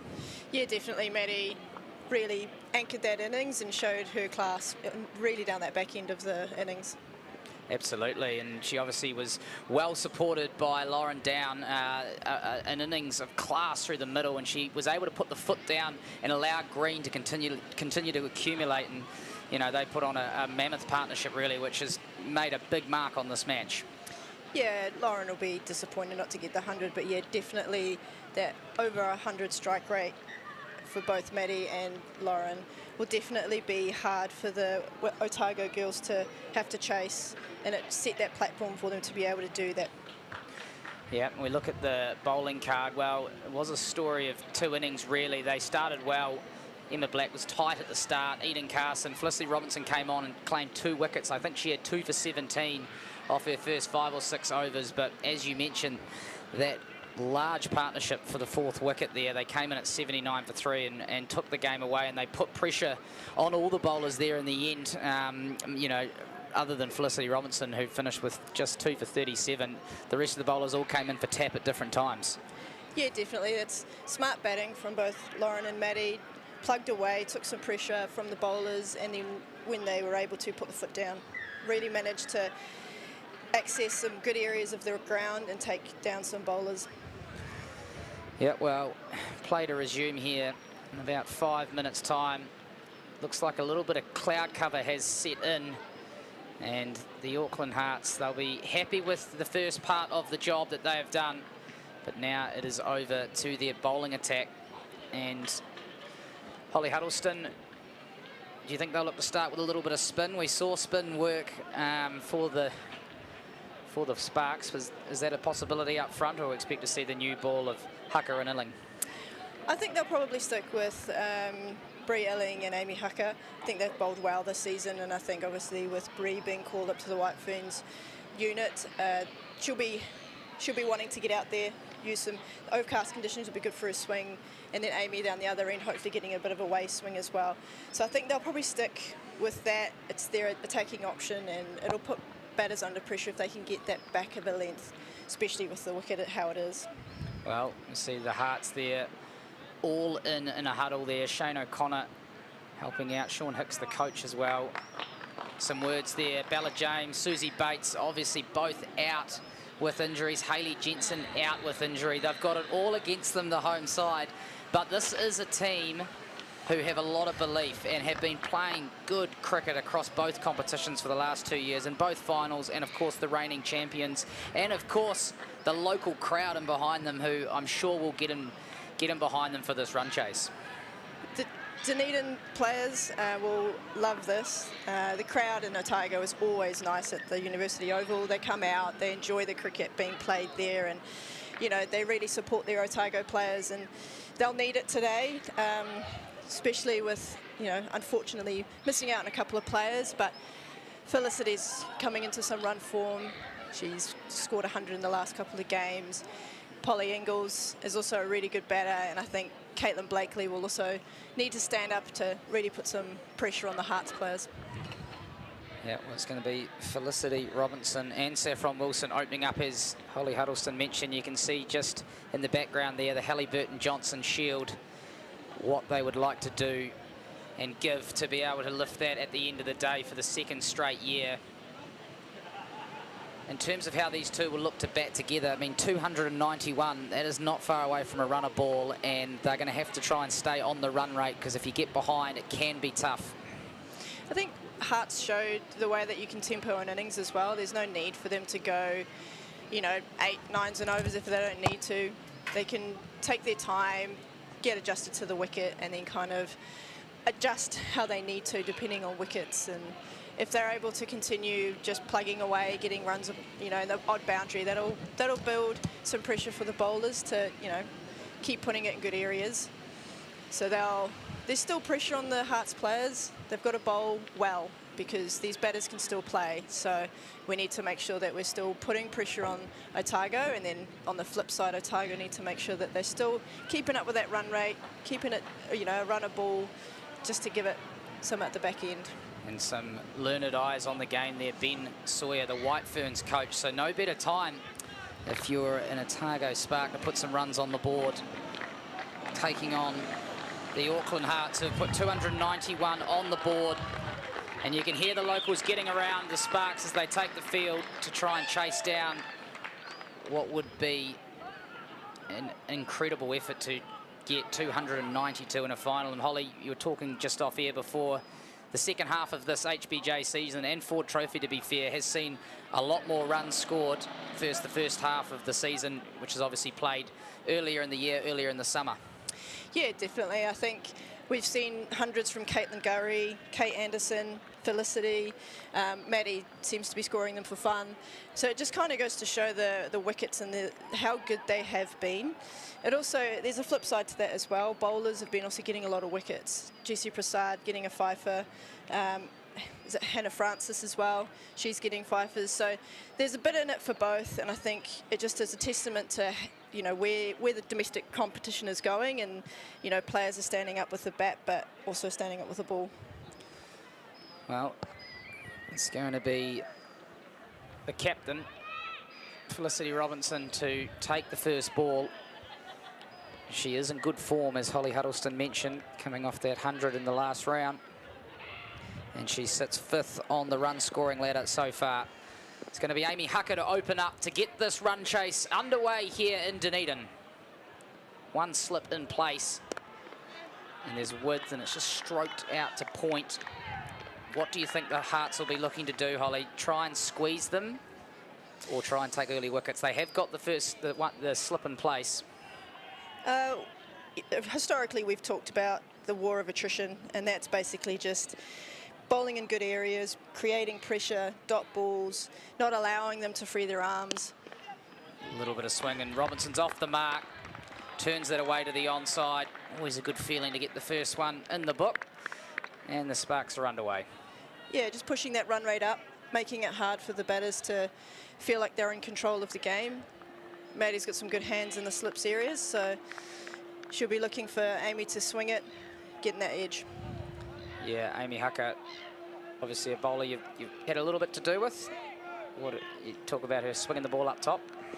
Yeah, she's worked really hard on her action last year, and potentially wasn't in the side consistently, but... Oh, and there's that outside edge that Holly Huddleston was talking about, a little bit of a way shape. Definitely, and I think she's worked really hard on trying to be consistent. She had an interesting season last year with in and out of the team, but this year's really been a good cover for Molly Penfold with her being injured. Yeah, well, we saw Amy Hucker, the final round of the Dream 11 Super Smash, player of the match in that game, taking her opportunity. She's in again. You can see that shape and swing that Holly talks about, but not quite the carry there either. Yeah, I think it's still probably a little bit on the slow side, so those back of a length deliveries are probably going to slow up a lot more than maybe Amy is thinking, and it'll be a good test for Felicity to watch and wait for that. Oh, that's a good length. It's well bowled, drew her in, and then the movement away, and that's exactly why Maddie Green, as captain, has herself in there at first slip. I think with the slowness of the delivery, I'd probably want to see Maddie maybe a 3, or even just chuck in a gully. It's probably not going to carry to that 1.5, 2, so it'll be a little bit squarer as well. This one's pitched up. Nick, no, it hasn't carried, just as we chatted about. That's well bowled. It'll bring an end to the first over. Amy Hucker, there's just 2 from it. Couldn't have planned that better. Wow, I don't think that has carried. Just looking at Maddie Green's face. Classic outswing bowling up top, as we spoke about. Great from Amy, great pressure. Felicity won't really think too much of it, but that's good signs, especially for Bree coming in with her in swing. She'll be encouraged with how much swing there is. Well, I think a lot of people in the country are looking forward to watching Bree Illing bowl here, and then as you mentioned, but let's go back to this outside edge, the side-on view. Oh, maybe? Yeah, I think that was. Maddie's face, but here is Bree Illing into the attack. Recently called up to the White Ferns, the left armour over the wicket. She pushes the first one across Saffron Wilson. Yeah, it'll be interesting to see how Bree does bowl to Saffron. She's probably a bit of an unknown batter for the Auckland side. She's had some success, I think, at under-19s and maybe some A's, but yeah, she'll be an unknown for Auckland, and it'll be interesting to see how Bree approaches it. Holly Huddleston, just remembering she's in the commentary position, no longer part of the Hearts, but once a Heart, always a Heart. Illing charges in again. She gets that to shake back, and the finger goes up. Kim Cotton, Saffron Wilson has to go. It's the early strike, and it's the 21-year-old Illing. That's that back of a length delivery, you know, that do I come forward, do I come back? Putting that pressure on her early and a little bit of nip in. Let's just have a look on the replay. I wondered if it might, oh yeah. It's dead. Good shape back. Gee, it's encouraging to see a young left armour in the women's game shaping it back into the right-hander.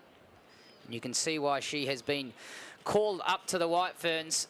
But it's Saffron Wilson who has to go for 1. Otago, they're 2 for 1. Saffron had the glasses like old Mitchell Santner there. Yeah, well, that's a tough ball to get up top, isn't it? It's high-class left arm in-swing bowling. Tell us a little bit more about Bree Illing. I mean, this is a player you feel like we could be seeing a lot more of in the future, both domestically and for the White Ferns. Yeah, she's obviously come through the age groups and the ranks, and she's worked really hard to be consistent with that left arm, and she's got a good bouncer. I don't know if she'll bring it out today, but yeah, she's good up top. She's got that swing, and then she's really worked hard on that back of the innings death bowling, and has become quite a weapon for the Hearts. Here she comes in again. She'll be targeting the pads, and she'll hit the pads, but that one's going down leg side. This is a high-class start from Bree Illing, and isn't it always the way you finish the innings? 297, the ball's getting smashed everywhere. You come out to bat, or 291, I should say, on the board. You come out to bat, and all of a sudden, the ball's swinging around, and runs seem a little harder to come by. Yeah, definitely. I think Caitlin Gain is a good player. That one just tucked into the leg side. Olivia Gain. Yeah, Olivia's a good player. She's showed in the Super Smash that she can bat and she has the ability to score runs.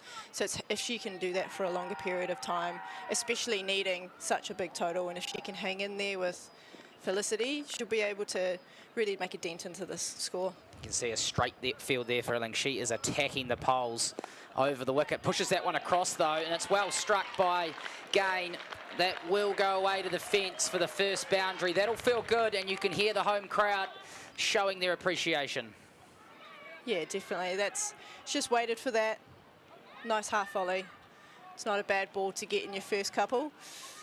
Yeah, well, Illing, she was bringing them back. It was the carrot ball, wasn't it? Pushed across her.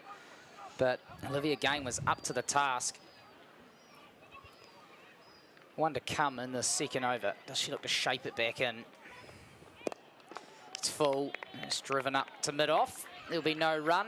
Second over comes to an end. The Sparks 6 for 1. Yes, the Sparks, they had to chase last year in the Hallyburton Johnston Shield final, but they were chasing a total, I think it was a 211, so 80 runs less, and they got there with a couple of overs to spare. So this is a big challenge for them, but as been mentioned before, the wicket is true, outfield's reasonable, and they've got a home crowd in behind them here at the University Oval, so plenty of motivation as well. It's Felicity Robinson who will face up Amy Hucker for a second, looking to move it away from her. That one's into the pitch, but just glanced down, deflected by Robinson.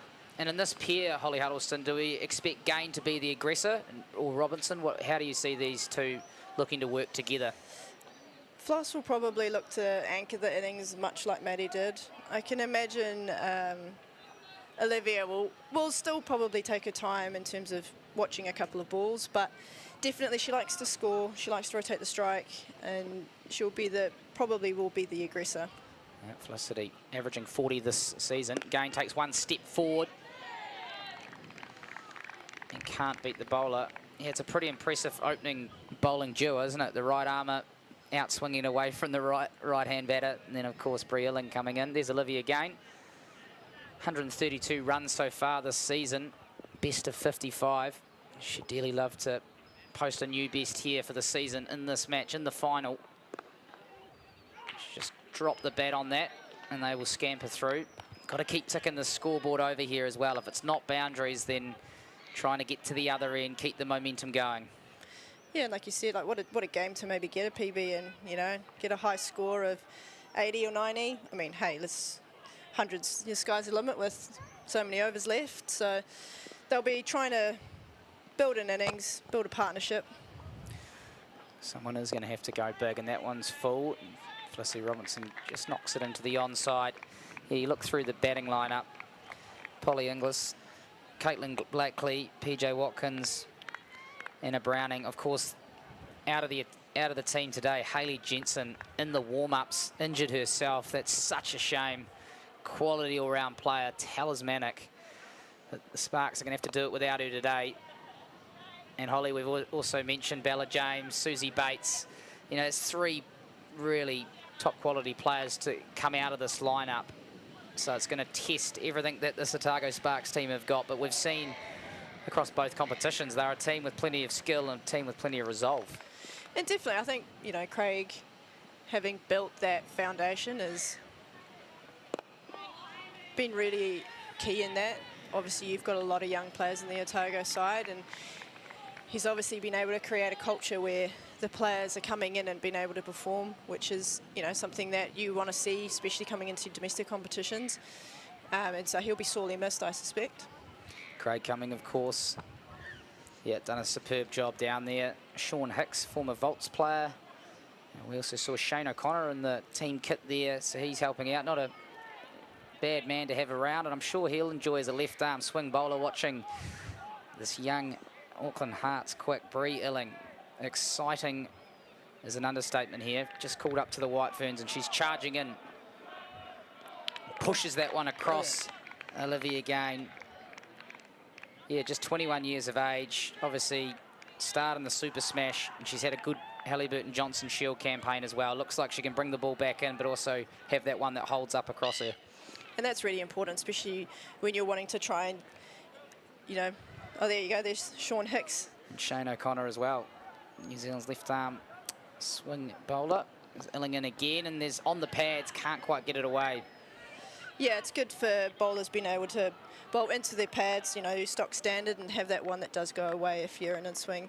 Just keeps the batter guessing, keeps them having to hold a little bit longer, which is where you can create those edges, or catches in the middle for extra cover area. Well, she's going to come around the wicket, change the angle of attack. Oh, got her, knocked her over. What a delivery from Brie Illing. She was over the wicket, she came around the wicket, and the stumps have been shattered. Can't really say much more about that ball. That was brilliant. She's done her job there. Smart from her to come around the wicket, changing that angle. And can't wait to see this replay. Wide on the crease, and that late swing. If you like watching people get bowled, that is as good as it gets. She's become quite lethal with that Yorker length, and that unfortunately just Olivia had nothing for that. You can't really fault Olivia too much in that. That's just a brilliant delivery. That is a high amount of skill from a 21-year-old. Olivia Gain, she has to go. Score is 8 for 2, but she's bowling over the wicket. That was first ball around the wicket, right on the money, and cannoned into the middle pole. That's high class. You see what it means to her as well. She's obviously been named, as you said, and she's got her tail feathers up, now 2 wickets in the bank. So she'll be a dangerous bowler, especially with Polly Ingalls as their other good batter coming in.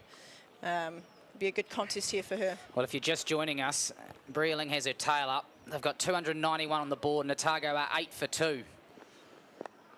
And again, targeting the pads.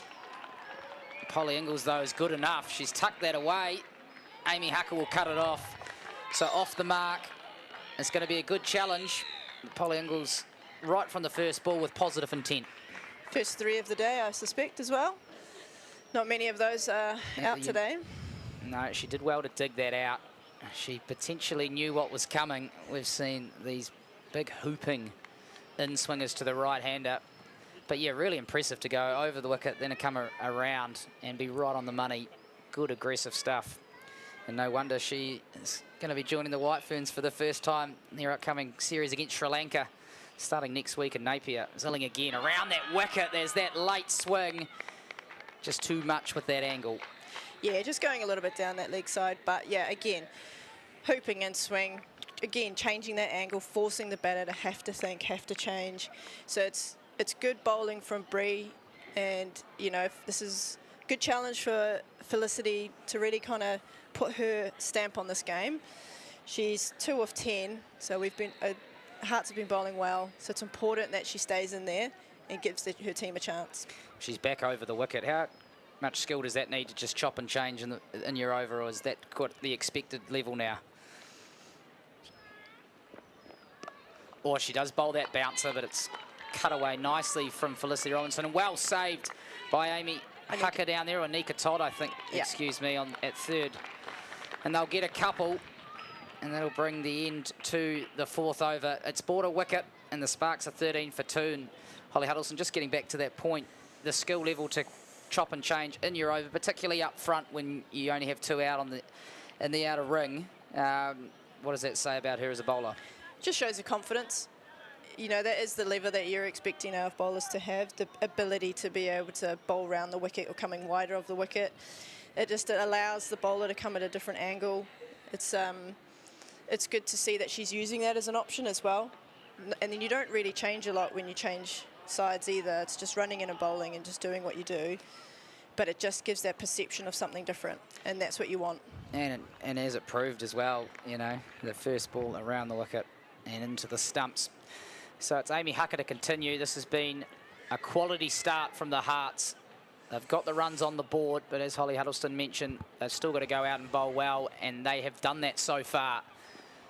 It's Polly Ingalls to the wicket a little earlier than she'd be expecting. And the ball is moving nicely for both of these opening bowlers. Yeah, the overcast conditions will be helping with that.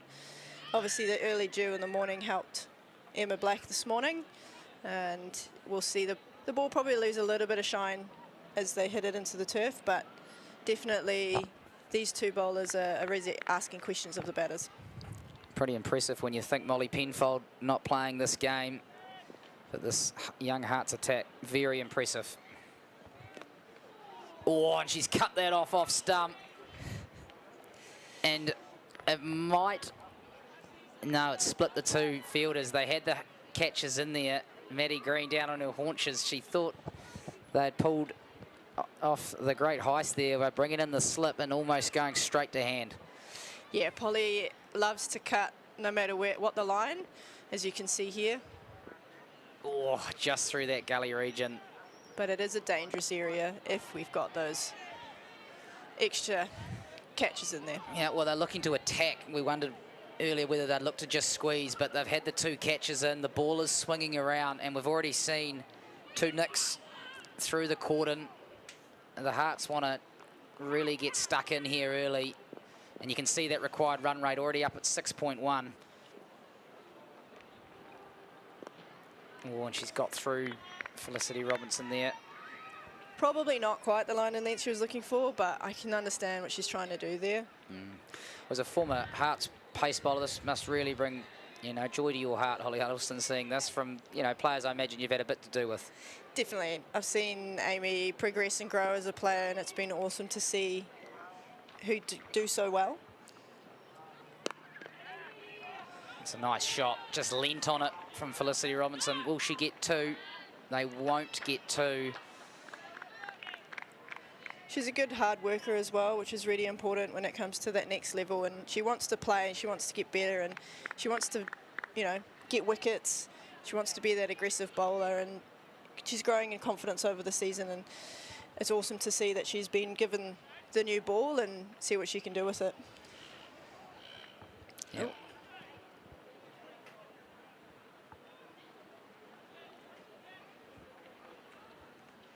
Bit of a false start there from Amy, but we'll go back and finish this over off. Yeah, well, she's charging in. Can't get that one away. It's the end of the 5th over. Otago, they are 15 for 2.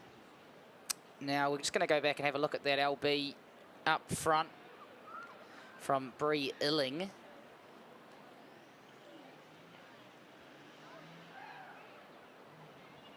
Now, this was Saffron Wilson. Oh, and has it... Is it pitched? Middle and leg, that's middle and leg. Where it pitched was probably more close. It looked like it just on leg. I know, I'm a bowler, I'm a bit biased, but yeah, that was beautiful. Well, that is great technology from the team at Engage Video there. That was close. Emily Drum seems to think not close enough. Holly Huddleston thought it was plumb. Not sure where the result is, but all I know is Bree Illing is putting together a great first up spell here. And I've just jinxed her. She's bowled it first wide. I think the bowling partnership up front has been good. Has put pressure on them. That run rate's now up to 6.16. And the batters are having to work hard for their runs. It's exactly what the Hearts would have wanted. Coaching staff, Donovan Grobbelaar. Yeah, definitely. And Maddie would have expected the same as well. They've got them right where they want them. Pushes that one across, and it's well back cut by Felicity Robinson, who's going to need all of her experience here.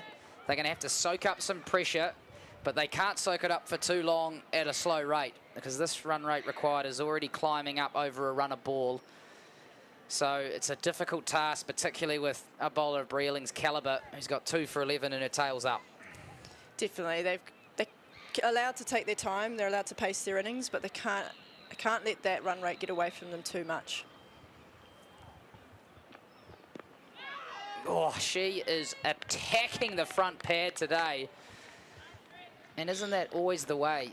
290 conceded, and then the cloud cover comes over in the innings break, and the ball's swinging all over the place, and pads are getting hit. You know, less than an hour ago, balls were getting smashed out of the park. And that's that momentum, right? Momentum from the batting innings can always spill over into the fielding innings and vice versa, which, you know, Otago will be having to look at upping that run rate. Oh, that is quality bowling around the wicket. Polly Ingles, somewhat of an unorthodox technique she has, doesn't she? She sort of sits on that back foot. She can score well either side of the wicket. And this is going to be a good test. That hockey background means she's got good wrists, and she's able to play later than probably usual and off different lines. Oh, and there's those wrists. That's smacked away. Oh, that's fantastic timing from Polly Ingles. That's her first boundary. Just as Holly Huddleston mentioned it, those wrists slightly overpitched, and she pounced on it.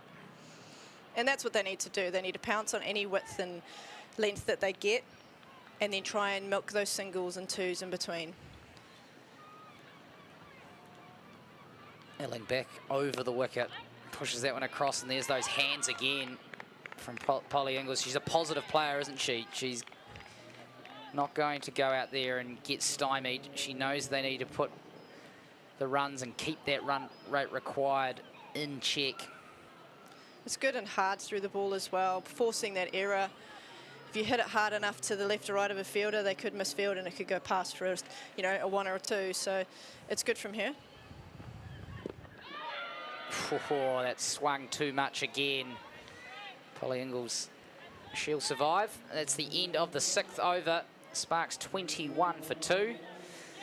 Yeah, Polly Ingles included in that Whitefern squad as well. As we look just back at that last delivery, gee, that's good swing, and it's also late swing, which is so hard for a batter. Yeah, it did pitched a little bit outside leg, so Brie was probably asking a bit too much of the umpire there, but yeah, definitely all over the batters at the moment, and just making it a bit harder for them to score freely.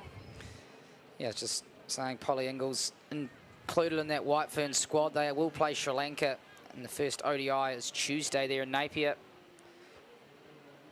Sorry, that's the first T20 actually, not quite in ODI mode yet. Oh, it's a lovely shot. Just punched with authority, stood tall. And that's that release ball that the Hearts need to, you know, really get out of the system.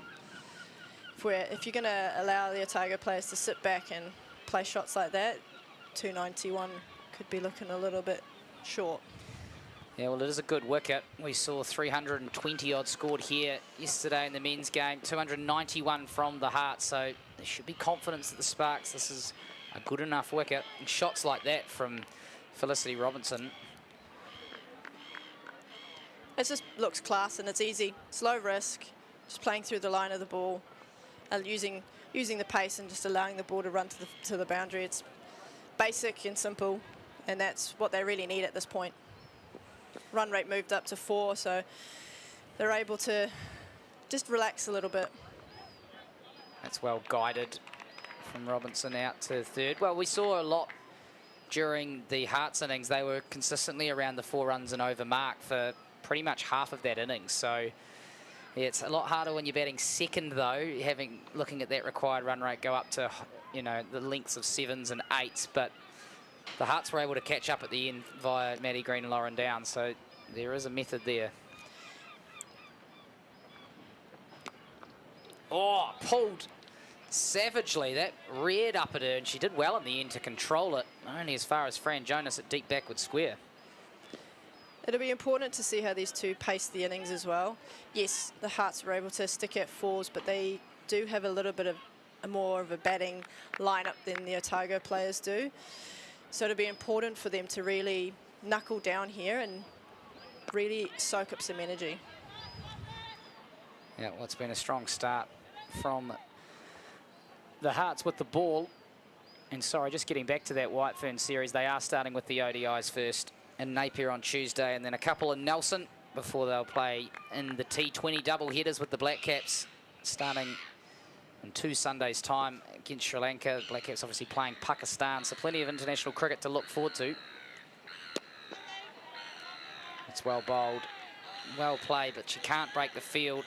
It's 6 off the Amy Hucker over. Otago Sparks, they're 27 for 2 after 7 overs. And Holly Huddleston is going to continue to tell us how impressed she's been with the opening bowlers of her Auckland Hearts, and I'm going to swap myself out for the experience and skill of Tom Bartlett. Yeah, Amy's doing a job here, just restricting the runs, allowing Bree to really attack those stumps and create those chances. Amy's already had a chance as well through those slips, so that she'll continue to look for that. And it's just important that they continue this pressure, keep them under 4s, and let that run rate build. 27 for 2 as Hucker continues. Full delivery, which English drives. Bree. Oh, Bree. Sorry, Bree Erling. My bad. That'll teach me for reading the scoreboard. 27 for 2. Robertson, 11. Inglis has looked good. 9 from 11. Bree Erling, 2 for 15. And after the, well, it's a rocking start, isn't it, from Auckland defending 291 to take 2 wickets up front. Bit of a rear guard here from Otago. There's a Yorker length delivery to Inglis, and she effectively yorked herself, and is lucky it wasn't straighter because it would have taken out her middle stump if it had been. She survives. Bit of a nutmeg there. as the kids like to say. But no, definitely, I think that swing's really giving them some trouble. And with Bree chopping and changing from going over and around, it's really putting them under pressure to play in the straight and score runs. Illing in again. Fuller. Inglis is trying to force it down the onside, but Illing's in the way. Be interesting to see how long the spells will be, whether they'll change it up after 4 or 5 or will they keep them going. There's obviously quite a long bowling lineup as well for the Hearts. So it'll be interesting to see how Maddie uses them. Will she bring spin on after the 10th over, or will she hold? Got 291 runs in the bank, it all helps. Here's another delivery, which Inglis is trying to force down the onside. Can't beat the fielder, though. That is Josie Penfold. 27 for 2. Another good over this from Illing, who has been right on the money. Yeah, important for her to finish this out, not to give a freebie. On the flip side, I think Otago, we're hoping she'll be putting it somewhere a little bit easier to hit. Round the wicket again, driving up to mid-off. Another dot ball, 27 for 2 if you are just tuning in. Auckland won the toss. Elected to bat first, 291 for 6. Maddie Green, 7th one-day 100, 126. Lauren Down, partnership between her and Green, in excess of 150. Here's another full delivery, which Inglis has tried to clear. There's a misfield at backward point, so that's given away a free run. They've thought about 1, they're coming back for 2. Good running from Inglis. And they take advantage at the end of the over of the misfield. Illing won't be happy knowing that a maiden has gone begging there. And yeah, Lauren's a good fielder at point, but looked like it turned a little bit. It will give a little bit of grace, but great running from the Otago girls to capitalise on that. So 29 for 2 at the end of the 8th over. The Otago captain Felicity Robertson, 11. Took 2 wickets with the ball, Robertson. Inglis is 11. Illing, 2 for 17 from her 4 overs. And Hucker now will continue, or is set to continue. 4 overs, no maiden, no wicket for 12, her figures. But after that double blow at the start of the innings, Otago just working their way back into it. Here's Amy Hucker, holding right arm over the wicket to the right-handed Robertson. Guides this one just forward of point, but there's a diving stop from Lauren Down. 29 for 2. Yeah, it's important Auckland don't let the foot off the throat here. They have a big total on the board, but if they're going to want to win this, they have to keep being strong in the field and making sure they're bowling those good line and lengths. And then Otago just need to capitalise on anything they're given and just try and form a big partnership here. Robertson waits again. That was short and wide and wided by the umpire. 30 for 2. Interesting that Izzy's come up to stand up to the stumps. That probably shows me it's not coming through as well as maybe they'd want to. There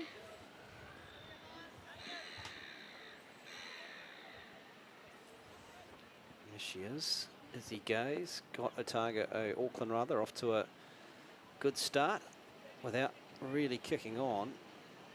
Robertson's not happy. She's pulled away. And so Hucker will have to go back to the top of her mark. The target is 292, so they need another 262. And they've got 41.5 overs remaining. Plenty of time left, but it's a good target. Here is Hucker. Forward is Robertson, driving to extra cover. Cut off by Armstrong. Armstrong's changed from being a pace bowler to a spin bowler, which has been an interesting change. But it's been successful for her so far, so it'll be interesting to see if they use her today. They've obviously got Fran, Maddie as their spin options.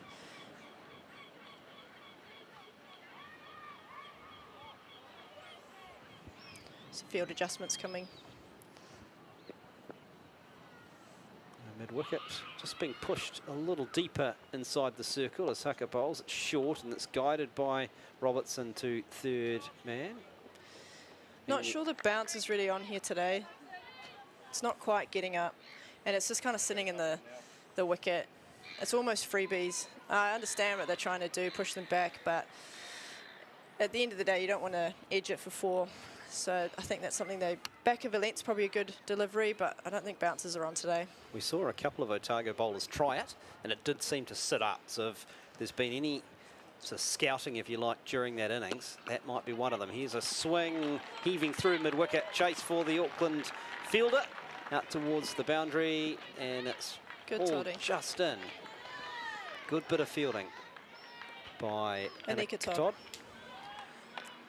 Got to say, Auckland, their fielding so far in the first 9 overs, there's a level of commitment that you would expect in a final. A couple of balls have got very close to the rope and have been hauled in by some committed fielders.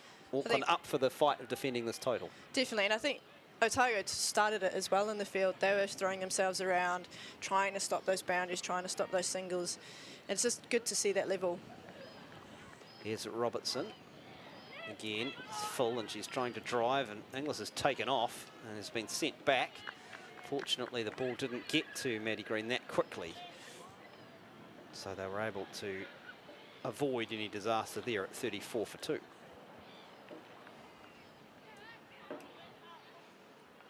Run rate just starting to creep up a little bit again. That's 6.27. Haka, and again, similar length delivery. Robertson's trying to force it behind square. We'll take one to Illing, coming up from 3rd, and that will end the 9th over. 35 for 2 is the Otago score. Robertson 13, Inglis 14. The target is 292. And as we look at the worm, pretty even Stevens at this stage. They weren't out of the blocks that quickly, Auckland. They really built into the innings. You can kind of see as that worm goes on, the acceleration. So at this stage, Otago doing what they need to, but they wouldn't want to see that run rate, Holly, go up that much more drastically than what it currently is, 6.3. No, especially with being 2 down as well. As you can, the worm shows you they were 1 down after that first 10, and Otago are 2 down. Brealing continuing. This one is guided to the left of the backward point. Molly Penfold just doing the drinks duty. Unfortunately, coming out of surgery for a knee injury, but awesome to see her down there and supporting the girls. Yeah, she's been enthusiastically, for someone who's had a knee injury, enthusiastically pacing the water out there. Know that under instructions to not be too vigorous with the water duties. Here's Illing again, going to Inglis, who's slightly cramped for room, and you can see she wanted to open up the arms, but realised it was just too close. Yeah, they'll be missing Polly today, but Amy's definitely stepped up, and then you've got Prue Catton and Kate Pedersen on the right of Molly there. Both 2 up-and-comers in the Hearts environment. It's good to see them at a final. Illing again, full to Inglis. Can't get any timing, and it's cut off at mid-off. 36 for 2, Otago in the 10th over. They are chasing 292 for the win. The run rate required at 6.32. But 2 senior batters at the crease, and Captain Robertson and Inglis, 14 apiece. Overcast conditions in Dunedin as England continues shorter this time. Yeah, that's a good delivery. Inglis sort of spotted it and then tried to swat it on that onside, but good pace, good delivery, a good use of the bouncer. Yeah, that's a good aggressive bouncer. Yeah, that's aiming at the badge of the helmet, is what we call it. Really trying to actually get it up there. It's almost sacrilege if you get it almost chest height. We always say it's either wide or hitting the head, so good use of it there. Illing pulls the fuller this time, and Inglis is able to guide it down to 3rd man. Misfield there from Anika Todd. Todd can't collect it, but then does so, but allows Inglis to get back for 2. She's 16, and it's 38 for 2. Oh, one more. 1 ball left in this 10th over. Been busy down at 3rd has Anika Todd. Yeah, she's just come back from the Under-19 World Cup, so pretty cool to see her getting an opportunity for the Hearts. She's potentially coming down to Otago as well. He's having full delivery, and Inglis threw the shot just a little bit early, and so it's through to the wicketkeeper to end the 10th over. 38 for 2 is the Otago score. And here is some shots of Inglis, the dismissal early on. And then you can see there, she's been full. It's been clipped this time. You can see she's been at a really good length, challenging to consistent as well, mixing up between the good and the full. Not a lot of bounces apart from that previous over, but it has been challenging for the Otago batters. That is for sure the work there of Bree Illing. Emily Drum is back in alongside me. Emily, 38 for 2. Who's the happier of the two camps at this stage? Oh, Otago 38 for 2, needing 292. Auckland, definitely. Start of a new over. Todd into the attack. First delivery outside the off stump into the gloves of Gaze. No addition to the score. 38 for 2. Yeah, Bree Illing, awesome opening spell from her. Very much asking questions of the batsman every delivery.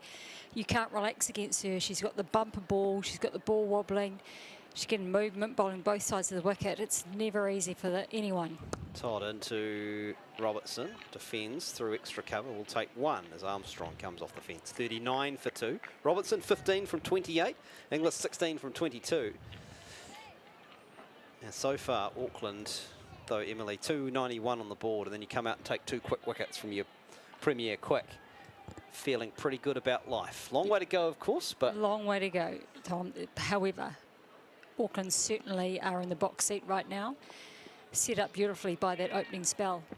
Gaze up to the stumps again as Inglis forces this one to mid-off, won't score. I'm curious and keen to see what Otago do.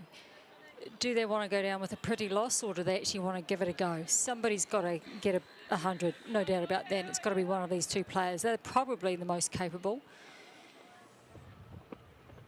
Todd, and again, this is forced on the onside. Take a run, Inglis, out to deep square.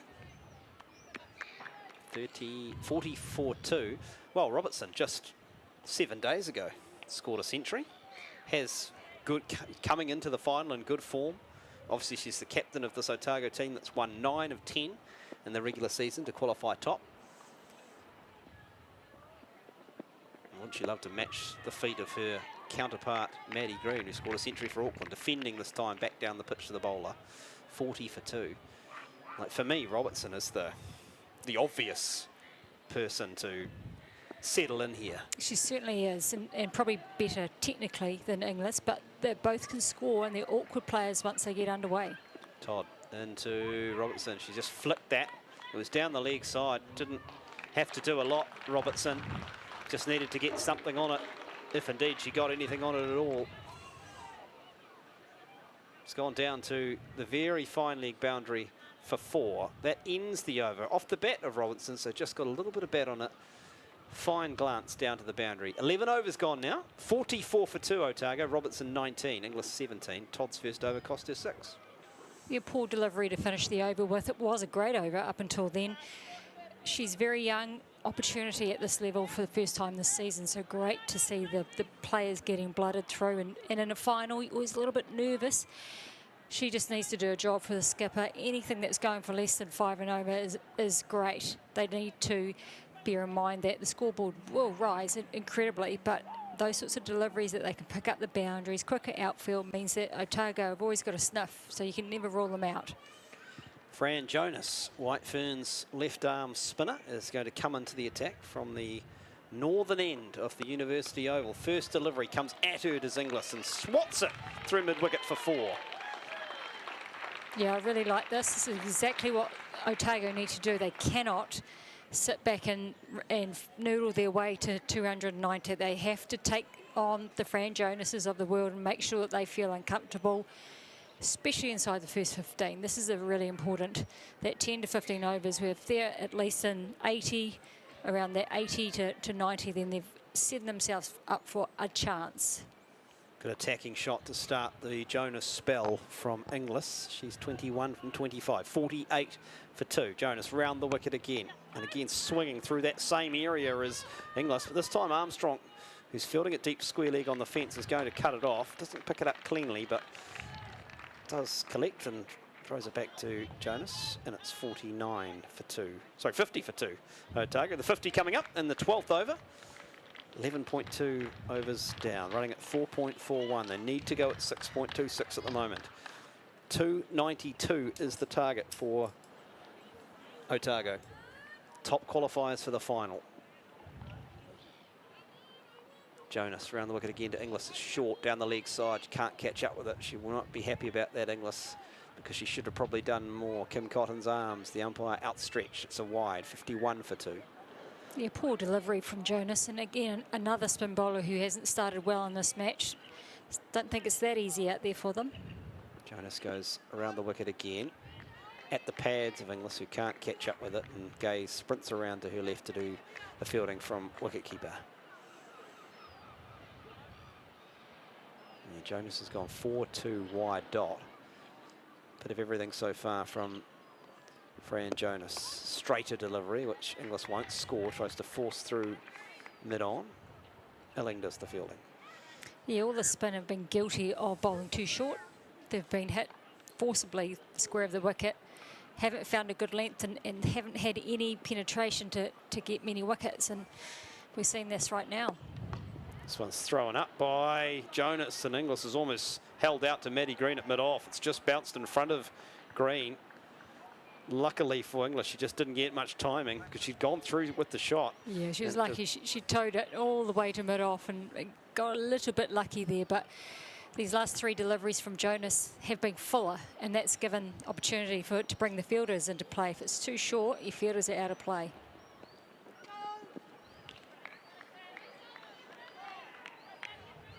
That ends the over. 51 for 2, Otago. That's after 12 overs here in Dunedin. They need 291. Robertson, the captain's on 19. Inglis is on 23. Jonas's first over cost 7.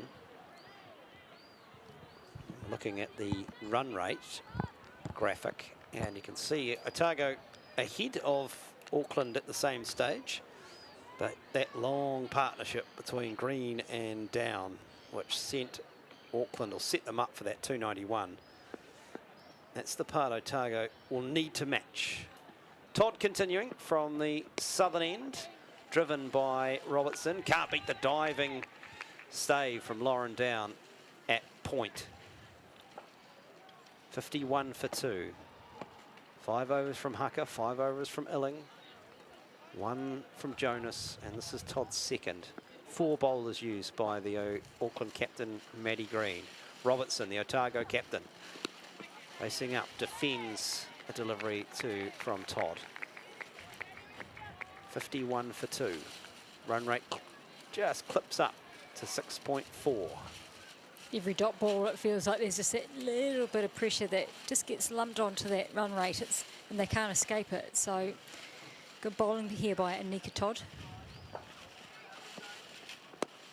Full again, and Robertson's trying to force it down the ground, but can't beat those players inside the circle.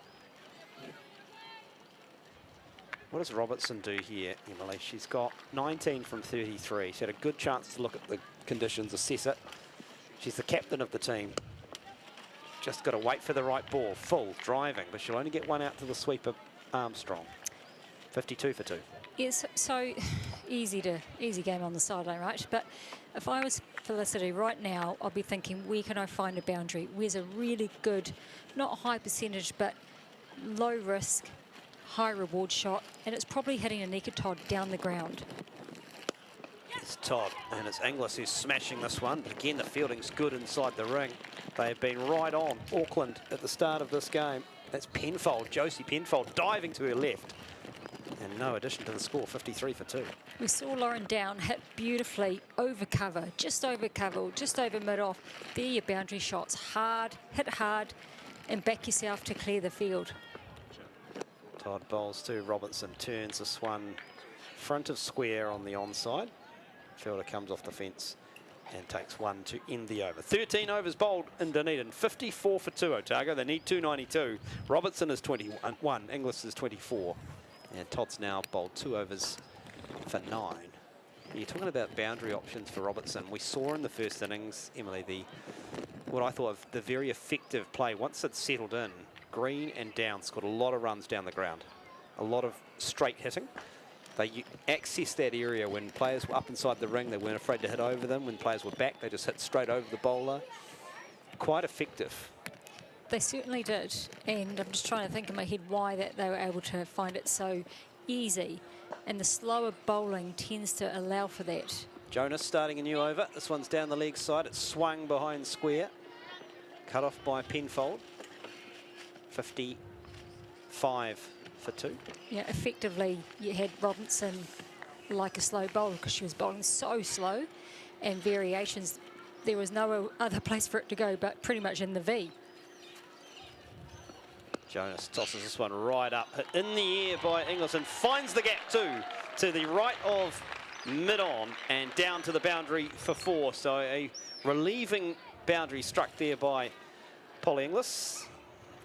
Just waited for Jonas to throw one up just a little bit more so she could open up her stance a bit and hit through the ball. Did so effectively. Partnership is 50 between Robertson and Inglis. 28 for Inglis, 22 for Robertson. 59 for 2 Otago. And this is down the leg side, and she just helped it on its way. It was a wild delivery from Jonas, and it's going to go all the way down to the boundary for 4. So back-to-back 4s for Polly Inglis. And all of a sudden, Otago, that rate just starts to creep up. They are 64 for 2. In fact, was that a wide? It was a wide, so nothing on it, and it's gone for 4. So they get another delivery too. So Jonas has not settled as well as she would have hoped here, Emily Drum. Yeah, well, the round arm nature of her delivery means she's always going to be sliding into wickets, but just not getting that starting line right. Whereas this one much further outside off, and as a result, Inglis goes back and punches square on that offside and takes 1. 65 for 2, that run rate that Otago had been struggling to get any movement in is now at 4.81. 1 over. 1 over, suddenly things change, but that's poor bowling from your senior player. She's not a rookie anymore. She just needs to be miserly and be consistent. Robertson waits for Jonas, drives, take 1 through mid-on. 66 for 2, Robinson 23. We were talking about accessing boundaries and what Robinson could do. All of a sudden she doesn't need to slightly concern herself anymore. We've had off this over already 11. Yeah, you'd be disappointed as a skipper to see your senior player bowling poorly like that.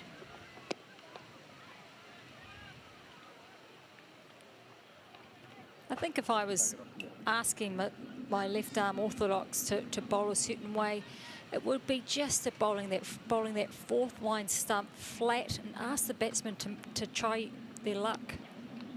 That's not 4th line, Tom. That's bowling down leg. That's a deliberate action in terms of choosing to bowl there.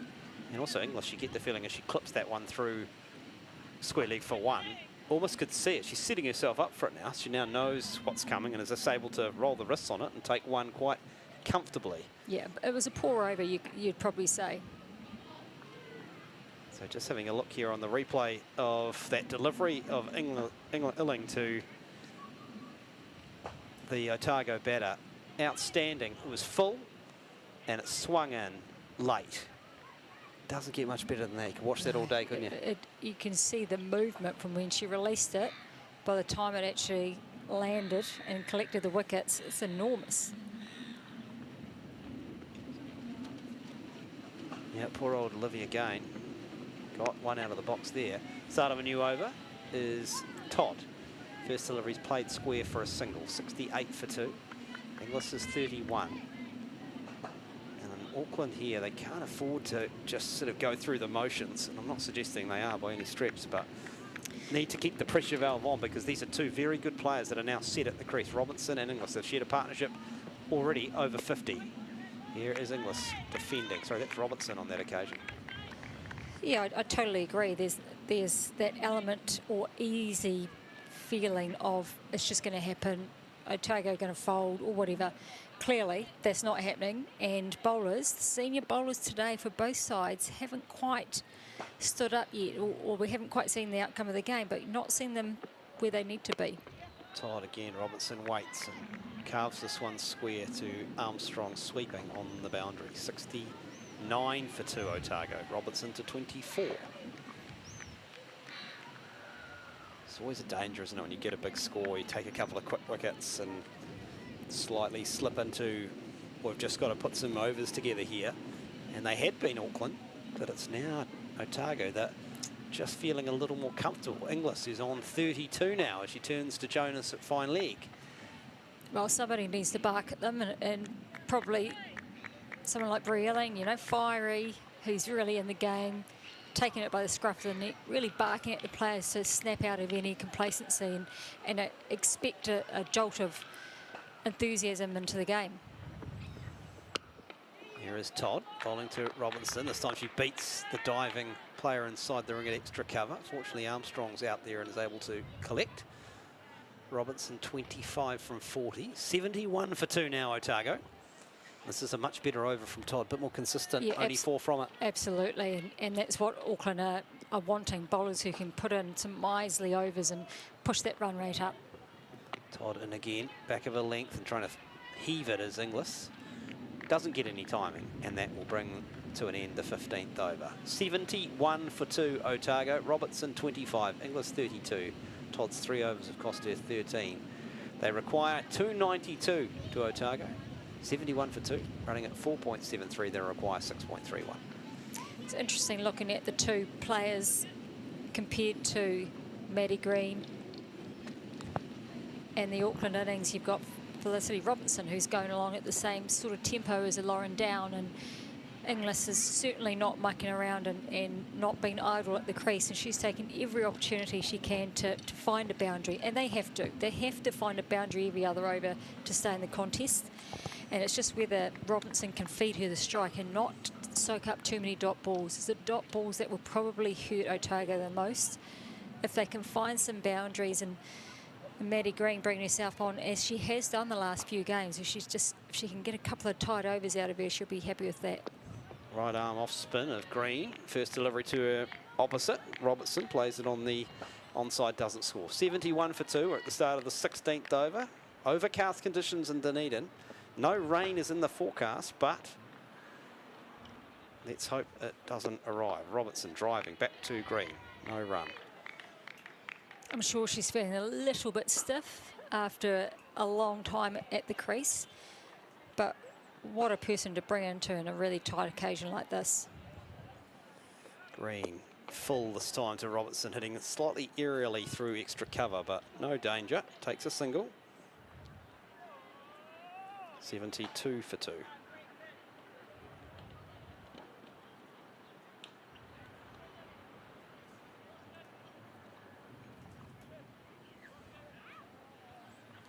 Pretty good over so far from Maddie Green. Just on the money straight away. Good line, good length, bowling to her field. Using her feet is Inglis, and then realised she wasn't to the pitch of it and was in danger of yorking herself, so just pulled out of the shot and just clamped down on it. Good awareness of what was happening there, Inglis. 72 for 2. There's a good start from Green. This one heaves through mid-wicket by Inglis. Good looking shot. Dissects the two fielders who are out on the boundary. Good timing again from Inglis. She's 36 and Otago 76 for 2 now. Yeah, very good shot. Perfect placement.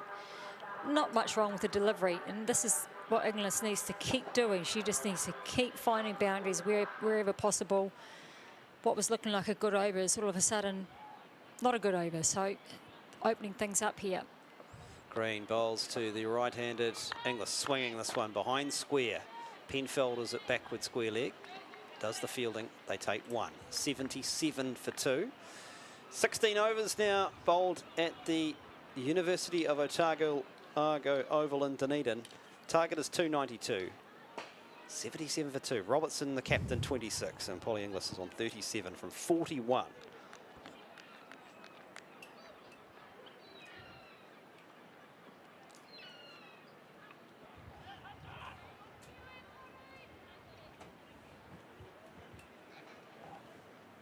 So there is the card. Wilson for 1, Gain for 5.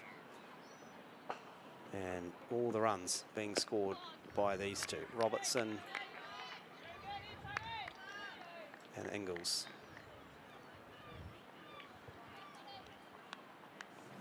Todd continuing, no wicket for 13.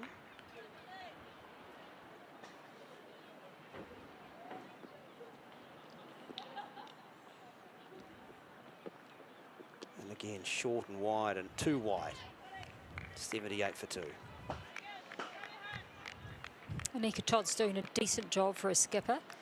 Maddie Green's got a few other options. Brooke Halliday can bowl a few. She has bowled a couple each game in terms of the super smash, but she hasn't played a lot of cricket recently, so may not be able to bowl. Here's Todd hitting forcefully down the ground. Maddie Green does the fielding at mid-on. A little bit of a grimace from the Auckland skipper. 78 for 2. Robertson 26. Got Josie Penfold. She can definitely bowl a few. Bella Armstrong. Heaving away this time in the air and over the top too. Good looking shot. Well timed again by the in-form right-hander who goes to 41, and it's 82 for 2.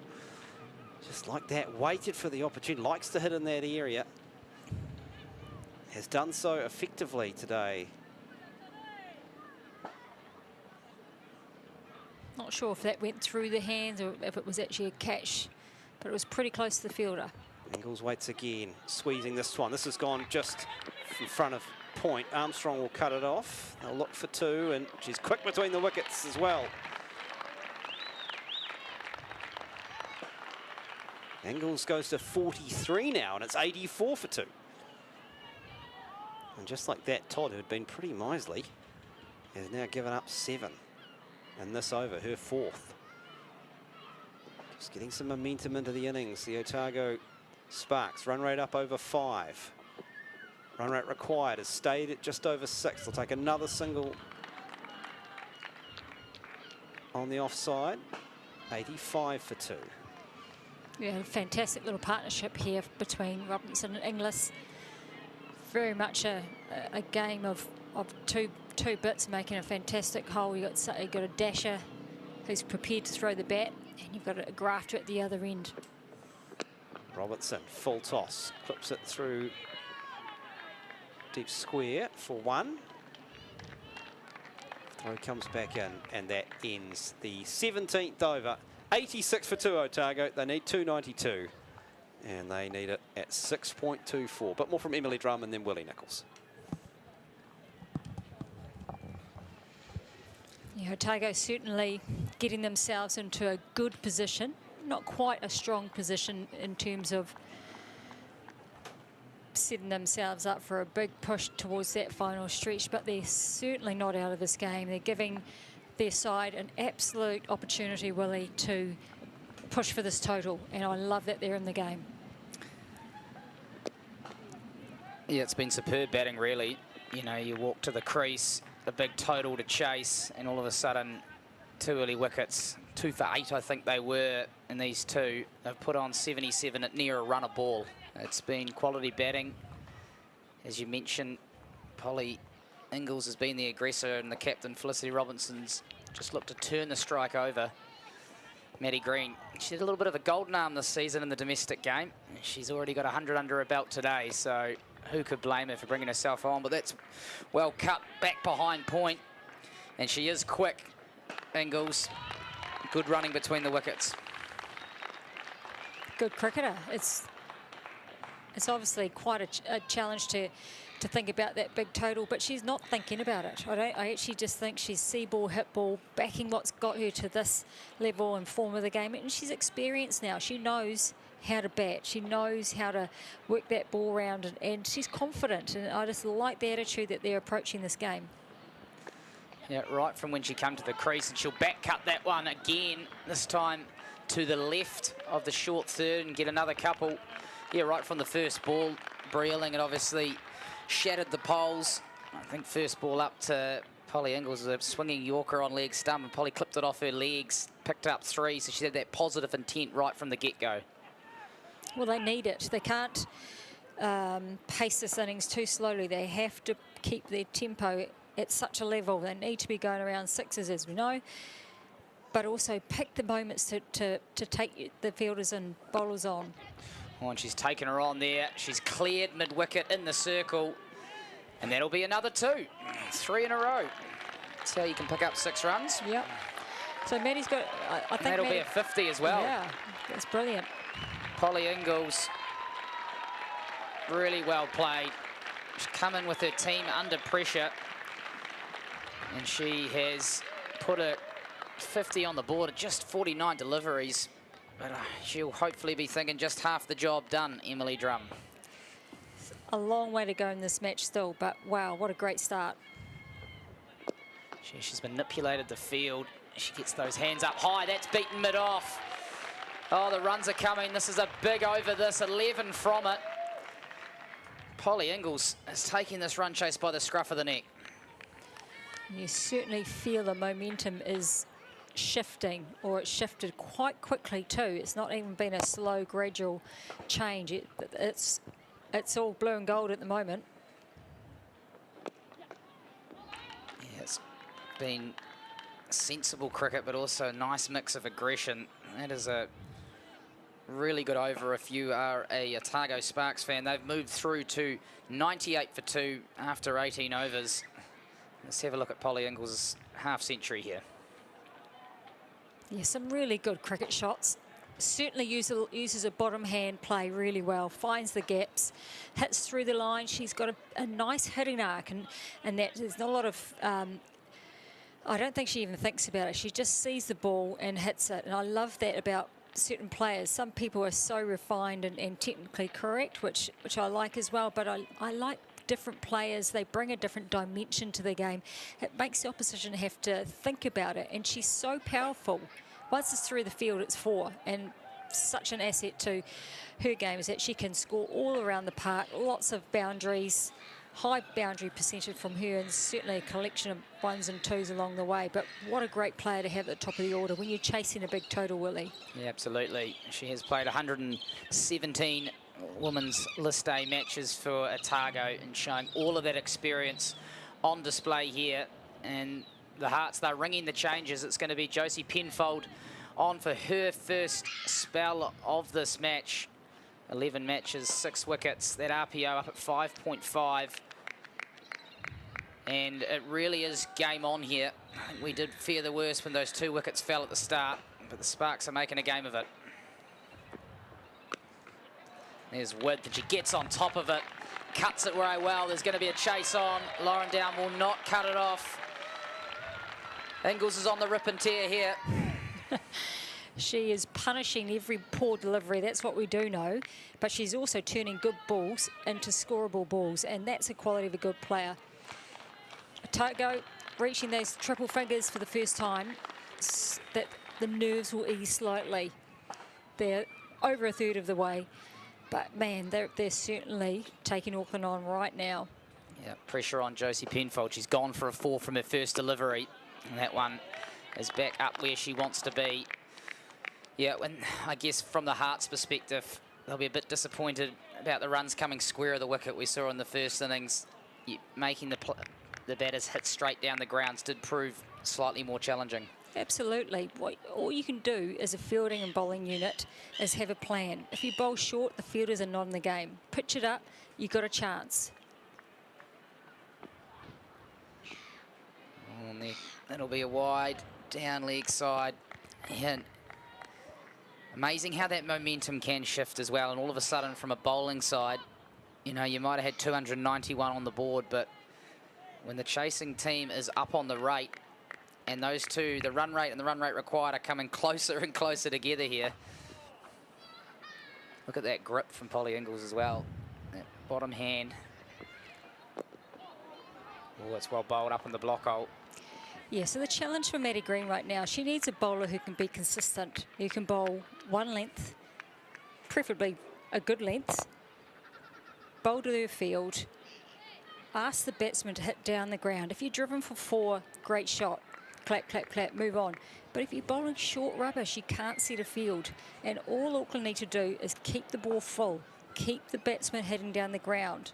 And then you'll find more dot balls, you'll find a lot more pressure, a lot more frustration will come to the batsman's mind. Well, and there's the bouncer. Polly Ingles feels like she might have missed out there trying to go over third. And you look at the field as well, Emily Drum, it is set for that straight bowling. They got the mid off, the mid on, and then the straight mid wicket and cover. They're really wanting to try and bowl stump to stump and squeeze the Sparks batters, There's not no let them squeeze free their going arm. on. There's no squeeze. They're trying to bowl 3 deliveries in the same time. You don't need to. It's just steady Eddie, repeat, repeat, repeat. Nothing's changed in the game that says you got to do else. Well, she goes short again. And that's a second wide for the over. Yeah, and Drum screaming for the full ball. Yeah, this is the thing about being a captain, right? You give her the ball and say, I need you to do your job. She's gone 4 dot wide, dot wide. There's still more to come. And it's so frustrating. You just need someone who's just going to say, right, I'm going to follow instructions and do my job for the team. Whereas it's just not happening. There's no partnership bowling either. And that's up in the block hole where Emily Drum was calling for it. I guess she had the 2 out, deep backward square, deep fine leg. Can bowl the bouncer, bowled the bouncer, but apart from that, it's trying to bowl stump to stump out here. Although I heard someone mention in the first things that potentially the wicket looks like it's getting better, and it kind of does. I would agree. I would totally agree. It looks a dream for batting. However, bowlers come up with answers. Slow ball, off cutters, leg cutters. It's right on the money from Penfold and a good diving effort. She'll get out of the over. Her first one's done. She's conceded 6 from it. Sparks 104 for 2 after 19. And it might be time for a drink as we look at the Worms, the respective Worms, and the home side. They are above the run rate, although we did see the Hearts were able to absolutely accelerate in those final 10 to 12 overs, courtesy of a magnificent partnership from Lauren Down and Maddie Green, scoring her 7th list day 100. You'd think the Sparks will want to try and stay as close to that rate as they can. Not as easy batting second to score at 7s and 8s in that final 15. It's not, but they're making it look pretty easy now, though. I have to say, if I was in that Auckland camp right now, I would be seriously worried. They look a little bit clueless, a little bit rudderless. They look a little bit void of confidence. They need to go back to, need to get a couple more overs out of Breeling, perhaps. She is pretty much the leader of that bowling attack. Maybe go back to potentially Hucker, throw the ball to a couple of others, but they need a good 5 to 10 overs of someone who's going to give them less than 5s. Less than 5s, do the basics really well. I know the game's changed a bit from my day, but the basics are still the same. The batsmen still have to hit the ball. Yep. Make it hard for them, Willie. Make it really, really difficult for them. Find ways like that. But Robinson was the only one that had success that I've seen from bowlers in terms of pace variation. And that brought around frustrations. But against her was 2 very experienced players who could cope with it. Whereas if there's variations coming in from these two, any bowlers to these 2 batsmen, they may not deal with it as well. So that's the message I'll be giving to the girls. Keep to your plans. What are your plans? What's worked for us well this season? Keep it simple. Don't get frustrated. The wind will change, as we talk about. It can't always be momentum one way the whole time, but it takes a collective effort. And you can see from the wagon wheel there as well where the runs have come, and they have come square of the wicket. That's what Emily Drum is alluding to. And you've got to doff your cap to the Sparks, particularly Polly Ingles, who's come out, and she is striking over 100. She came to the crease at 8 for 2, and with her captain, they've put on a fine partnership here, which has swung the momentum at this stage back in charge with the home side. And there's the coaching staff watching on. 96 of 93 is the Robinson and Ingles partnership. And as Emily Drum was mentioning before, Breeling could hold the key. She bowled a fantastic first up opening spell. She took the 2 wickets, and they are going back to her for her 6th over. So they've assessed enough's enough. They want the wickets. Not only that, if she can bowl an over for 2 or 3, that would be enormous. But there's wides, there's extras. Every over's going for plus, and that's just it's a 12th man, 12th batter. Be interesting to see if she'll get any swing like she did up front. Well, yeah, 11 extras so far. That's only in 19 overs. That will not please the Hearts one little bit. Still got bowling though, haven't they? Fran Jonas, I know she hasn't started as she would have hoped, but 8 overs up the sleeve for her.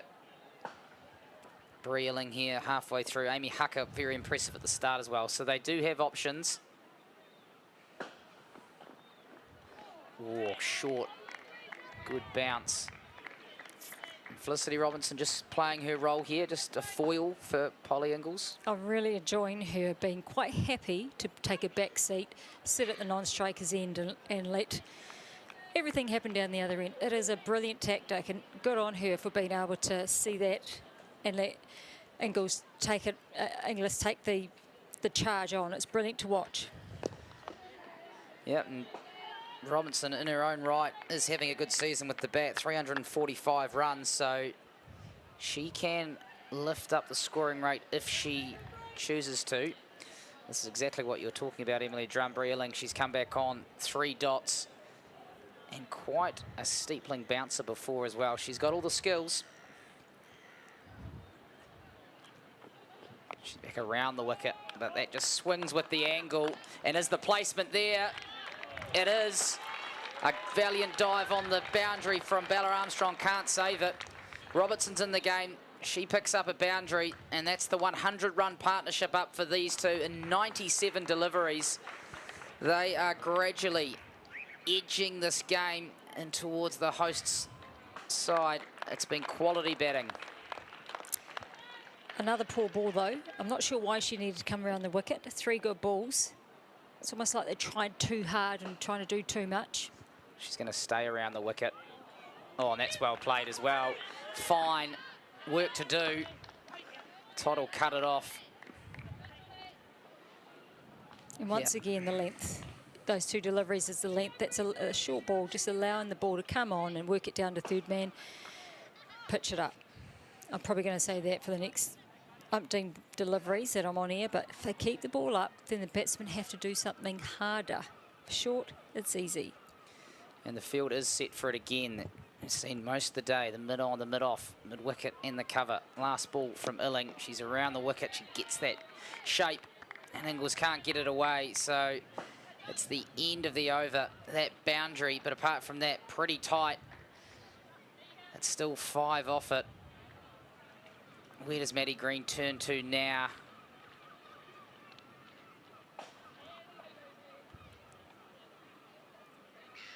So there's Otago Sparks, 109 for 2 after 20 overs here in the Hallyburton Johnston Shield final. If you're just joining us, it was the visiting Hearts who won the toss. They chose to bat and they put on 291, courtesy of Maddie Green's 7th list A 100, her 3rd of the competition.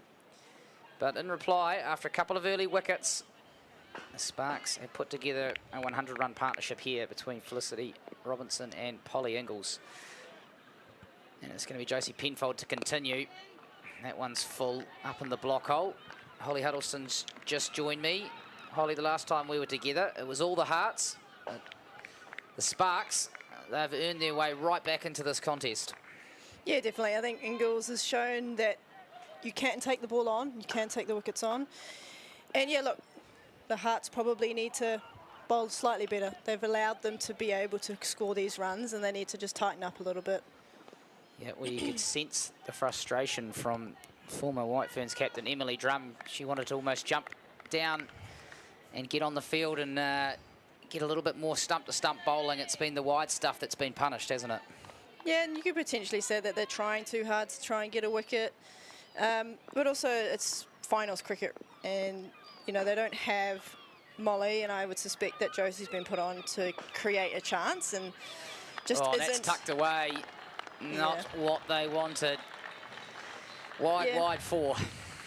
And that's not the line and length. I don't think Josie's trying to bowl.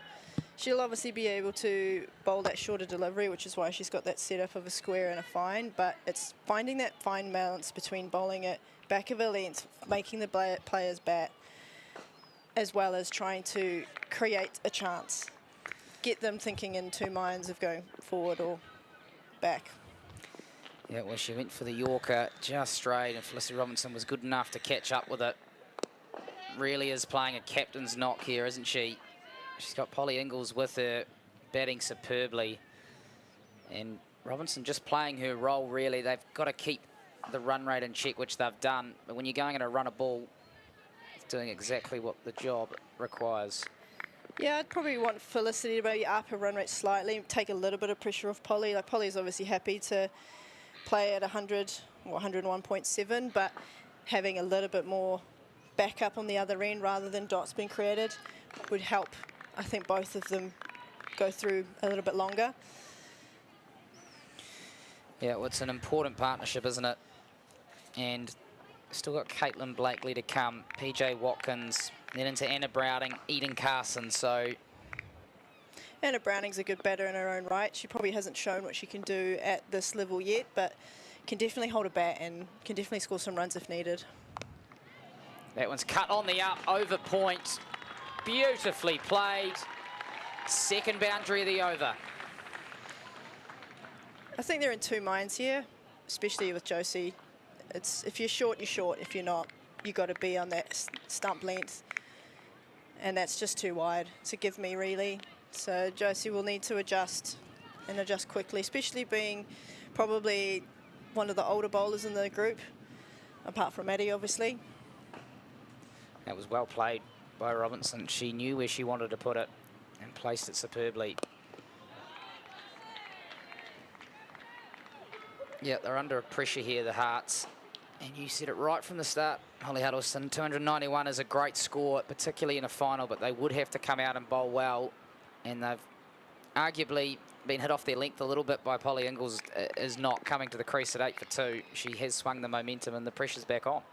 And definitely, I think it's her ability to access areas that are probably unorthodox. And that's placed quite well. Will they get two? They turn it. Yes, they will. That's good running. And it's another big over. 12 from it. Well, it seems like Brooke Halliday isn't throwing on her shoulder. And that's something that Polly and Felicity will need to capitalise on, I think. If Brooke can't fire it into the stumps, then there's potentially a single to her all day. Yeah, Brooke Halliday returning from injury. Great to see her back, and looking forward to seeing her in the White Ferns mix as well, as we look at the worm, and it just keeps climbing for the Otago Sparks. We mentioned before they came out for this run chase, no Bates, no Bella James, no Hayley Jensen, no worries at this stage. I think we've also got to tip our hat to Felicity and Polish. They've taken this game by the scruff of the neck and gone, right, if you guys want to win this, we're champions here, so bowl properly. Absolutely. There's width there for Ingalls. She slaps it through the offside. Interesting technique. She sits sort of deep in the box, doesn't she? But as you mentioned, she's able to access 360 around the wicket with ease. And it's the flick of her wrist as well. Like, she's got really strong wrist because of being a hockey player, and that allows her to actually hit the ball a lot later, making it a little bit harder to bowl to. Oh, Illing, they dearly love a wicket. It's up full, dug out to mid-on. I think it's shown that the wicket has dried out. It is a lot easier to bat on, and it means that margin of error for bowlers is a lot smaller. Obviously this morning it was a little bit dewy, a little bit held a little bit, meant that the bowlers could probably get away with a bit more, but definitely with that margin of error smaller, bowlers are really having to put it in the right area. Yeah, and credit to the ground staff down there in Dunedin. Obviously 3 games over 3 days here. The Eliminator final yesterday. Auckland put 320 on the board, and they were comfortable winners, the men's aces. There they are, in all their glory. And there's, yep, watching the stream, you might realise they're on TV soon. But they've done a great job. The wicket has played well, and still one more game to go tomorrow. The Kings Canterbury Kings taking on the Aces in the final. But all eyes here on the HBJ final. That's dug in. Polly Ingles swivel pulls it out to the deep square. But yes, it has seemed to have picked up and paced the wicket.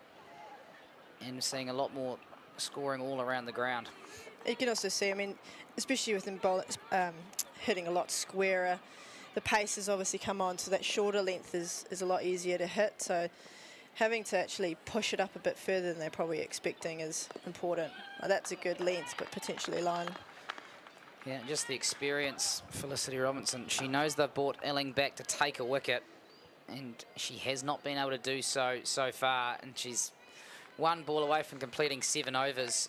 Do you imagine that's her done, or they want to continue? Well, they want to keep her up her sleeve, maybe 3 overs if we look at the bowling card.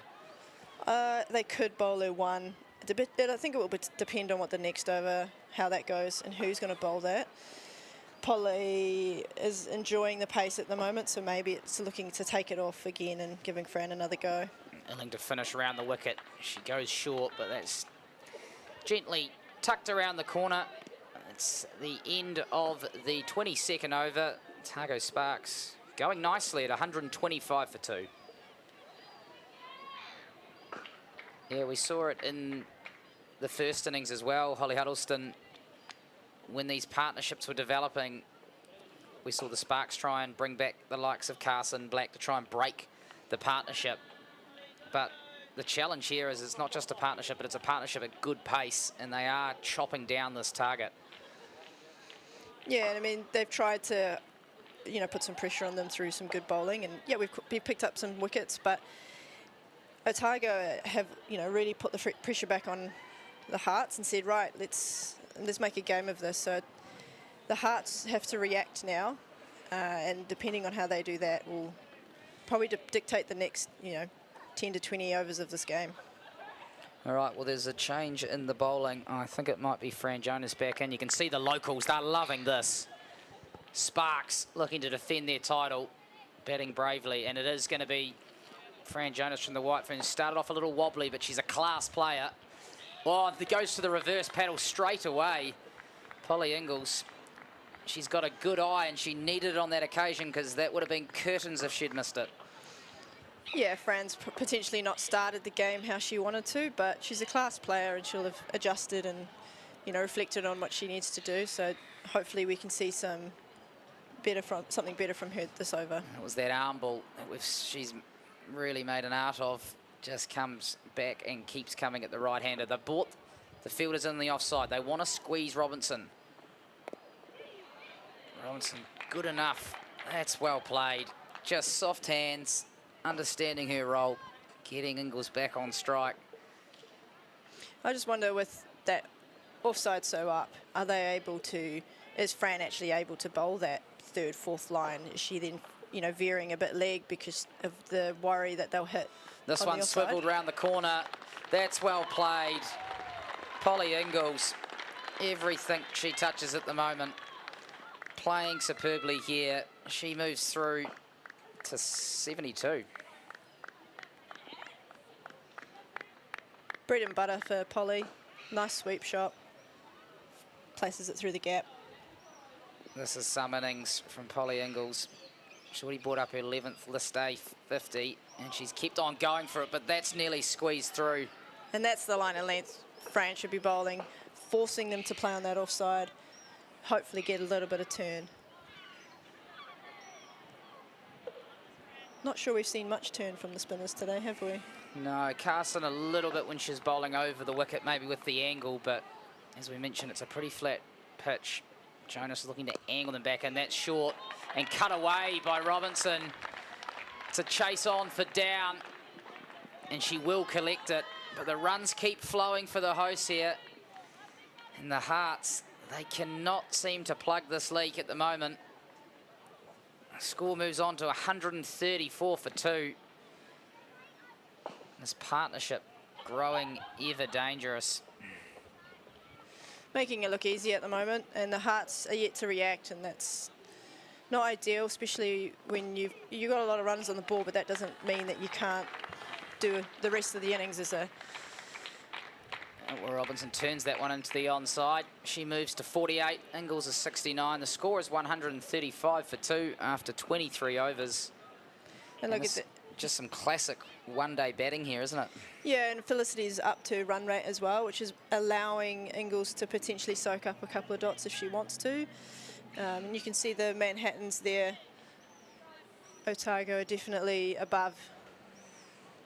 Oh, it's been fantastic batting, really, particularly after those early wickets. The cloud cover came over in the break. It was swinging around early, but these two have dug in, and they've put on 127 from 117 balls, which in the circumstances is a magnificent partnership, and they know they've got to keep doing it. And there's still a long way to go in this game. 291 is the target, and it's going to be Brooke Halliday in for her first bowl of the final. She's got a bit of a golden arm. She has a knack of picking up wickets. So if she can put some pressure on this end, then hopefully they can start plugging up some of these runs. Yeah, bowls off the wrong foot can be a little deceptive to watch. Don't let she starts. She's convinced she doesn't bowl off the wrong foot, but you can talk to her about that. Well, we wouldn't say you probably wouldn't say the wrong foot, would you? You'd say just the timing of the feet. Yeah. You know, there's nothing wrong about it, and she can bowl particularly tight, as we've seen there. Just started on off stump, and we saw Felicity Robinson earlier today just looking to play that role, bowl stump to stump, take the pace off it, which I imagine Maddie Green has turned to Brooke Halliday to do. Yeah, play that role of stump to stump, like you said, with a few change-ups. I know that she can roll the fingers over the ball, creating a bit of a slower ball, hopefully creating some movement off the wicket.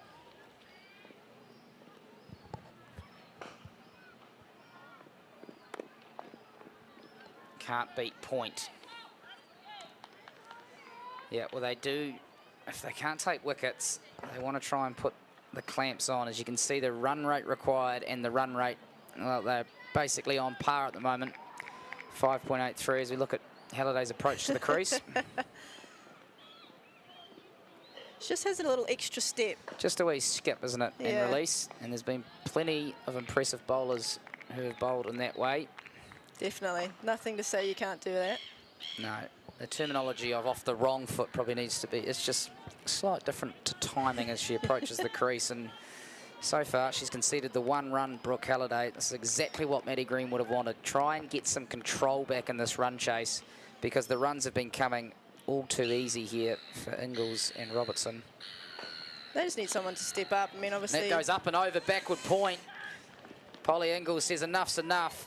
She'll get a couple. And that's exactly how she's batted this entire innings, isn't it, Holly? Yeah, she's taken the game on and said, I'm going to do this for Otago and do it for the players that can't play today. And Auckland started off well, but haven't really had an answer to her the last 10 overs. 5.85 the run rate required, and they are right on it, the Sparks here, as they chase for victory. Down the wicket goes Ingles. She can't beat cover. This would be some run chase in a final to win. We saw them last year chase 211 down, but 291, that is a different class altogether. So a long way to go. There's a good home crowd in here today at the University of Otago Oval. They are hoping they can do this. 3 injuries out of key players. That's clever. There shouldn't be one there, but there is. Oh, it's good running. Bit of frustration there being shown by Izzy. And you can understand why. There shouldn't be a run there, yeah. But Sachi smart Shari batting. straight in, absolutely. Robinson trusted the call. They get through. That's the end of the 24th over. The Sparks 139 for 2. Susie Bates running out drinks. Not a bad drinks runner for the day. She'll be imparting some words of wisdom and calming them down. Absolutely. Not bad, is it, when you've got Susie Bates there, and that really epitomises what she's about down here, running the drinks for the Sparks. Out of the game today, fractured finger. They didn't want to risk her ahead of the White Ferns home internationals. She was gutted. She wanted to play. We actually asked her to join us in the commentary team, but she said she was down there running drinks. So, and we're back live there, Fran Jonas. Yeah, Bella James was also there. They look like they've got a really good thing going inside the Sparks camp, don't they? 100%. Probably the envy of the other franchises at the moment. Jonas looking for a wicket. Much better start to this over from Fran. It's a bit more stump to stump, not so leg side-ish. She does have a backward square, but I'm assuming that's for a sweep, not that glance. You can see the field there. 3 out on the onside, 1 out on the offside. Jonas looking to keep it tight. She goes for that paddle again. Can't beat Shari, who potentially saw that shot coming and ran around to smartly cut it off. I don't mind that from Ingles, and it means it's good signs for Jonas. If she's bowling in good areas, it means Polly's going to have to do something different, yeah? So the ability for her to be able to do that, especially with the back of the bat, I think is pretty awesome. Robinson tucks that into the onside. Gee, she's done that well today. And that's 50. That will be her 50. Her 10th List A half-century. It's been a knock of a lot of experience. She had to weather the early storm, but she's done it well. And her and Polly Ingles, they are giving the Sparks a red-hot crack at this large run chase. A great knock.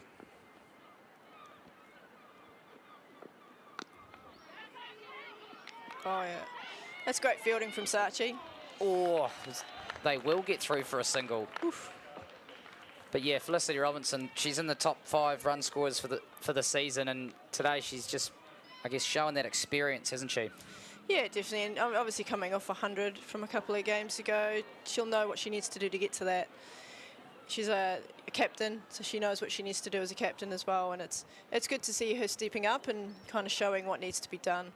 And then Polly supporting her really, really well there. Yeah, well, Ingles bought the momentum early, but Robinson's caught up. She's 50 off 62 now. Oh, it's a waist-high full toss. It's missed by everyone. It's going to be a no ball, and there's going to be 4 runs on top of that. Oh, no. I do wonder, a little bit of moisture out there, whether that's just slipped out of the hand from Fran Jonas. Not what you want to see if you're a Heart supporter. And not something from a White Ferns as well. Potentially, I mean, a left arm orthodox is, oh yeah, there's a towel. Maybe there is a little bit of moisture out there. Yeah, well, they did say there was a few droplets. The towels are out. Challenging for a spinner to grip the ball. Yeah, especially if you're trying to rip it as well. Drops the back leg, can't beat square legs. Opportunity missed there, and that'll bring it into the 25th over. At the halfway mark of this run chase, the Otago Sparks, they are on track. They're 147 for 2. And we'll look at the highlights from the start from Felicity Robinson's innings. Scored all around the wicket. Leg side. She's also able to stand tall and punch to the offside at times as well. Feeding on that leg side lines early, but it's been a classy knock. Yeah, definitely showing her class there, playing, you know, all parts of the ground, which is important when you're trying to chase a big total like that. Puts pressure on the bowling side to bowl in good areas, but also keep them thinking. Yeah, they are well and truly under pressure, as you see the wagon wheel there, and certainly some themes square of the wicket. As Halliday back live, that one's over pitched and dispatched from Polly Ingles. No mercy. Yeah, Auckland with no answer at the moment. No one's stepping up. Bree's obviously managed to get those 2 wickets early on, but since then it's all Sparks at the moment. And the 150 runs is up. They are now ahead of the run rate. They're going at run a ball 6 and over. They are squashing this run chase. What can the Hearts do? Because it is all too easy at the moment. Classy batting indeed. We mentioned the moisture out there, that slippery ball. We don't want to make excuses, but it seems like it is making a factor in the game. We saw Brooke Halliday just then go down for a bit of sawdust.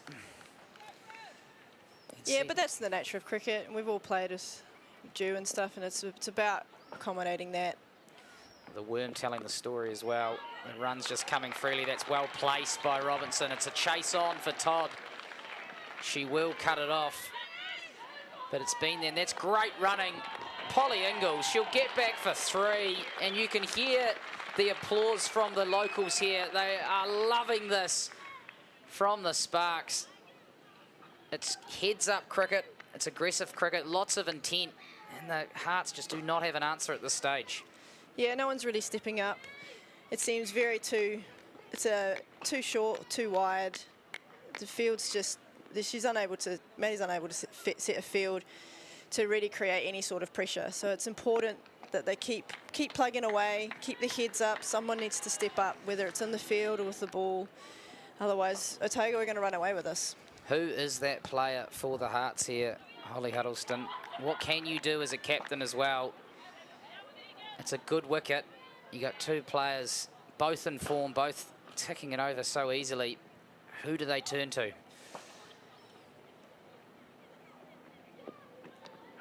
Oh, they turn to Halliday. She's yorked her. She's gone through Felicity Robinson. That's the wicket they needed.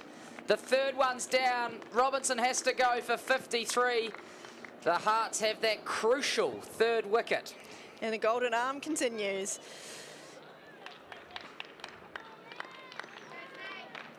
Just played across the top of it a little. Bit of change of pace as well. Stump to stump, change of pace. Yeah, rolled her fingers over it indeed. It took an age to get to her. And Felicity Robinson looks around. She can't really believe that. That is a big wicket though. She's played well for her 53 off 66, but that has broken the 147 run partnership here. And just a sniff for the Auckland Hearts. They knew they needed that wicket. They've taken it. And all of a sudden, a new batter to the wicket. Holly. Be interesting to see how Polly now plays this innings, whether she takes more of a back seat and allows Caitlin to be the aggressor, or if she'll continue in the way she's going. Yeah, well, it was a big wicket. That partnership was rampaging towards the total, and all of a sudden, Caitlin Blakely has to come out, and she has to build a partnership with Polly Ingalls here. The Hearts will be swarming, that's for sure. I think they need to take from that change of pace. What can we do as bowlers? You know, doing the same thing over and over isn't always going to be the best when you've got 2 in batters, and as Brooke showed, just a little bit of variation. Halliday to finish her 2nd over. It's a dot. And it was a successful one for the Hearts. They have broken the partnership courtesy of Brooke Halliday. The Sparks 156 for 3 now. Blakely is the new batter to the crease. She's had to join Polly Ingalls after Felicity Robinson played over the top and was bowled. And just maybe this run chase has another turn of momentum, and there's going to be a change of momentum in the commentary as well, because Tom Bartlett is pushing in from the long run. He'll join Holly Huddleston. Yeah, it's a good chance for Maddie to get the group in together and have a chat about what's needed right now. They haven't had a chance to have a huddle since drinks, so good to get in, reassess plans and go from there. Polly Ingalls waits for Jonas, drives up to mid-off, doesn't score. 156 for 3. Gee, how the game can change. Feels like about 45 minutes ago, Otago, well, they were limping along. Then an explosion in the partnership between Ingalls and Robertson. Dot ball, followed by another dot ball for Fran Jonas at the start of this 27th over, 156 for 3. What's the play here, Holly? First of all, what does Blakely have to do? Blakely just needs to keep being positive, run a ball, take the pressure off Polly. She's obviously going to keep playing her shots by the looks of it, but you don't want to start dotting up the other end, pushing that run rate up. Single taken by Ingalls, 81 at a runner ball, 157 for 3. I think Blakely can also hit in different areas as well. She's not a traditional batter in the sense of wants to play straight, but at the same time, I think they'll complement each other well. Put pressure on the Hearts to bowl in good areas. So Blakely waits as Jonas goes around the wicket, plays a reverse lap to start with, and is going to get 4 down towards the 3rd man boundary.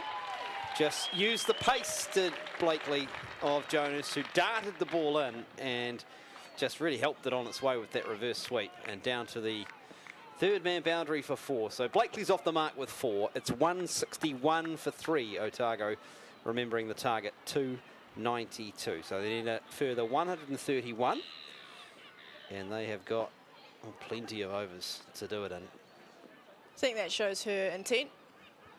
It's a bit of a giveaway. Here's Jonas. This one's turned to mid-wicket by Blakely. Applauded by the Otago faithful. Every run being applauded now. She's 5 from 3. It's 162 for 3.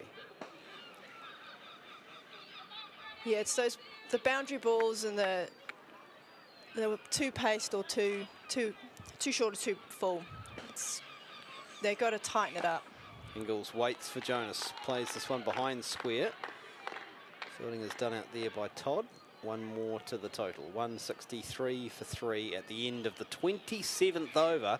Fran Jonas's 5 overs cost her 41. Ingles 82. Blakely 5. And the Worm, which was pretty even Stevens through the first 12 overs, has dramatically shot up from a Otago perspective to well clear of what Auckland were going at, and they've had a partnership too, so a double win there for the Sparks.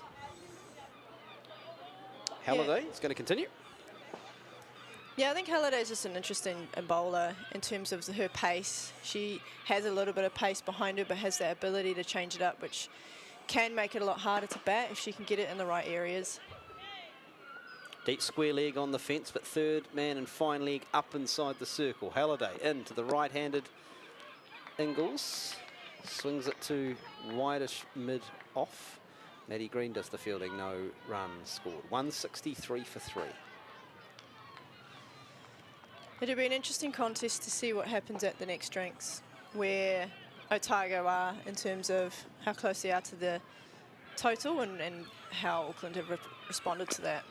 Using her feet this time as Ingles, and she's slapping that through extra cover for 4. No chance for the fielder at deep point.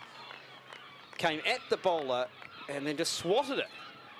Great timing again from Polly Ingles. She's 86 and it's 167 for 3. I think she's just showing her class here.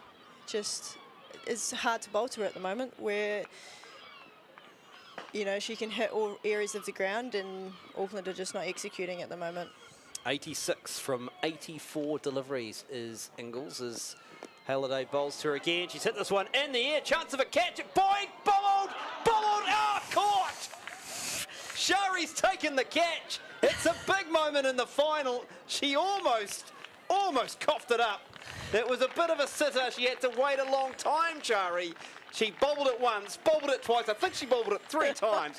But ultimately, she's taken the catch. And the very good innings of Polly Ingles has come to an end on 86. Otago lose their 4th, 167 for 4. As we look on the replay, oh-wee, Shari, yep, you can cover your mouth because it was almost a bit of a shocker. Yeah, it looks like it's gone through the hands and spun into the face, and a bit of a juggle, but hey, got there in the end. Job done, as they say. Warm applause for Polly Ingles, who leaves the field 86 from 85. That was a wonderful knock in a final. She might be a little frustrated, Holly, because the job is not done. Yeah, potentially didn't read the pitch of the ball.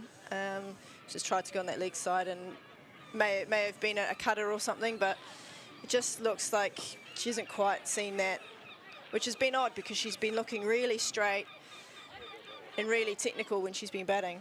It doesn't get any easier to watch.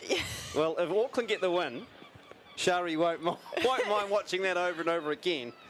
I don't know if they don't get the win whether she'll ever want to see it again. It's not the kind of catch you're going to forget that easily. She's trying to justify it to her teammates about the bobble. It's all smiles, all good fun. Game being played in great spirit, as you'd expect. Big moment, though, in the game with the dismissal of Polly Ingles. Watkins is the new batter. First ball to her from Halliday, who's now taken 2 wickets, by the way. In amongst all that chaos, Holly, just haven't acknowledged that Halliday's got 2 wickets in less than 3 overs. But that's the change Auckland needed. They needed someone to step up as a bowler and say, I'm going to make it hard for the batters. And she's done that in 2 overs. So here she is again, Halliday, bowling to the right-handed Watkins. Plays backward a point, no runs scored. PJ Watkins coming out, number 6 for Otago. All of a sudden, though, the complexion of the game has changed again. Yes, Otago are ahead of the rate. Going at 6s, only need 5.64.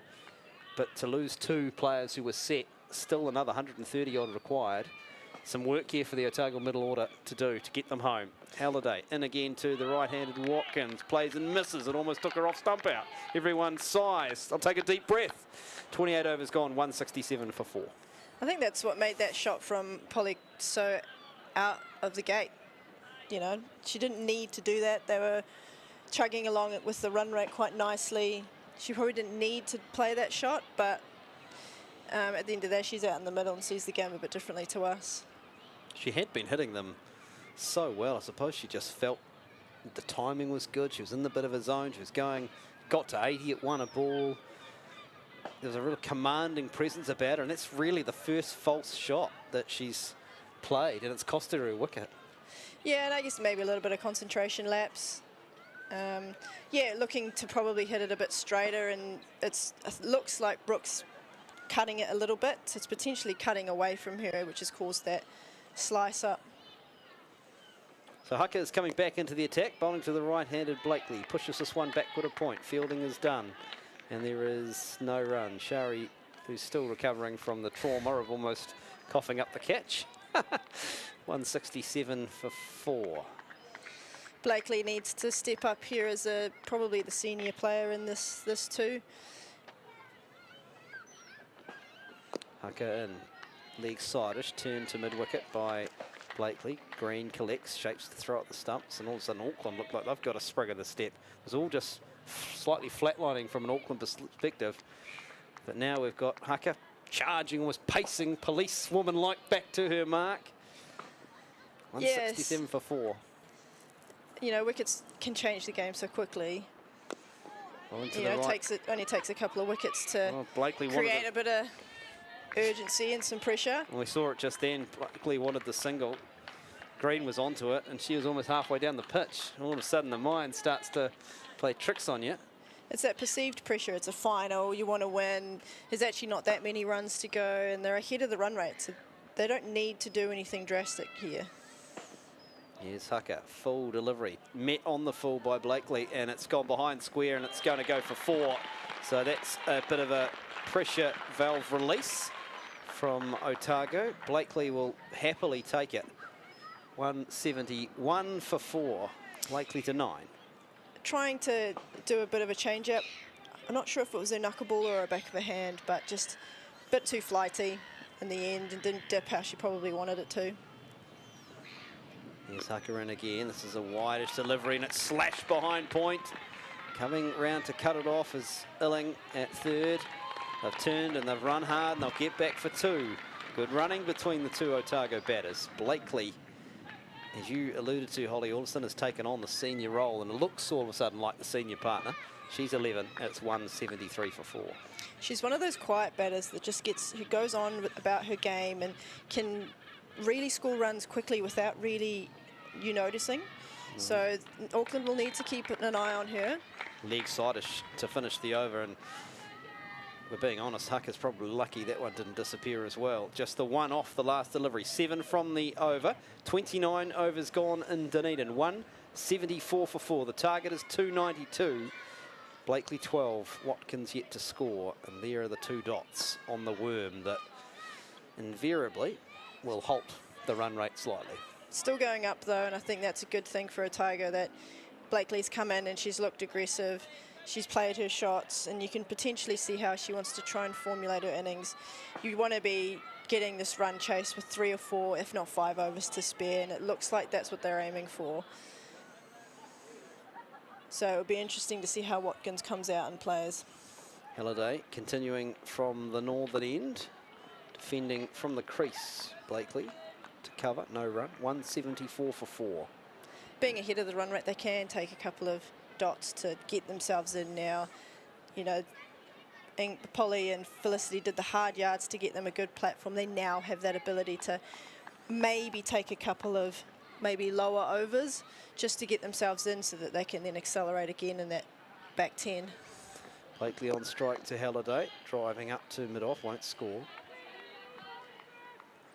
Yeah, well, the nature of the partnership that we saw between Robertson and Ingles was such that it has effectively left Otago with 130 to get in 21 overs, which is a lot. But when you've got the momentum of the innings and the speed at which they scored, they've actually done the middle order a great service. There's another singles taken, 175 for 4. Well, you've got to look at the T20 totals have been 140, 150. So essentially you break it down to a T20. And they only need 130 odd. So very gettable, especially in the new game and how it's progressed. Blakely 13. Watkins is yet to score. No change in the field with third and final leg still outside the ring. Driving is Watkins, won't beat Green. Good opportunity for the Hearts to soak up some dots. Watkins hasn't faced many. She's only faced 4 without scoring, so she'll be nervous to get off the mark. So it's an opportunity for the Hearts to get some dots and then get a single off the last to see if they can bowl some more at her. Halliday in. This is driving as Watkins. No contact though into the gloves of Gaze. Doesn't take it cleanly.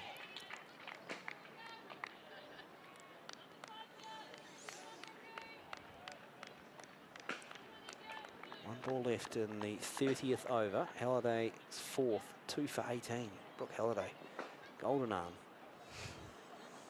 Jin again, and again she's beaten the outside edge of Watkins, who's slightly unsure about her footwork, and in the end it went into the gloves of Gaze. Look on the replay, just didn't really move. Halliday hands in head, end of the over. 30 gone now, 175 for 4, so 120 balls. They need 117 runs. So it's one a ball stuff with Otago and Auckland. Not much in it. Blakely 13, Watkins yet to score. You can see the big contributors. Robertson 53 from 66 and Ingles 86 from 85. Marvellous innings from Polly Ingles in particular. Emily Drum is alongside me now. Emily, interesting stage of the game as Haka starts a new over, and it's a dot ball to backward a point. 175 for 4. And what a fantastic game of cricket it's been. Both sides have batted really, really well, and I'd say both sides have bowled pretty averagely, to be honest. The catching's been okay, from the Hearts that is, but not so much from the Sparks, you could say. But look, the game's set up really nicely. Evenly poised as Haka bowls to the right-handed Blakely. Defends on the onside. Won't score though. 75 for 4. Bit of a, I suppose here, a period of reconsolidation, if you like, for Auckland, having lost those 2 wickets. When Robertson and Ingles were going along, there was no one stopping them. Now there is a momentum halt. And that's what Auckland will hope it is, as Haka bowls full to Blakely drives. Won't score again. It's the classic coaches' grumblings, don't lose wickets in pairs, and especially the 2 set players who have taken the game by the scruff of the neck and given them the opportunity to win a final. But the rebuild has to be done really well, and the wicket's beautiful. It can be done. Blakely in, slightly back of a length this time, playing just forward of point. Chase for the sweeper. Lauren Down running around. They get back for 2. So Blakely certainly is on the move. She's 15. It's 177 for 4, I think. Yes, it is. Here we've seen so far, Emily, in this game. Yes, it's a good track. Everyone seems to be scoring freely, but no one seems to be coming out hitting from ball 1. And that means there's an opportunity here. So it's a shout for LBW from Haka. Tried to play that reverse lap again, did Blakely, and it hit her on the back leg, but it was angling down. As we look on the replay here, Emily, I think this one was heading down leg side, wasn't it? Oh, wow. That's a very close shout. I think because of the angle, it hit us so far back in the crease. Umpire deemed sliding down, but far out. That was pretty close. Blakely waits again for Haka. This is Fuller. She's driving down the ground just to the right of the stumps. As we look at it, Todd's come across to cut it off inside the ring. They've taken 178 for 4 at the end of the 31st over. Just going back to that point about as we see just a few drops of rain falling. Let's hope that's nothing too serious. There was no real rain in the forecast, but we were looking at the rain radar out the back of the commentary box, Emily, and there was some rain in the, I think, is it the Tidy Hills? Dunedin? I don't know Dunedin that well, to be honest. We certainly know it's at the ground now, so whether the impact of that is significant, not sure. Always a giveaway when the ground staff are poised, that they know more than what's going on. 178 for 4, start of the 32nd over. It's driven down the ground to mid-off, no runs scored. I've just had a look at the DLS, Duckworth, Lewis, Stein, 172. So at the moment, Otago just with their nose in front. If the unthinkable happened and the rain poured and we couldn't get back out there. Halliday bowls to the right-handed Blakely, pushing to point, won't score again. 178 for 4. My goodness, Brooke Halliday's done a job for the skipper today. 2 for 18 off 4.2. Just critical wicket-taking moments that have changed the course of this match. I always knew it would happen if they took wickets, but I didn't think we would wait as long as what we did to get the breakthrough. Some of the punters have got the umbrellas up. Always a giveaway in Dunedin if they put the brollies up. 178 for 4. What she's done better than most bowlers today is she's pitched the ball up. I know I've said that a few times, and maybe a few times more than that. However, she's pitched the ball up, given herself the chance of creating opportunities. Short balls on a beautiful track like this are getting hammered, and anything wide, getting punished too. The bowlers are going to have success if they keep the ball full, creating opportunities. Halliday bowls, it's full and it's driven down the ground. There's a misfield at mid-off, and they're going to scamper through for 1. Blakely 17, 179 for 4. Those bowling figures, Illing 2 for 30 at the top, and Halliday, the last of these 7 bowlers used, 2 for 19. Duckworth Lewis at 174 at the moment. If you can see those spots of rain on our cameras. Attempted drive from Watkins, who's just struggling to get any timing in her innings. She's yet to score. 179 for 4. And all of a sudden you see that run rate jump back up over 6 and into a little bit of that dicey period where players start to feel pressure. It's almost T20. We're into that T20 mindset. Watkins taking a few dot balls to get going. She might break the shackles, but there's right at that tricky tipping point. Halliday into Watkins, looking to score this time. Took off and then was sent back as Point Shari did the fielding. So that ends the over. 32 overs bowled in Dunedin. 179 for 4. The worm dips just a little bit, or I wouldn't say it dips, it plateaus. It's not, that's a bit unfair. So the equation for Otago, 108 deliveries, and they need 113 runs, according to me, if my maths is any good. 179 for 4. Let's hope that rain that had just been drifting across the University of Otago Oval does not stick around, because get the feeling we could be in for a bit of a grandstand finish here. Haka starts a new over, bowls to the right-hander. It's well fielded at backward point by Shari. And they get 1 run though. 180 for 4. Blakely 18. Watkins yet to score. Haka into her 8th over, none for 29. Considering sort of the carnage that was going on at the other end, it's a pretty good return from Haka. Right arm over the wicket again. Bowls to the right-hander Watkins. This time she will get off the mark.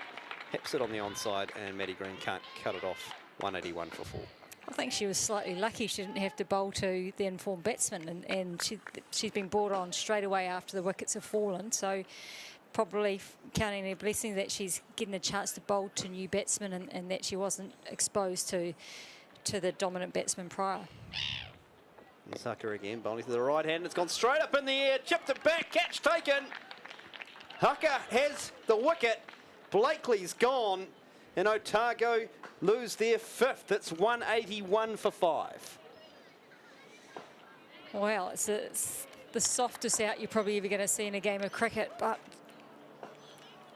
a little bit of pressure building, a few dot balls coming along, and all of a sudden, a little bit of a false shot. Was in no position to play across the line. It should have been played out to the offside, and just a leading edge, just a gimme back to the bowler. And all of a sudden 3 wickets in a pretty short space of time. Tom has changed this game quite quickly. 181 for 5. Tried to play it on the onside. Blakely, it kind of kept a bit lower. And she was through the shot, as you say. Emily Drum not in a position to play across the line really at all. And it just spooned up to Hucker, who will not get a more simple caught and bowled. She does the job, doesn't need any of her teammates for that one. Hucker's first wicket in their 8th over, figures of 1 for 30. 181 for 5, midway through the 33rd over. And the new batter is Anna Browning. I thought Blakely had been doing a good job. She's the player that I thought could have kept the momentum going, and she probably didn't get enough strike. A little bit starved of the strike, and just thought she may have felt a little bit of pressure from not facing many deliveries, but also the mounting run rate that was needing to be kept up to date. So, yeah, disappointing to see her go. Browning facing up to her first delivery, goes back, defends on the offside. Hucker does her own fielding, and there's no run at 181 for 5. Anna Browning, 9 matches, just the 75 runs at 25. Hasn't been called upon too much with the bat, but an opportunity here because her team still needs over 100 to get themselves home in this Hallyburton Johnston Shield final. Here's Hucker in again to the right-hander, beats the outside edge of Browning into the gloves of Gaze. It's much better back over length bowling. The width's not there. New player in there is trying to find their or feel their way into the batting. We're definitely into the middle order, starting to touch to that lower order now, and the pressure is going to just ramp up real quick, and Auckland can sense there's an opportunity here.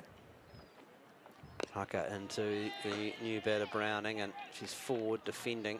Just drops her bottom hand off the bat, and that ends the over. A successful one for Amy Hucker. 8 overs, no maidens, 1 for 30 her figures. And after 33 overs, Otago chasing 292, a 181 for 5. Watkins 1, Browning yet to score. They're running at 5.48. They need to be going at 6.53. Otago and Auckland having had their backs against the wall in well, not that long ago. All of a sudden, a couple of wickets, and they're back in with their noses in front. The game is completely flipped. You can see there's a pep in the step of the Hearts. The Otago girls are feeling the heat now, and it wasn't that long ago we were saying they're well on their way to a grand final. Halliday starts a new over. This is played just in front of point. Chase for the sweeper, collected and thrown in quickly. And it just restricts the scoring to 1. Watkins is 2. Browning's yet to score. 182 for 5 Otago. The worst thing they can do, Tom, is go into their shell a little bit. They've got to be positive with what they do, try and force a boundary here and there. That's what I liked about Polly Ingalls, is she was able to back herself, have a good go at it, and she trusted that if she sees the ball there to be hit, go for it, and these players need to do the same. Halliday, and again, and in the air, over the top of extra cover, just beyond Maddie Green. Sweepers come across to collect and restricts the scoring to 1. Risky play from Anna Browning to get off the mark. Slightly heart and mouth stuff from the... However, it's exactly what I just said. Throw the bat at it. You've got to be unlucky to be caught here, because people haven't brought their hands today to catch that very well. But we've got a huge acreage of space out there. Here's the ball that's played down to third man, not convincingly by Watkins, but managed to get some bat on it. Todd does the fielding. 184 for 5. Midway through the 34th over. They need 108 to win Otago. 99 balls remaining in the final. 5 wickets in hand. Need a partnership, Otago. Auckland sniffing more wickets. Played to mid-wicket by Browning. No score. Brooke Halliday's been out of cricket for a while now with a shoulder injury. I wonder how this is testing the rotator cuff as we know it to potentially be. She certainly wouldn't know. She hasn't played a game for a wee while. And again, down the leg side, half-hearted appeal from both bowler and wicketkeeper. She's a very experienced player, played for over 10 years domestically. White Fern, played World Cup. She's a World Cup winner. What a player that you can rely on that's going to give you something a bit different and change the game. Is such a luxury for Maddie Green. And again is Halliday, using her feet this time as Browning. Doesn't get enough power though to score, as the fielding's done by Penfold. End of the over. 34 now bowled in Dunedin. 184 for 5 Otago. They're chasing 292 to win the title. They need 108 from 96 balls. Now there's a dip. The dip. The dip is real, and it is quite steep. You would say in terms of the rest of the innings, it's been absolute traversing up that mountain very rapidly, and now we're seeing it coming down the other side of what some people might say is a Rangitoto type dip. But that's the beauty of our game, isn't it? We just see so much ebb and flow, and that's why I love one-day cricket. I love it so much because it gives, you're never out of the game. It gives players time to be able to pull it back, whereas T20, once it's gone so quickly. Change in the bowling from the southern end. Todd's in action. First delivery is full, and Watkins has got all of that driven down the ground. Beats the diving mid-off. And that's 4. Good start to the over. Just what Otago needed at the start of the 35th over. Boundary to Watkins. She's 7. And Otago 188 for 5. Oh, cracking shot this one. Half volley for sure, but hitting through the line of the ball and hitting it hard. That's what they need to keep doing. And Todd, just length is just a little bit too full there. What's the response from Todd? It's wide and short, and Watkins will be a little angry. She didn't do more with that. It was a bit of a gift. 188 for 5. They're certainly not out of this by any means. I don't think, from what I've seen today, neither side's out of it. This is going all the way. I can't, unless I can see Auckland rolling them, but... Back this time, Watkins. Plays it again. Into the covers, no run. But what I see is enough ability to find runs, and it's with the... That's one thing, having the ability, and two, being able to just give it a go. They've got nothing to lose, right? If they don't, they'll lose anyway. Todd passes the umpire. Played this time through the cover region. Runs the first one hard, but 1 is all they will get. 8 is Watkins. Browning is 1. It's 189 for 5. Equation to win, 103 from 92. Just don't want to let that get wider than sort of 10 balls difference between runs and balls remaining. That gets harder otherwise. Todd, this one's a little shorter, so Browning's able to go back and play it square on the onside. Takes 1. She's 2. 190 for 5.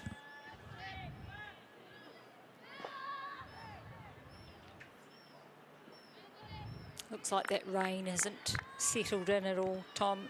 Hopefully it's just gone through and they're able to keep going without too much interruption or difficulty to the bowler. Don't know if the slow bowlers are going to come back at all, but... Of course, no lights or anything at the... No, it looks very gloomy though, right? It looks quite dark, but that's probably not a bad thing. The ball's still easy to see. Todd bowls to the right-handed Watkins. Drives up to mid-off, will not score, and that will end the over. 35 overs have now been bowled. It's 190 for 5 Otago. They need 100. They need 102 more to win. They've got 90 balls remaining. Watkins is 8. Browning is 2. And it looks like we might be having a drinks break here in Dunedin. Yes, we'll take a look at the scorecard. Robertson and Ingles, the standouts, 53 and 86 respectively. Not a lot from Wilson Gain today. Blakely looked good, 18 from 24 before she was caught and bowled by Hucker.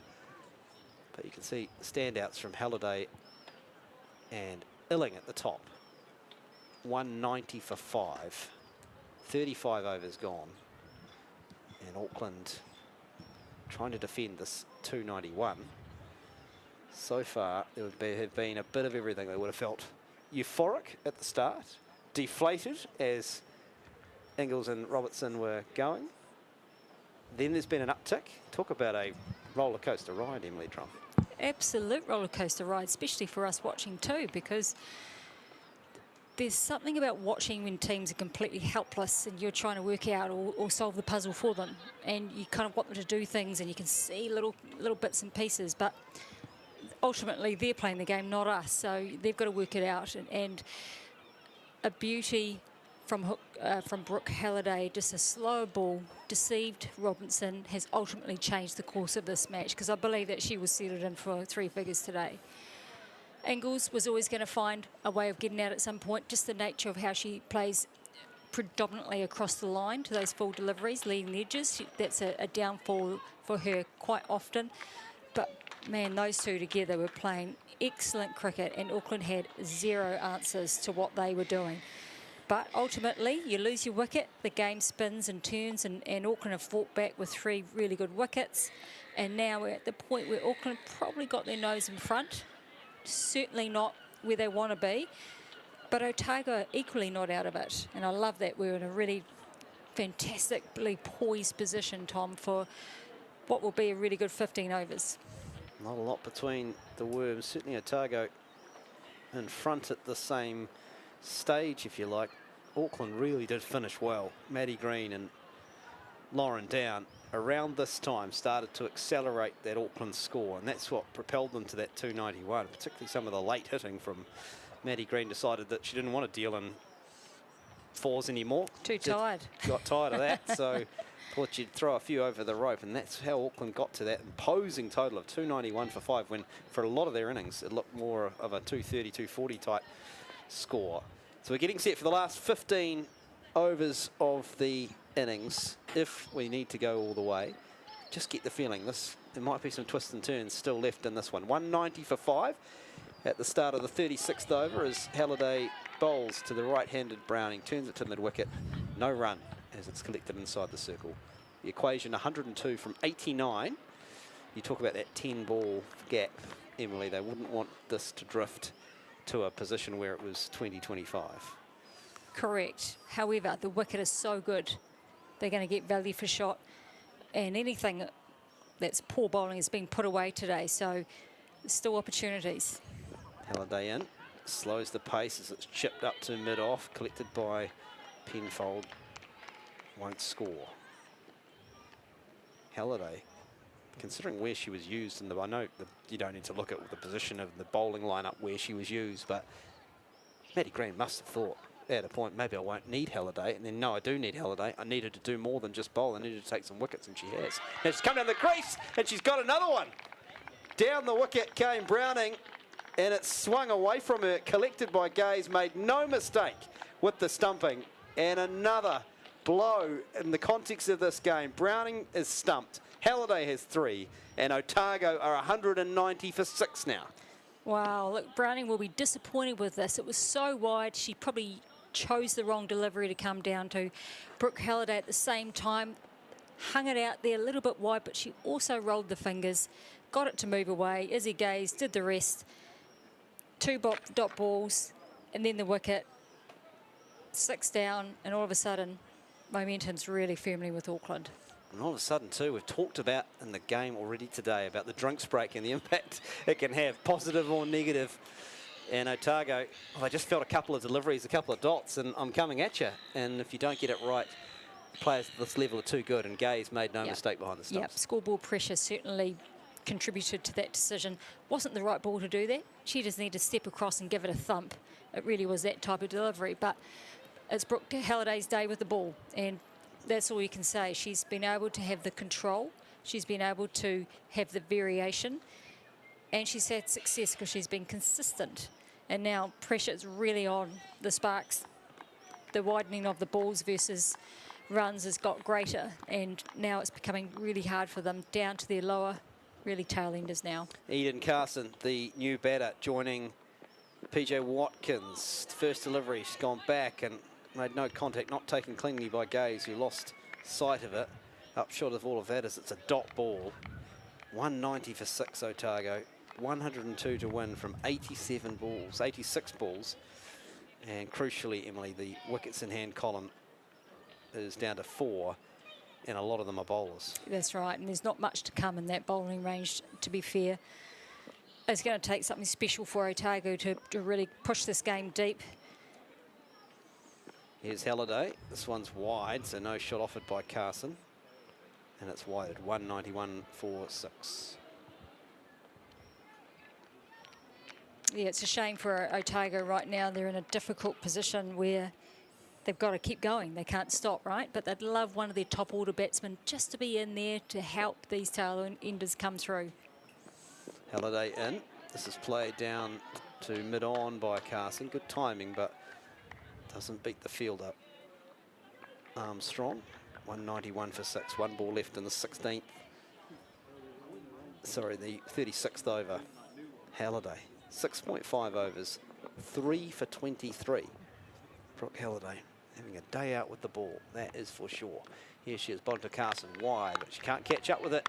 Eden Carson, so that ends a wicket, a very successful over for Halliday. Wicket and the wide. 7 overs, 3 for 23 are her figures. Otago, they need 292 to win. They're 191 for 6. Watkins 8. Carson's yet to score. Bit more from Emily Drum and then Willie Nichols.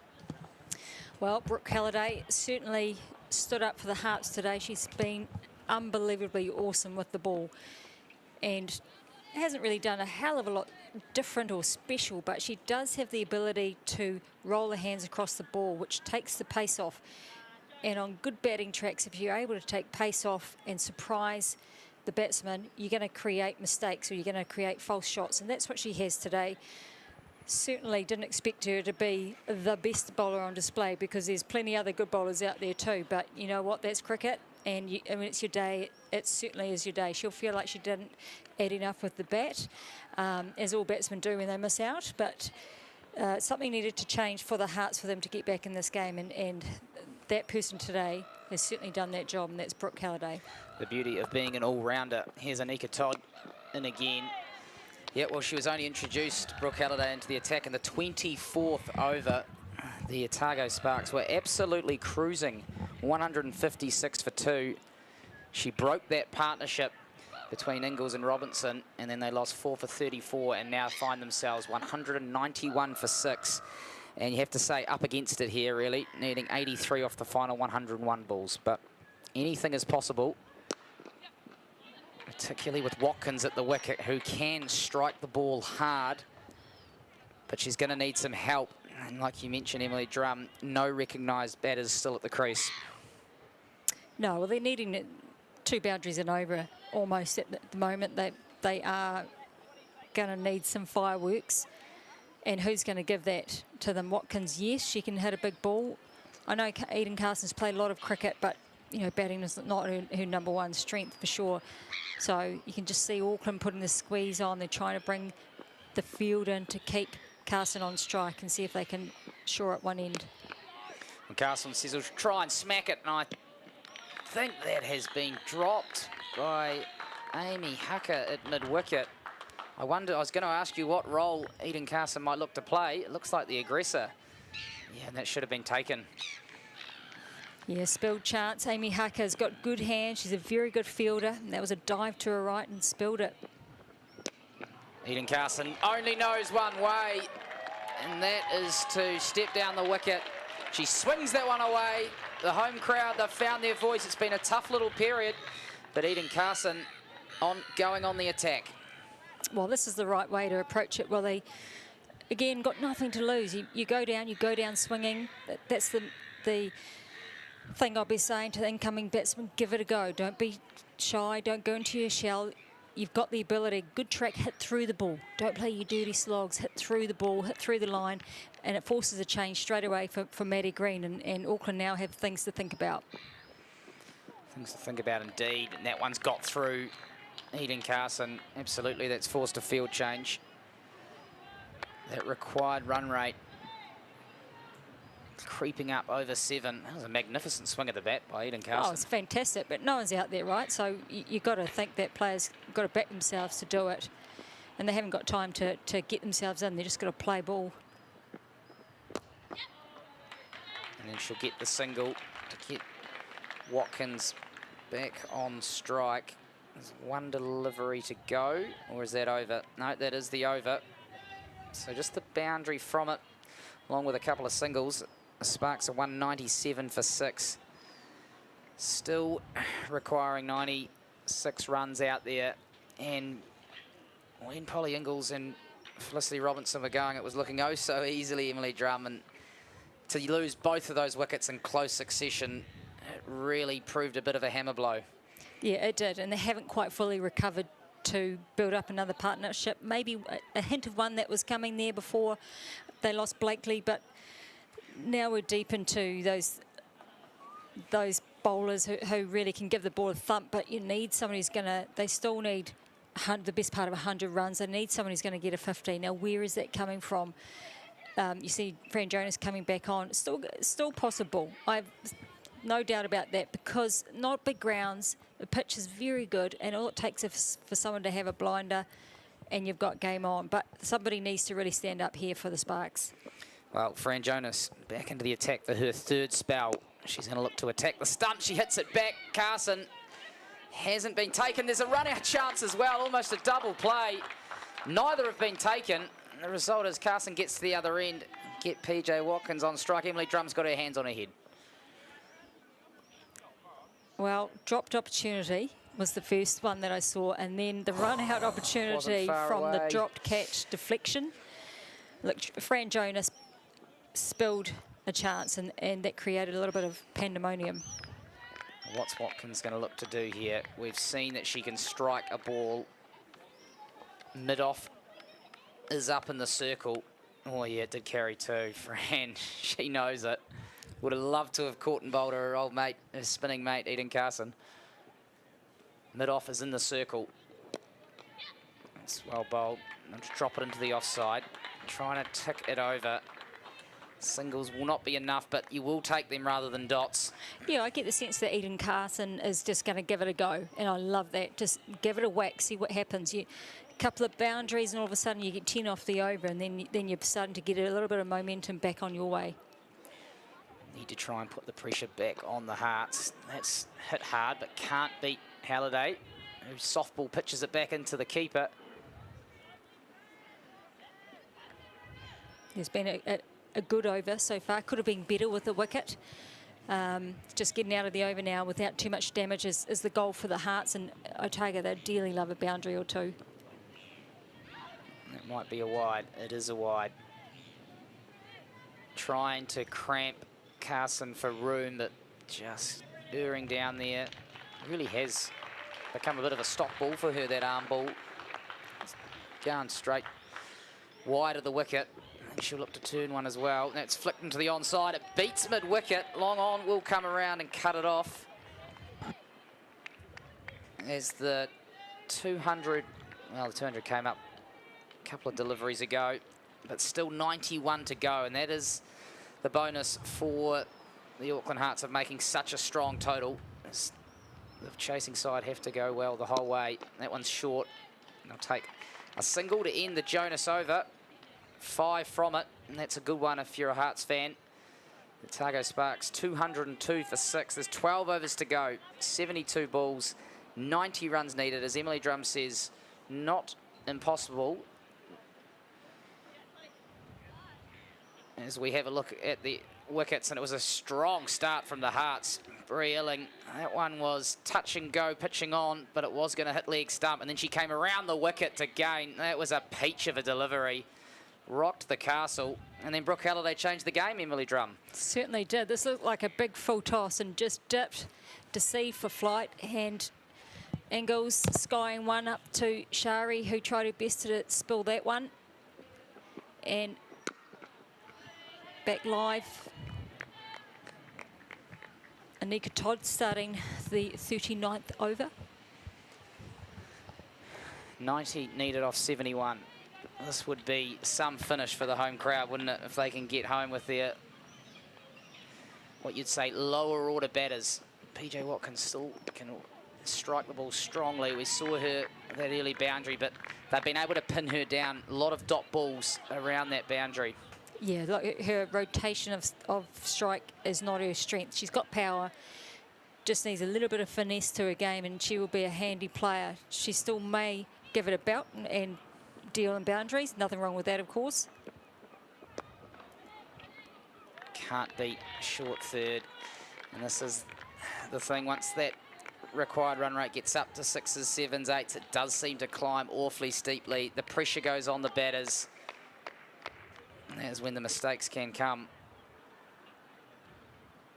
Mid-off is up in the circle, as is cover. Is that where she looks to go, Emily Drum? There's also third and a backward point.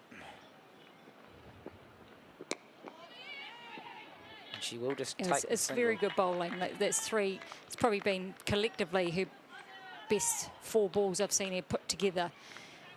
Yes, over mid-off, definitely an option, but you've got to go out and get it because it's not sitting up there on a tee for you. You've got to go out and play your shots, but it's whether she's got the confidence or know-how to work that out. She's still a young player, so anywhere is good, right? Anywhere where you can get it into a gap and get runs is good, but just struggling to find the boundary.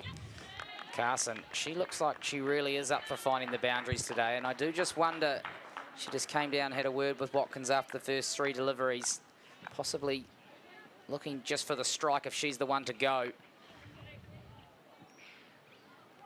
Again, those runs and balls, they're starting to just get a little far apart if you are an Otago Sparks fan. 1 left in the over. She advances, gets on top of it. Can't beat cover, though. That is a quality over from Anika Todd. Just the 2 runs from it at this stage of the game. That is like gold dust. The Sparks are 204 for 6. And the equation just starting to get on top of them here now. As mentioned, it seesawed early on. It was all the hearts at the start, and that Robinson and Ingles partnership put on almost 150 through the middle until Halliday broke the partnership. And as you can see, they are still ahead of the Worm, but that is a little deceiving, isn't it, in terms of which batters are at the crease? Well, the best thing that can happen now is Watkins gives as much strike to Carson. Watkins got to deal with boundaries. She's got the power game. And Carson whips that away onto the leg side, but unfortunately hasn't found the gap. There's a deep square out there. Those boundary fielders need to make sure they're right on the boundary. They just don't need to be an inch off it. So as soon as the ball's bowled, they really need to be on that boundary. They can't afford to give them anything. As the rain drizzle comes and down the wicket goes Watkins. She's chipped it in the air. It's just beaten mid-off. I don't know if it'll run away. She didn't get all of it, but she got enough of it. And again, there is a slippery ball out there, it looks like. Fran Jonas trying to dry it on her shirt. You can see in the cover just a little bit of spitting rain. No excuses as far as Emily Drum's concerned in the comm-box. Well, you've got to catch a ball in cricket, and half these guys are professional cricketers, so you've got to take that ball, especially when it's wet, and get it off the grass. So keep it tidy, keep it dry as much as possible. Good shot, though. Good intent. Going back over his shoulder at mid-off. Watkins looks like she's ready to go now. Jonas, just that angle. She's been good in this third spell. She's got better as the match has gone on. A crucial time to be bowling for her side here. They can really snuff this run chase out with another wicket here. Mid-off has gone back now. Watkins advances. Can't beat mid-off. Yeah, he's getting frustrated, Watkins. You can just see it building. She really wants to get a couple away. 1s and 2s are not going to do it. They haven't had a boundary for a while. They need to get a boundary or 2. And Eden Carson's just got to give us some hope and keep the positive chat going.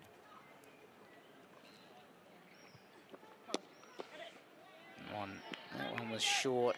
She would have thought it was there to go, but it just pushed through a bit quicker by Jonas. So much experience for such a young player, Fran Jonas. This is a good over again. There's just 3 from it. Can Watkins get something off the end of it? Down she comes. She smothers it, cloths it down to long on. That's back-to-back quality overs for the Otago or for the Auckland Hearts rather. That brings the end the 40th over. It's 208 for 6. It's 84 runs more required. The Worms are starting to collide. But where there is batters in the middle, there's hope. And if they can, you know, the old adage, take it deep without that getting completely out of control. But they will need to find the boundary at some stage. Yeah, it's climbing fast, and that one over, it's gone up nearly half a run. So tough here for Otago to keep up with it. Direct hit might be close. Oh, it would have been out. But let's get Carson on strike, who looks like she's the hitter. Yeah, you have to get Carson on strike. She's the one that's prepared to play freely. And it's not that Watkins can't. She's probably just doesn't have as much experience. It's first, probably big final for her. And just, you get in a rut as a batsman. And you're trying so hard. And you often just a little bit of self-implode. Oh, big swing from Eden Carson. She tried to hit that down to Forsyth Bar. No contact. There's not much to it, but I tell you what, if that had connected, that would have travelled a wee way. Yeah, fast hands. She really looks like she's up for it. Disappointed not to get onto that. You can see the drizzle just falling. Flicks that one into the gap as well. Maddie Green's coming around. Almost some confusion. They'll get two. That'll get Carson back on strike. You can hear the applause from the Uni Oval stand. Eden Carson, don't see much of her batting down the lower order for the White Ferns, but coming in here at number 8, could she be the one who can keep them alive in this run chase? Oh, and that's gone up high. How much has she got on it? Oh, she's got plenty on it. It clears the rope. Eden Carson, not done yet. Brilliant shot. Bit of a slight slower ball. Waited for it, waited, and then just picked a moment to connect. Got enough of it. Brilliant way to finish the over, and that keeps them in the game. It keeps a little bit of life going for them, and gosh, they need a few more of those. A wonderful swing of the bat. Great balance. Trusted it. It went high and it sailed over.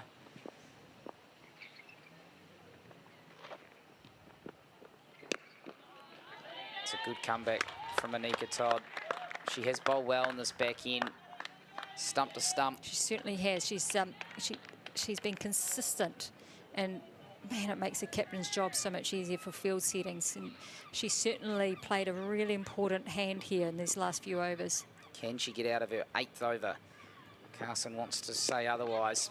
And that's stroked through the covers. Might get 2. No, they won't. Just 1. Carson will keep the strike. There's that strike. Beautiful balance. Extension through the ball. 1 bounce and up onto the concourse as Holly Huddleston rejoins me here. Well, from a Hearts point of view, right in front of the game now, but Eden Carson will just be causing a few headaches for them, particularly if she can strike the ball like that. Yeah, if she can get a couple more of that away, and if Watkins joins the party, then yeah, definitely game on. I don't think it's over just yet, and I think the Hearts will need to keep being disciplined and keep bowling well. Yeah, well, a good testament to where the women's domestic game is at. You've got number 8s coming in who can clear the fence. That was not always said to be the case, as Fran Jonas wants a change to the field. She's going to bring up mid-off. Looks like Penfold there, and say, Eden, if you can take me over there, good luck. I think she's probably identified that cow area is probably where Carson's going to look to go, and they've got a cow and a long on, so it's forcing Eden to have to go over that offside. Yeah, a tough option against the angle. There's width, and she will have a crack at that, but can't get it straight enough. We'll just get the 1. Mid-off will go back for Watkins potentially. Yep. and then deep cover comes up to a cover. So all up on the offside apart from long off. Where does Watkins want to go? She'll come down the wicket, strikes that straight back over the head. It'll skip, skid, and it'll be 4. And that's the danger of being complacent, I think, and the Hearts need to ensure that they're still bowling to their field. Just a good cricket shot, wasn't it? Yeah. Couple of steps, and you can sense a little bit of just that moisture out there. That ball is skidding on, a little bit harder to hold for the bowlers.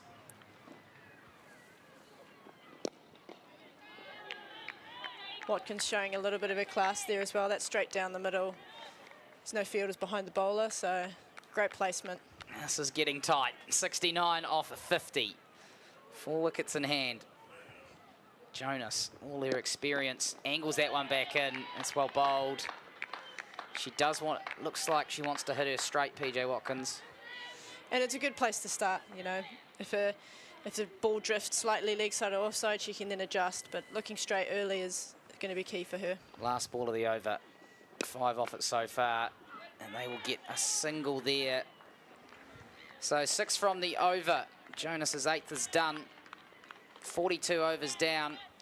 Otago Sparks 224 for 6, as we see the wickets earlier this morning, or earlier today rather. Brie Illing, she knocked the top off. Some excellent bowling her over the wicket, around the wicket, and then Brooke Halliday came through, and as she seems to do, Holly, she showed a golden arm. Yeah, she's just one of those bowlers that's hard to hit, and I think you've really got to watch what she's doing. She has a good cutter, and then just a good line and length there from Amy Hucker. And look at that parabola, the swing there. That's gone away. Those were the 6 wickets so far. And just when starting to write the Sparks off, a little partnership's been put on here. And although that run rate is getting up, there's still a sniff as Watkins advances. She hits it as far as cover. Halliday stops it. The towels are out. As we mentioned, a bit of precipitation down there. The DLS, the Duckworth Lewis, saying 235. They're not actually that far away from it. Not saying it's going to rain, but to give an idea of where they are projected to be at, especially if Carson can keep swinging. And she does swing. She's got plenty on that. That's another 6 from Eden Carson. It flies into the dugout. The Sparks are on their feet, and so's the home crowd here in Dunedin. I think game on here. Eden Carson just showing that once you have a little bit of time in the middle, once you've picked up the pace of the wicket, you can take that opportunity to increase that run rate with the boundaries. Absolute elation on the faces in the dugout.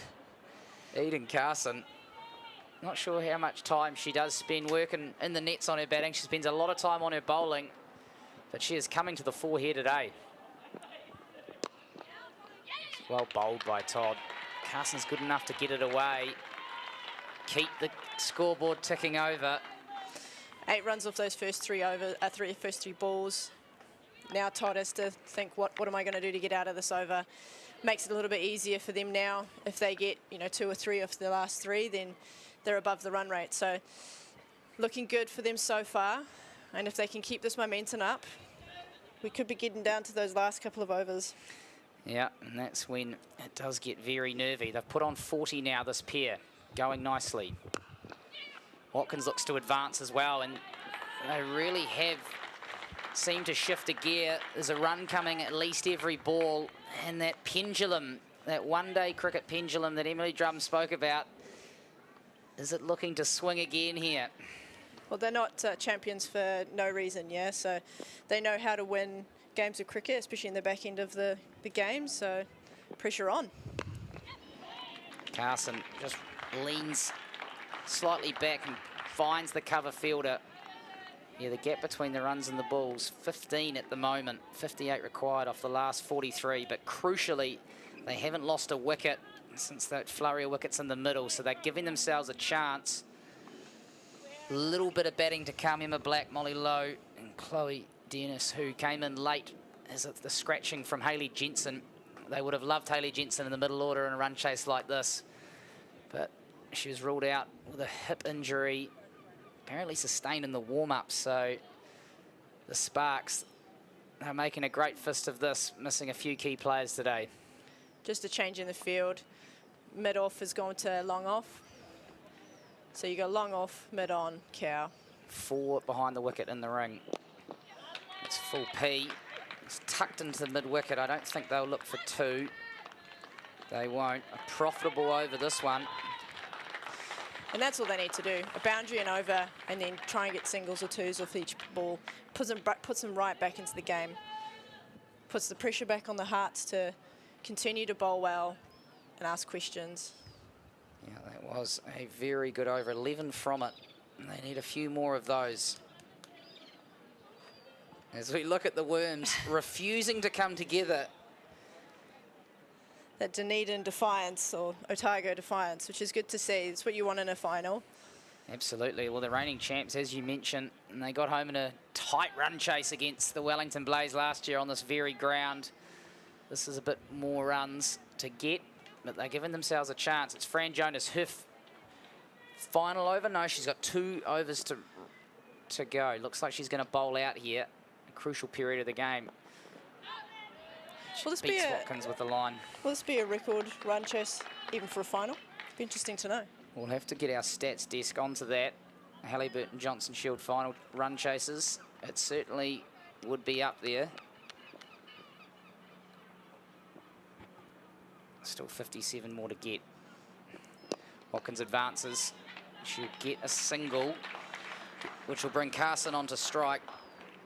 It does seem harder to get Fran Jonas away. That angle, a little bit of guile. Yeah, not a lot of flight to get under. I think she's trying to come down to create that height, but she's darting it in a little bit, which is making it harder to get under and to get away.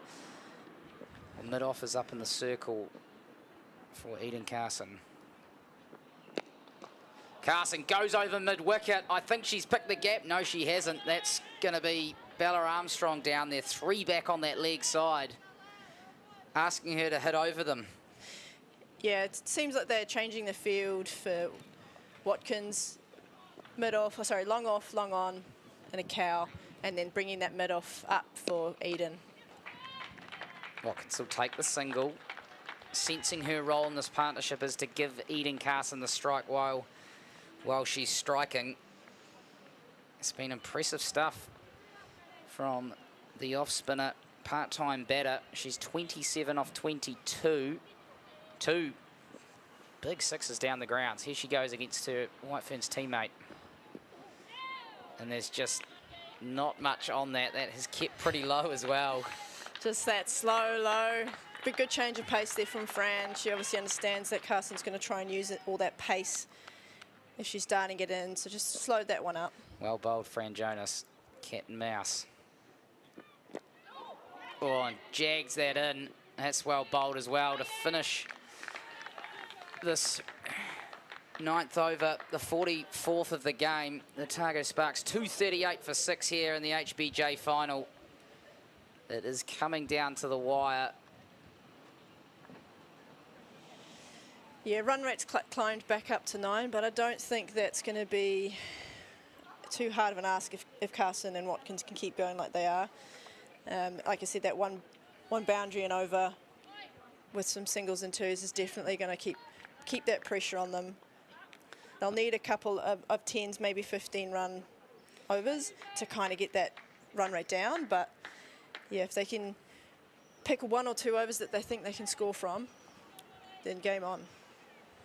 Absolutely. Well, this partnership, 48 off 50 balls, really was what was required. But now it is getting into the hit or go home stage. 54 required off the last 6 overs. Yeah, Watkins has faced enough now that she can say that she's in. She's definitely hit enough, and she can get, if she can get a couple more boundaries away, it'll take that pressure off Eden and potentially create some gaps in the field as well. And how's Anika Todd feeling here in your under-19 team recently at the Nationals, former under-19 rep player as well, and here she is in the middle of the final. Yeah, pretty awesome opportunity for her. I think she'll be excited. She's played a lot of cricket at age group levels, so this is the next step up, which is awesome to see her having a good go. It's whacked straight back down the grounds. A chase on. Oh, it's beaten both of them. It's found the boundary. Watkins coming into this run chase now. Starting that over off early. A 50-run partnership brought up. Always a great place to hit it straight back past the bowler. A little bit of confusion, I think, there from the two Hearts fielders about who was going to, I guess, take it or not even run into each other was the other issue. Yeah, it was definitely a look from Maddie as to who was going to do what, but, you know, it's a great shot from her again, straight back down the ground. No fielders there, and she hit hard enough that players can't get there. 50 off 35. 50 off 35. Just confirmation, this would be a record run chase in the women's Hallyburton Johnston Shield if they can chase this down in the final here. The Sparks, they will not go away. They have been defiant all day when they've looked like they've been behind the cosh. Takes the pace right off that. Watkins did well to wait. Tuck it to the other end, and they've done that well, this partnership. When they haven't been scoring boundaries, they have been able to get to the other end. This is getting tight. You can feel it out there. One or two more boundaries this over, especially as Toddy is the younger of the bowling attack. If you can capitalise on this over, they can bring that run rate right back down. Carson on strike. She has been the aggressor, and she continues to be the aggressor. You can't get that any further than Fran Jonas at deep square. Well, looking at Maddie Green's options, Brealing's still got 3 overs. Amy Hucker's got 2. That's 5 overs. Is it going to be them to bowl home? Fran Jonas still has 1 over up her sleeve. Maybe Jonas and then the openers? Or how do you see this? How do you see them bowling home here? Holly Huddleston. Definitely think they'll give Jonas 1 more just because it's a little bit slower. She can play with her pace, and because she's going to be bowling that flatter length, it's harder to get under. Obviously, as a batter, when you're trying to hit big, you're trying to get underneath the ball, and you're trying to create some air. So I think they'll probably bowl Fran out and then go to their strike bowlers. Well, the changes are being rung in the field. You can feel the tensity out there. Down the wicket, straight back. Todd can't field it. They'll get another single. Every run crucial, they'll get 2. Eden Carson, she was up and down. She's a whippet. Great running between the wickets. And that's just a little bit of lapse of judgment there in the field by the Hearts. Not really paying attention to what the batters are doing. It's her heads-up play. She hit that back firmly. Can only get a hand on it. It took the pace off it. And Eden Carson, she was up and down in a flash. That's what you've got to do. It's 46 off 32. Oh, there we go. How much has she got on that? Not as much as she would like. Watkins, just the 1. Throw comes back in, and there's plenty on this one-day women's final here out there. The Sparks are not going away, and they're giving themselves a right royal crack at this. 45 off 31. This partnership up over 50 now. And the home crowd getting into this one, Holly Huddleston. Oh, no one's leaving just yet. And we said at the beginning of the day this is probably going to be a batting track, and my word, over 500 runs have been scored. What a day for cricket in general. Exactly what you want for your women's premier match, the final of the Hallyburton Johnston Shield. The 2 best teams are here, and they are duking it out right to the end. Pace right off. Carson's good enough to wait on it. She'll hit it out to the sweeper. It's another good over for the Sparks. They take 11 from it, or 10 from it if my maths is correct. And the score will go to 248 for 6. There's 5 overs left, 44 off 30. Tom Bartlett is going to steer you home here alongside Holly Huddleston. Yeah, the last 5 overs of the game, bringing back their strike bowlers. Looks like Fran will bowl her last over, and I think it's a good move. Make the batters have to hit up and over, creating those chances in the field for the strike bowlers to come back and hopefully clean up the tail. Important for Otago here to keep their head, get what they can off Fran. There will be opportunities to score runs from the other end if they get pace back on. don't give them a sniff here. Well, every final deserves a grandstand finish, and this is going to be one. 45 needed from 30, 44 needed, and it'll be less as Lauren Down has to scamper around at deep square. They're coming back for two, and they'll get home again. Eden Carson, this has been quite an innings. Look, down and out when she came to the crease. 32 from 28. The 250 comes up for Otago. 250 for 6. They need 292. I think it's brilliant running from her as well. She's in and out at the other end, looking and pushing for that second one. That's what you want. That's how you creep and get extra runs. Here's Jonas bowling again to Carson. She's hit that one into the gap. No, she hasn't. She's picked out the fielder Armstrong at deep mid-wicket, so just the one. Auckland will be happy to give up one. Won't be happy to give up anything else. That gap's still 13 between runs to win and balls remaining. Otago, though, just two big blows, and it's back to one a ball. And Yeah. Auckland will know that. Dots and ones are gold here, and Auckland will know that, so they won't be too worried about the singles. Chipped is this one by Watkins down the ground, who's also playing a blinder. 35 from 47, 252 for 6, so it's 40 to win. 27 balls remaining. And Watkins has really turned around in terms of her strike rate. She was not a lot of quite a few balls and has stepped up to Carson's energy. And that's been smashed by Carson. It was short from Jonas, and Carson just rocked onto the back foot and swung it through wideish mid-wicket and down to the boundary for 4. She's 37. Otago 256 for 6. They need 36 from 26. Already though, Holly, 8 off the over. Yeah, and that's the Auckland now have to play catch up, and that's not a good place to be in when you're trying to restrict runs. Jonas bowls again. It's a similar length. It's been waxed square. This time it will be cut off by Down, and they'll only get the one run.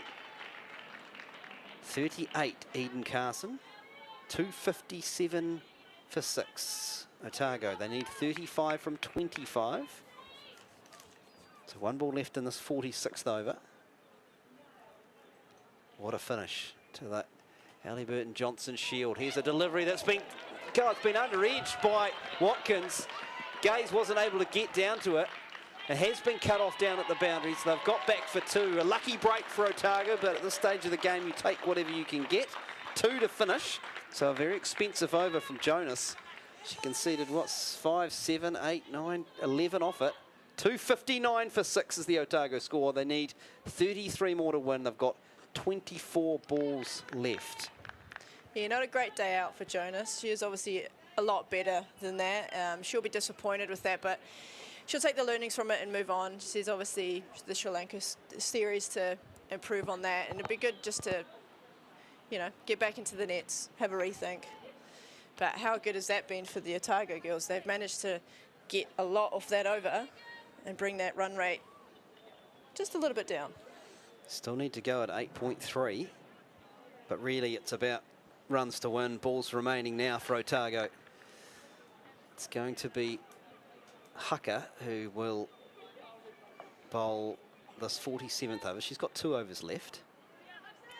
Hucker is known for her death bowling. She's got a knuckleball and she has a cutter, so it'll be interesting to see which one she chooses to these batters. Fine leg and third man up inside the ring. Here's Hucker, goes full pace, slapped in front of point by Carson. Thank you very much. Terrific shot from Eden Carson. 42, 263 for 6.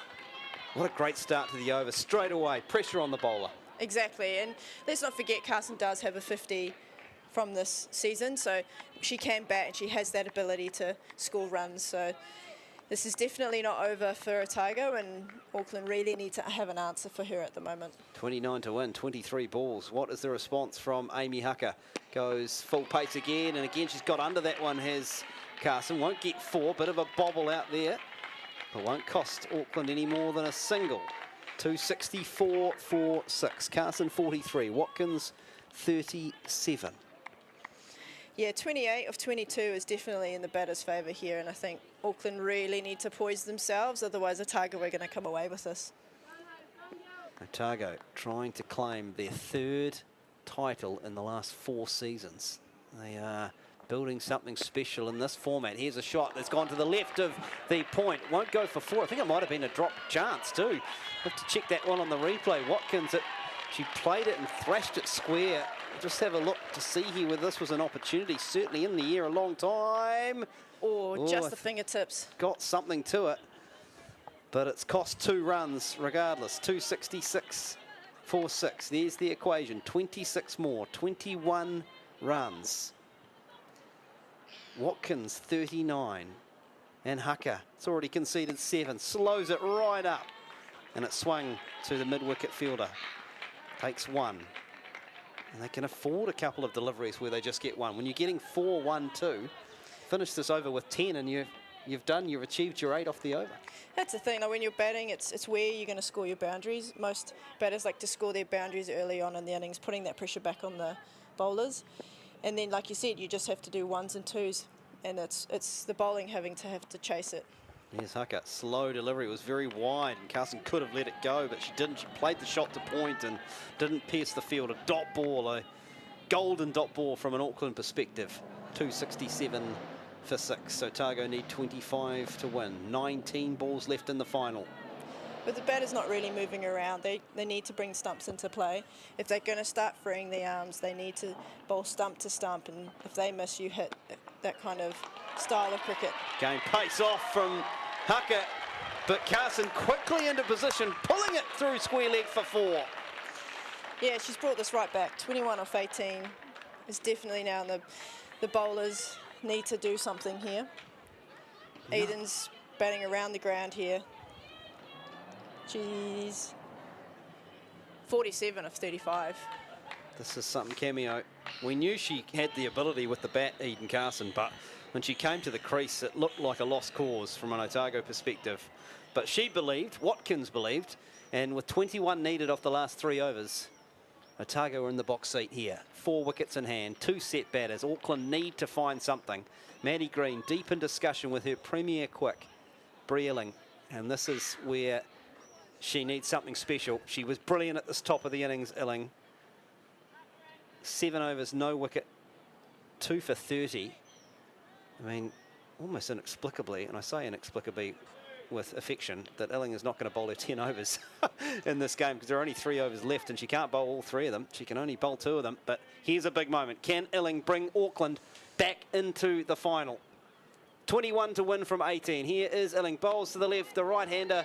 Watkins tries to ramp it, can't make contact. The ball flies over her off stump into the gloves of Gaze. It's a dot ball. Yeah, field is mid-on, so long on, long off, and a cow.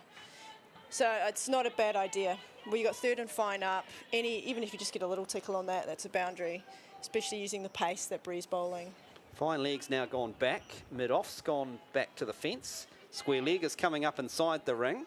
So changes galore here from Maddie Green. Stacked offside field. And Illing coming round the wicket to the right-handed Watkins. It's a more conventional delivery. Drives up through mid-off. Will take the single as that fielder was just pushed back. 272 for 6. 20 to win. 16 balls left. Now the changes again for Carson. What do they do here, Holly? Back goes square leg. Back goes deep square. So they've gone defensive square, both sides. And I think fine leg and third are up inside the ring. Mid-wicket's on the fence and long on is on the fence. Illing round the wicket. Full. It's a good wide Yorker from Bri Illing. She started well here. Dot, 1 dot. Yeah, I think if you're looking to hit from an over, I don't think this is the over to do it. Bri's bowling well and has bowled well. So Hucker's probably your bowler that you're going to attack, especially with her variations. Whereas Bri's been bowling well. She's bowling round the wicket, over the wicket, and she's got a very, very good Yorker. Take what you can off her and see what you can get off the others. 20 needed from 15. It's another Yorker. Carson wants the single. Illing, though, is onto it. Does her own fielding and her follow-through. Dot ball. 272 for 6. The equation 20 from 14. Yeah, you're interesting your thoughts there around targeting Hucker. Like they felt they took 9 or 10 off in the previous over. Opportunity to go again at her. Just maybe a couple of singles here. 18 from 12 and try and get it down to 6 or 7 off the last over? Yeah, exactly. That's the way to do it, is you've got to target the bowlers that you think you're going to get the most out of. And that one's been spliced by Carson, heading down to the boundary. Todd's after it. She's going to need a dive. Does she get it in the field of play? I think she has. Carson's fallen over. Watkins coming back. They've got 3. So it was all slightly chaotic. Carson's 50. And Carson has 50. That is a really good half century from Eden. Carson did a job with the ball and now gets 50 in the chase. But I get the feeling, Holly, she's probably not thinking about it. She's thinking there's a title to be won here. There's a domestic trophy, domestic shield to lift in a few minutes if I can finish. In fact, she just realised. Yeah, she's not worrying about the 50. Like you said, she's worrying about the total and trying to get her team across the line here. 17 needed, 13 balls left in the final. Brilliant over, just 4 from it. Can she finish well? Ball is played by Watkins, happy to take the single to deep mid-wicket. Keeps the strike. 2 overs left. Otago needs 16 runs. Yeah, so penultimate over. This is the over that you look for. Try and get as many runs as you can in this over, making it easier for that last over. Well, Eden Carson, just having a look at her career stats, 381 runs in her career, 2 50s. But if you score 50 in a final and you've only scored 381, they could be 50 of the more memorable runs if you can get your team over the line. Those worms come together a little bit more. It's kind of all irrelevant, worms and things at this point, isn't it? It's great to monitor and watch to see. Right now, though, Eden Carson and PJ Watkins need to find a boundary or 2, and if they can, they'll give themselves a chance in the last over if they need the last over. And they'd love to finish it here, 16 offer. Don't exactly, take it to the last over. And that's the thing. If you can take it, if you don't have to take it to the arse over, that's what you want. Here's Hucker, first ball, it's a good delivery. It was wide and Watkins came at the bowler and then almost gave herself too much room. And Hucker gets a dot ball to start, 16 from 11.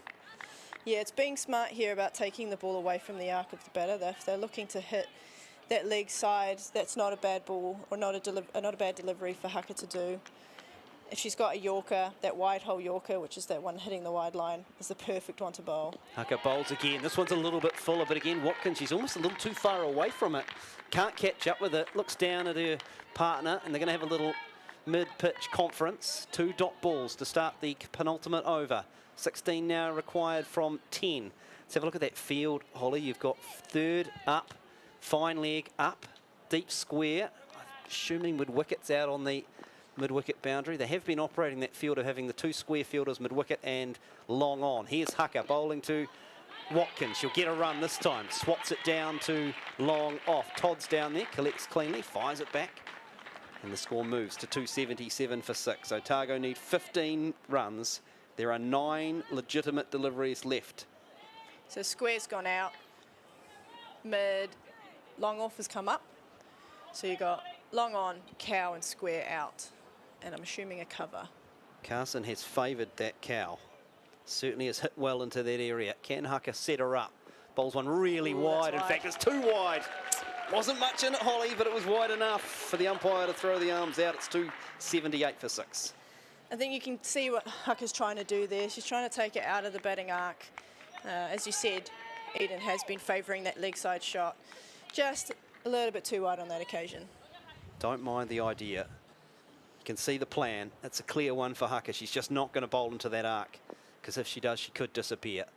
Hucker in again, full this time. Harson gets under it. There is protection out there. They've run the first one hard. They won't take the risk on the throw, so it's just 1.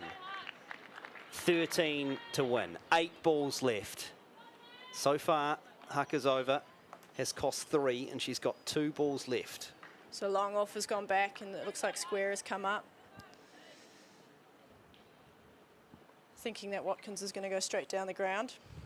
Otago would love to drop this into the single figure going into that last over. So one of these remaining deliveries in this over has to go. Here's Hucker bowling to the right-hander. Watkins won't get 4 for that. Plays it out square. Sweepers in quickly. And they, again, restrict the scoring to 1. So it's 12 needed. 7 balls remaining. Do not go anywhere. Otago in Auckland going right down to the wire for this year's Hallyburton Johnston Shield. This is what you play cricket for, the games like this and finals like this where it comes down to those last overs. Haka, last ball of her over. It's a good delivery, but it swung hard over the top of extra cover. She might get 4, she will get 4. Another twist in the tail. Eden Carson got a little delivery that was a little fuller, got under it, lifted it over extra cover and gets 4. And we will go to the last over. Otago need 8. Yep, Bree bowled the last over. Watkins facing. Watkins on 44. Here as we watch Carson getting her 50. Started off with style with a couple of boundaries. And I think a couple of good 6s as well. There's powerful down the ground. Bang. For 6. Yeah, she has hit big when required. Got under the ball. Talked about how she's favoured cow corner. You've got to be good enough. And you've got to be good enough to do it regularly. And that's what she's done in this innings. So here we go. 1 over left in the final. Otago need 8 runs. What happens if we end up at 291 apiece? There will be a super over. Perfect. Just, we love those here in New Zealand. Here is Illing starting the over. Oh, almost played on by Watkins. They'll get 1 run. Carson scampered through. It's all helter-skelter at the start of the 50th. But it's 1 run to the total. Tried to play the lap, walking across and lap it over the fine leg fielder. Didn't get any timing of it. Took 1. More importantly, Eden Carson's now back on strike. Yeah, this is key, isn't it? Get the feeling. 1 blow from Eden Carson could settle this. 7 needed, 5 balls. Fine leg and third are still up. Long on is back. Mid-wicket is back. Here's Illing bowling to Carson. She's hit it down the ground. They're running the first one really hard, but they're not going to get back for a second, so it's a single off the second ball of the final over. It's 6 to win. 4 balls left. You got any nails left, Holly? Oh, look, as a player, I love these games, and I think even just watching them, I love them. I think this is what cricket's about, and this is what we love about the game. And it's just bat and ball. Who's got the nerve? Who can hold their nerve? Illing in again, round the wicket, left arm bowls to the right arm. Right-hander Watkins, the misfield from Illing in her follow-through. She could have collected that cleanly. It would have been a dot. They've got through for 1. 5 needed. 3 balls left in the final. And crucially, Carson is still on strike. Yeah, like you said, 1 boundary or 1 shot, and the game's done. So pressure on here for Bree. 5 needed from 3. Carson's on 56. Bree Illing's been brilliant. Can she close it out for Auckland? Round the wicket to Carson. Carson hits hard, and it's going to land on the bounce to Jonas, who will collect it square leg. Thought for a second she might have found the gap. It's a wild throw. They're going to come back for a second. Throw at the stumps at the non-strikers end. They get back for 2. Drama in Dunedin. A lot of nerves out there. A lot of nerves. Carson sucking in the big ones. It's been a big day for her. 50 overs in the field, and now 58 of 42. Got to suck up that pressure. Who's got the nerve, Bree or Carson? 289 for 6. 3 needed, 2 balls left. 1 hit will win it for Otago. Auckland, well, they don't want a super over, but they might not have a choice. 2 singles, and that's where we're going. Yeah, well, I mean, a misfield and then a little bit of complacency in the outfield has cost them 2 runs there. Well, the Brains Trust, the experienced players have decided, right, it's time for us to step forward, have a conference. Halliday, Green, Illing, Carson's on her haunches. Umpire Cotton has a look at the watch in the background. Don't want to be here all night, folks, as exciting as this is. What a finish. What a finish to the final. Every field position now being scrutinised, as you'd expect, by Maddie Green. Needs to make sure she has players in the right places.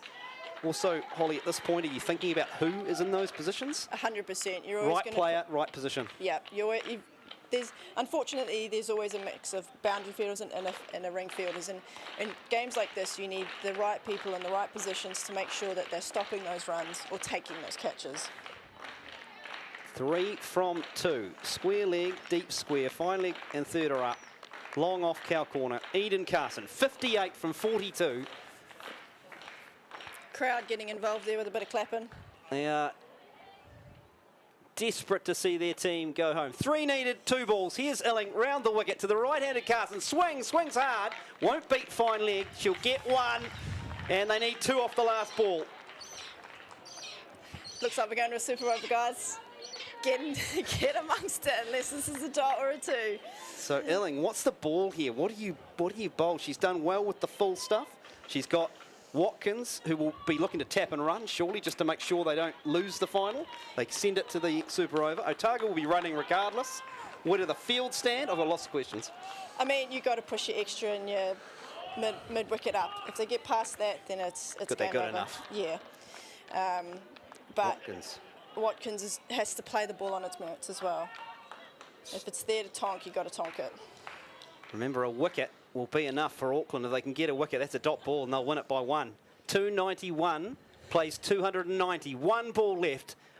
Bree Illing has her hands on the ball. Watkins waits.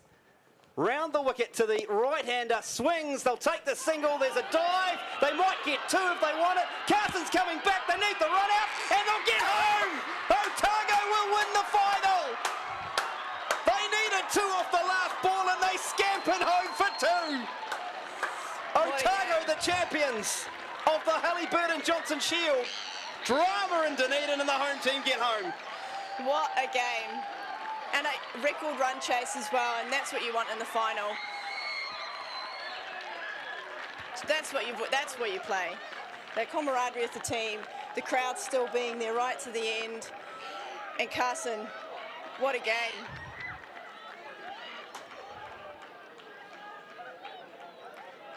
Scenes from the Otago Sparks, who invaded the pitch as you'd expect. Ball played down to mid-off. It looked for all money it would just be 1, but there was a misfield. It was collected. Carson just pinned her ears back. And Eden Carson and PJ Watkins are the stars for the Sparks. The Sparks win a 3rd title in 4 seasons. Incredible stuff. And Susie Bates has got out there to join the celebrations, as you'd expect. What a performance. 292 in a final. Holly, talk us through that. That is no mean feat under that kind of pressure, particularly the position that Otago found themselves in. Tremendous stuff from the Sparks. Exactly, and I think Otago came out swinging with the bat.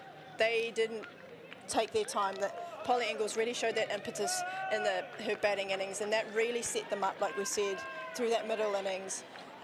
So Eden Carson, Blakely, they could all come in, just keep playing their game.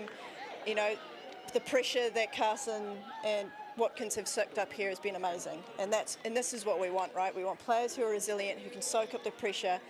In big games like this, they can come out with a win. They're going to get all the plaudits, Carson and Watkins, for what they did at the end. But got to give credit to Ingles, 86.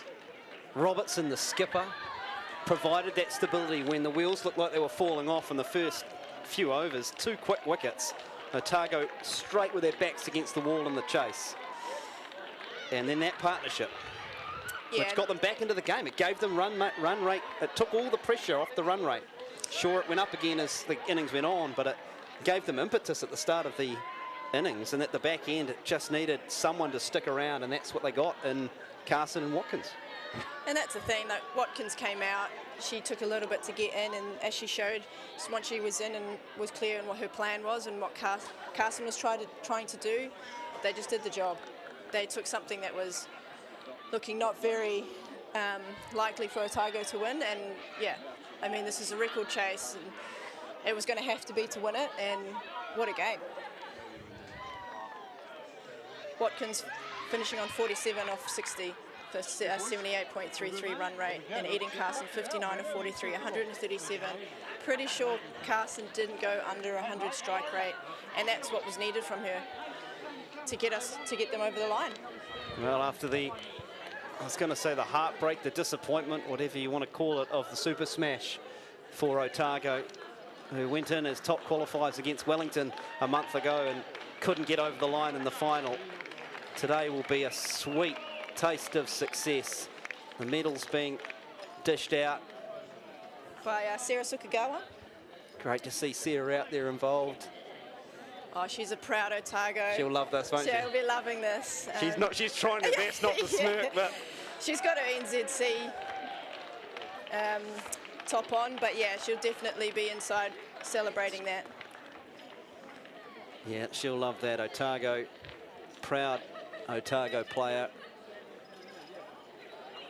291 plays 292. We used up every last delivery that was available to us in this final.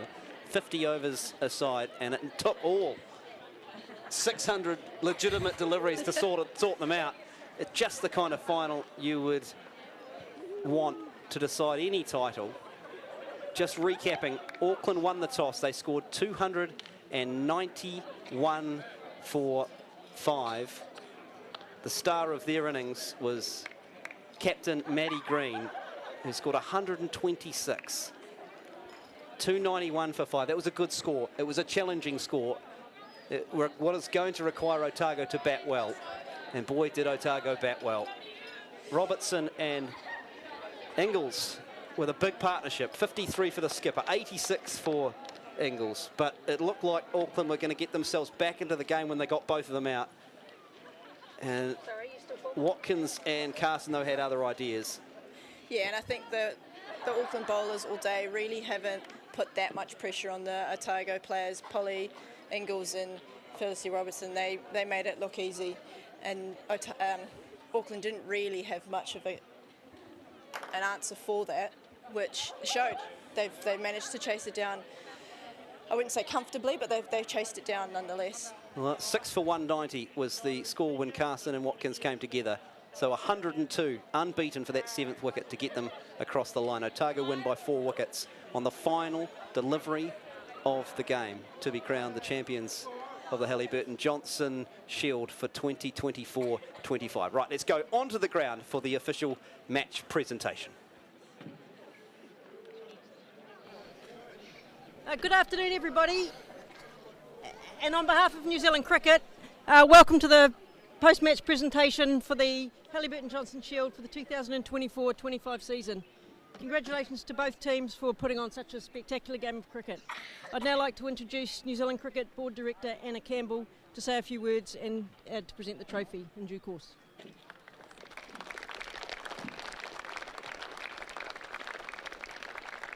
Tēnā koutou katoa. It's fabulous to see you all here supporting the final of the Hallyburton Johnston Shield, and what an epic final it was from both teams. Just incredible. I'm exhausted just from watching, so well done everyone. I'd really like to acknowledge the supporters and all the volunteers and so forth that have put in such an effort to make this competition the quality that it is. The quality of women's cricket in New Zealand is on the rise. It's great to be a part of it.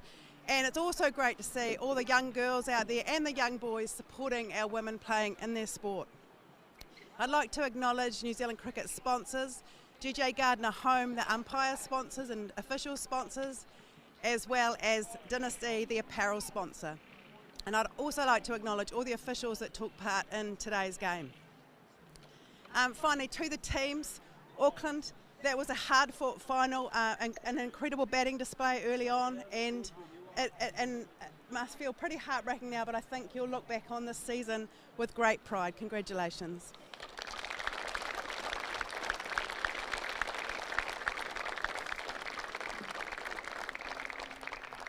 Otago, I followed just about every game this season. You're just going from strength to strength with 3 players out for this final. Players just stepped in as if nothing had happened. It's just extraordinary to see the strength of your squad, the strength of your culture, and what you're building here at Otago Cricket. Congratulations on a great final.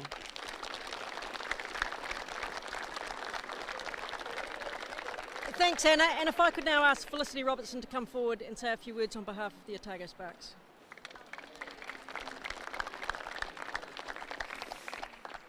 I've got to stop shaking. Obviously, awesome game of cricket. Credit to the Auckland girls. I think definitely over this back half of the season you've played some phenomenal cricket, and out there today, obviously the innings between Maddie and Loz, you played some exceptional shots and really showed what it took to dig deep, and obviously put a really big score on the total on the board, and it made for an epic game of cricket, and I think one that really showed women's cricket at a really top level. So, and for the crowd and Otago cricket, thank you so much for coming down today, and obviously awesome to have a home final. To be able to do it in front of you all is pretty incredible as well. To New Zealand cricket, the umpires and Trudy, the match manager, thank you so much. Obviously, yeah, really good. Everything was really well organised for this weekend, so thank you for everything that you put into it as well. And to the girls, holy damn, what a season. I mean, obviously, we finished the pool play with 45 points, and I think it's been just phenomenal, the cricket that we've played this year, and I think over the last few weeks itself, just the resilience that we've shown, obviously with some of our fringe players as such coming into the group and performing really, really well. Just shows that the depth that we have in our team really showed today, and obviously Polly batted really well, had a really cool innings out there with you, and Eden Carson to finish. That was phenomenal.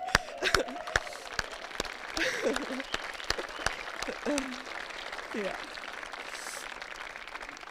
And I guess just for our squad as a whole, obviously it's been a great few years, and obviously we farewelled Craig a few weeks ago, and we know that he'll be watching online over in the UK.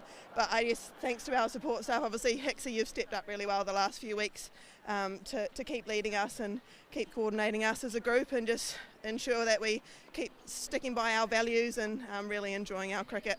And to Fish, Sam, Helen and Fee, and the rest of the crew, we couldn't have done it without your support for the whole year, so thank you so much. This is for you guys as well.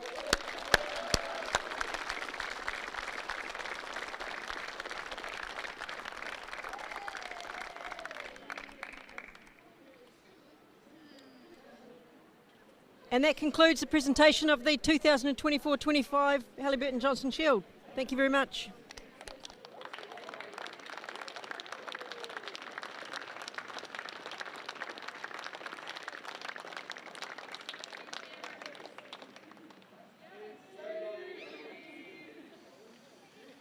Well, there they are, the victorious Otago Sparks, lifting the Hallyburton Johnston Shield once again.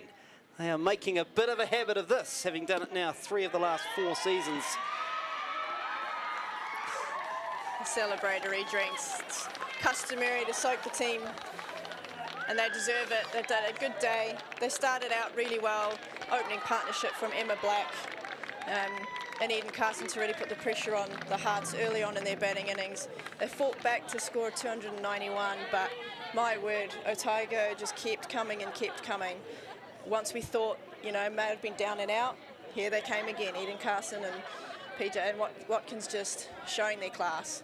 Certainly were. 6 for 190 was the Otago score when Carson and Watkins came together. They had a lot of work to do, and they did it in the nick of time, winning off the final ball. They needed 2 off the last ball, and they got it. Otago win by 4 wickets. 291 for 5. Auckland plays 292 for 6. Otago. Otago are the champions.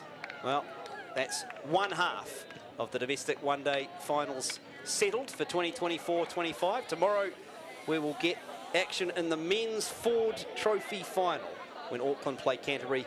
We are on air just before 10:30.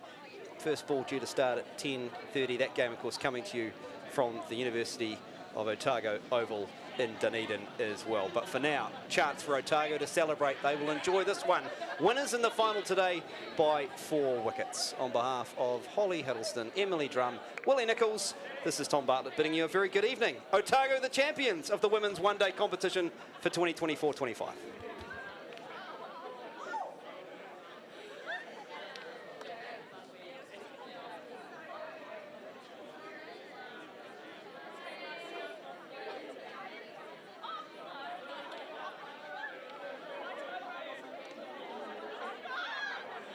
You're on the big screen, John.